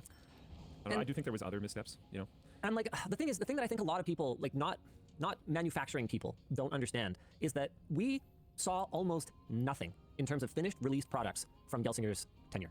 Almost nothing. The design, the ideation phase would have been from before. Is years ahead of retail. That is just a fact. And so this feels like one of those things where you see this a lot in any kind of leadership, where long-term vision seems to get punished. Whereas short-term vision, especially publicly traded companies, seems to get rewarded, and political figures too. Yeah. How often do you see someone come and go, okay, this needs a fundamental change? Well, they only have like 4 years. They make the change. They never get to see the fruit of that. Yeah. There's some pain. They get voted out, and the next person comes in and is like, look at what a good job I'm the cool stuff doing. I did in 3 months, right? I definitely did this in 3 months. Yeah, 100%. 100% did this in 3 months. Yeah. I mean, you'll even see this in things like sentiment. They'll conduct polls. Literally, like after an election has taken place, but before the actual exchange of power has happened, people will be like, yeah, things are so much better. Like I can't believe how much better things are. It's like, what are you even talking about? Nothing's happened. Nothing's actually happened yet. So we didn't get. I guess that's what I'm trying to say. We are still at the nothing's happened yet. And is there like a bit of a dog? Absolutely on desktop. Yeah. Is it a dog on laptop? No. Is it? It's not great, but it's not a dog on mobile. The power efficiency was a huge step forward, and I don't think we've seen yet what it's going to look like in the data center. Correct me if I'm wrong on that one, but it was a very efficiency-minded architecture. It's also, not grounded. We haven't tested it. I've heard good things though, to be honest. Okay. Where are we? I saw someone talking about how apparently Dr. Cuttress had some information on the yield, and apparently they're not like 10%. Apparently they're better or something. But guys, you're gonna want to like I said before. The reason that I went and I kind of checked in with some folks that I know pay way closer attention to like chip fabrication. You're gonna want to go check out Dr. Cuttress. Go check out Charlie's coverage. But what I will say is from my broad observations, I don't think he got a fair shake, and I think that sucks. Maybe this slice. Test chip yield. 18A? Is that what you're talking about? Yeah. So okay. Remember too though, like what kind of because I don't know what a test chip is. Yeah, me either. If test chips are really small, then your yields could be extremely high. But if you're building bigger dies, then they could go lower, and it depends on the complexity of the structures that you're building. So I wouldn't say that's the only data point, but that would seem to indicate that 10% probably ain't it. And what's frustrating is I don't think we're likely to ever hear the complete story. I mean, the good news is that Mr. Gelsinger got a golden parachute. And if there's ever been a time that I felt like an outgoing CEO who was effectively like canned by the board deserved one, I would say this is one of them. I've never met the guy personally, by the way. I don't have a horse in this race. I don't own any Intel stock. I've talked about how much I like his plan and how I think in the long term I see the destination at the end of this vision. But now that they've booted him, I have no idea, because in spite of all of the issues that Intel's had, I've had a clear idea of the direction. He's communicated that direction very clearly. Here's what we're going after. We are recognizing that the world cannot survive with a TSMC, and when I say the world cannot survive, hold on, I'm gonna come back to us for a second here. The Western world cannot maintain its technology independence with a TSMC monopoly on the latest manufacturing nodes. Yeah. Both from a costing perspective, monopoly bad, and also from just a geopolitical perspective, because whether it ever actually happens or not, boy does China ever do a lot of saber rattling. Oh yeah. About. I mean, there's a trade war going on right now. Literally right now. Yeah. And so, what I was looking at was a plan for Intel to be an alternative to TSMC. Yeah. So who is the incoming person? Digibrat and Fullpin Chat said Intel hired a guy from ASML to take over. Yep. So who's that? So, I am hoping for the best. I really am. I really am hoping for the best, but I don't know yet. I don't know. Former ASML CEO Eric Ruiz and longtime Microchip CEO Steve Sanghi. One foundry side, one product side. Both brought in to replace Pat. Okay, well, let's see how it goes. Let's see how it goes. I'm still rooting for Intel. We still need them there. We still need two x86 makers, and also we need affordable GPUs. Why don't we talk about the big announcement that got a little bit overshadowed by the ousting of Pat Gelsinger, which was, of course, Intel unveiling their B850, their B580 and B570 GPUs. Battlemage, which first arrived in. Board. Sorry. Yeah. Sorry, Handyman saying no. That's bored. Yeah. It said that they were both brought in to replace Pat Gelsinger's knowledge base though. Oh, interesting. So yeah, I didn't mean necessarily his role. I meant like him. I don't think they have a CEO yet, which is also a terrible sign in terms of direction. Yeah. Like when you're just like, yeah, he's gone and there's no plan. The optics are terrible. Doesn't seem great to me. Yeah. Anyway, good luck, everybody. Anyway, B580, 12 gig card coming in at $250, launching in a week. Good gravy. Wink emphatically if the lab is going to be testing this card. You look like you have something in your eye. This is awful. I don't think I can. I don't think you have a sexy wink. Oh no, that's pretty good. But that's not emphatically. Well, I mean, it depends what you're trying to get. How do you wink? What does winking emphatically mean? Yeah. Can I do that? Yeah, but it's gonna be like. You gotta. Yeah, that's pretty good. Okay. Yeah, you're getting the hang of it. I feel like I end up closing my other eye too, but hey, we tried. That's okay. No, that's okay. That's okay. Yeah. So I'm pretty excited about it. Not because I've seen any results. I legitimately don't know anything other than what I'm reading on the doc here and what Intel announced, because the lab's doing their thing and I've been busy shooting other videos. But I'm jazzed about it because $250. Yeah, the price is great. Do you remember? Can any of you remember when a 1080/1440p-ish GPU was $250? The price legitimately feels good. When it cost the amount of assuming, and this is me saying not based on anything that we may or may not know. This is me saying purely off of what they have published. The price seems good. A 1440p gaming card, or high-end 1080p. I don't need 1440p Ultra. Yeah. If I can play 1440 low to medium or whatever, sure. But a medium 1440p card for $250. Dang, dude. Do you remember when a GPU cost as much as part of a computer instead of costing as much as the whole computer? Yeah. Because it seems like Intel members, and they're bringing it back. This legit could be really good for mid-tier budget PC gamers, which it feels like they have not been catered to for a long time. I am jazzed. There's been the low-end market, which buy used, heck yeah, that was really bad for a while. It's been better lately. Yep. Sounds good. High-end market's been catered to really heavily. 4090s a crazy card. 4080s are crazy cards. But yeah, this is potentially, it'll depend on how it comes out of testing. Watch reviews, watch ours, watch other people's, read reviews, read ours, read other people's. But yeah, the price point, very cool. Theoretically, assuming it comes out well. Anyway, Intel's claiming the B580 has about a 10% lead on the RTX 4060 on average, which is a $299 card with just 8 gigs of VRAM. And that second part is really important as we get deeper into this console generation's life cycle. It has an even bigger lead over AMD's RX 7600, which is also an 8 gig card, but does retail for a closer price of around $259. Some people in Full Chat are saying, remember that's just MSRP. The early pre-buy listing on Amazon start well over $300. I don't know if those are real. Yeah, typically you wouldn't see a proper listing from a proper distributor until after the sales embargo. So I wouldn't read too much into that. Yeah. Intel is boasting major software improvements, XeSS, so super sampling, including frame generation. XeSS 2. As well as Xe low latency, which should help with latency that's introduced through frame generation. And yeah, I guess that's pretty much all that there is to say about Intel, which is a lot for 1 week. So why don't we move on to something else? What do you want to talk about?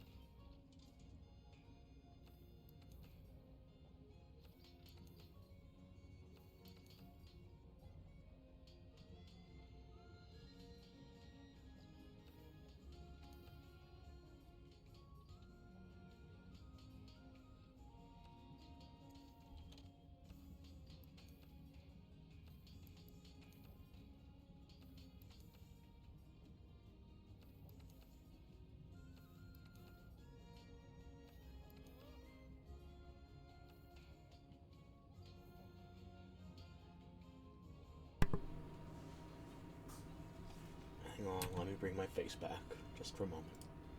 There we are. Okay. We've made some market armor upgrades, or weapon upgrades, not really armor. I don't think I can upgrade this any further. Let me check. At least not with my current cap. No. Okay. We've made weapon upgrades. We got the final hunting horn off my wish list, then we put about 6 more on there.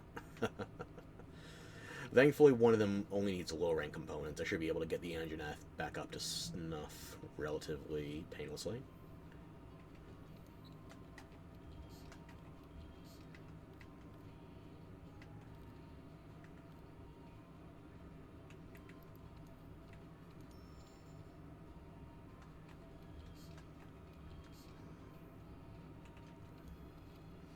Now, what else do we have going on?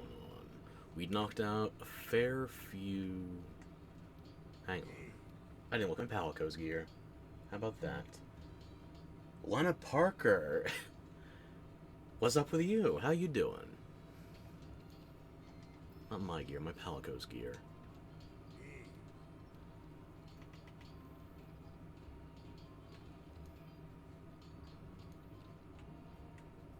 Anything new we can make for Fuzzy? I like to make full sets so I don't miss anything at a glance. Very easy mistake for me to make. Glad you're having a good time. I'm not feeling 100% tonight, but I've done worse. I'm still streaming, so could definitely be doing worse. Yeah, I don't want to make anything new for you right now. I can't nurture my last Kinsect, otherwise it would have popped on the wish list. These two are still high rank, so I want to finish the story before I go back to the Ancient Lesson. I've got... Okay, I put... I put 8 hunting horns on the wish list, and I still have that 1 Kinsect. Okay, so I'm going to have to fight some Anjanaths, low rank, and master rank. I don't think I'm going to be missing any high rank parts. Nargacuga comes down to the master rank gem equivalent. Joy. Yet another Tigrex upgrade. Again, it comes down to the gem equivalent, and I have to fight a Black Diabolus for 2 of its horns. Could go worse. Still not a big fan of fighting Black Diabolus in master rank, but it's not the worst thing. Brachydios also needs Azure Rathalos parts. Don't ask me to explain why, it's just... the smithy has his recipes. We're going to need some Shrieking Legiana. I don't remember if Rhymetide is exclusive to the Shrieking variant, or if it can come from base Legiana, but I'm 90+% sure Starkwing is only from Shrieking. Regal Flute, Rathian with a gem equivalent, and I need pink Rathian parts as well.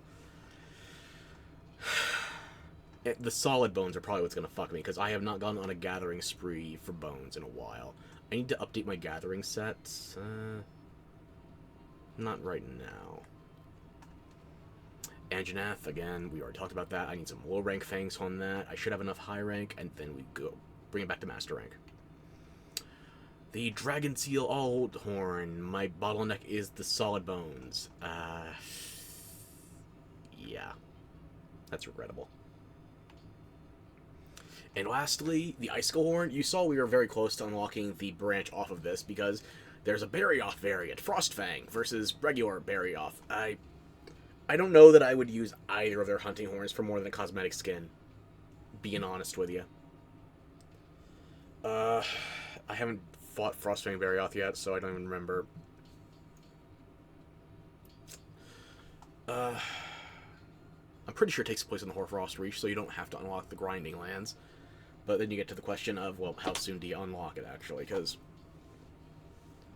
problem for another time. So those are the 9 things I'm thinking about on my wish list for farming. But I'd say the Tigrex Diabolus mix is still working out fairly well. Items all topped off. Might as well go look at the optionals to see what else we got stockpiled. I'm not seeing any exclamation marks here, so we should have all the optional quests picked up. Yeah, let's go poke around.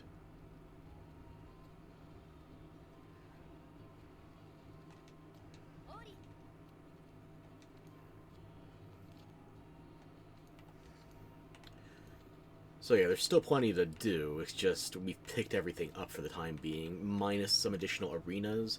Like, I haven't got the Baroth arena for Master Rank because I haven't fought Baroth in Master Rank yet. It's gotten in the way once or twice, but I haven't fought it properly.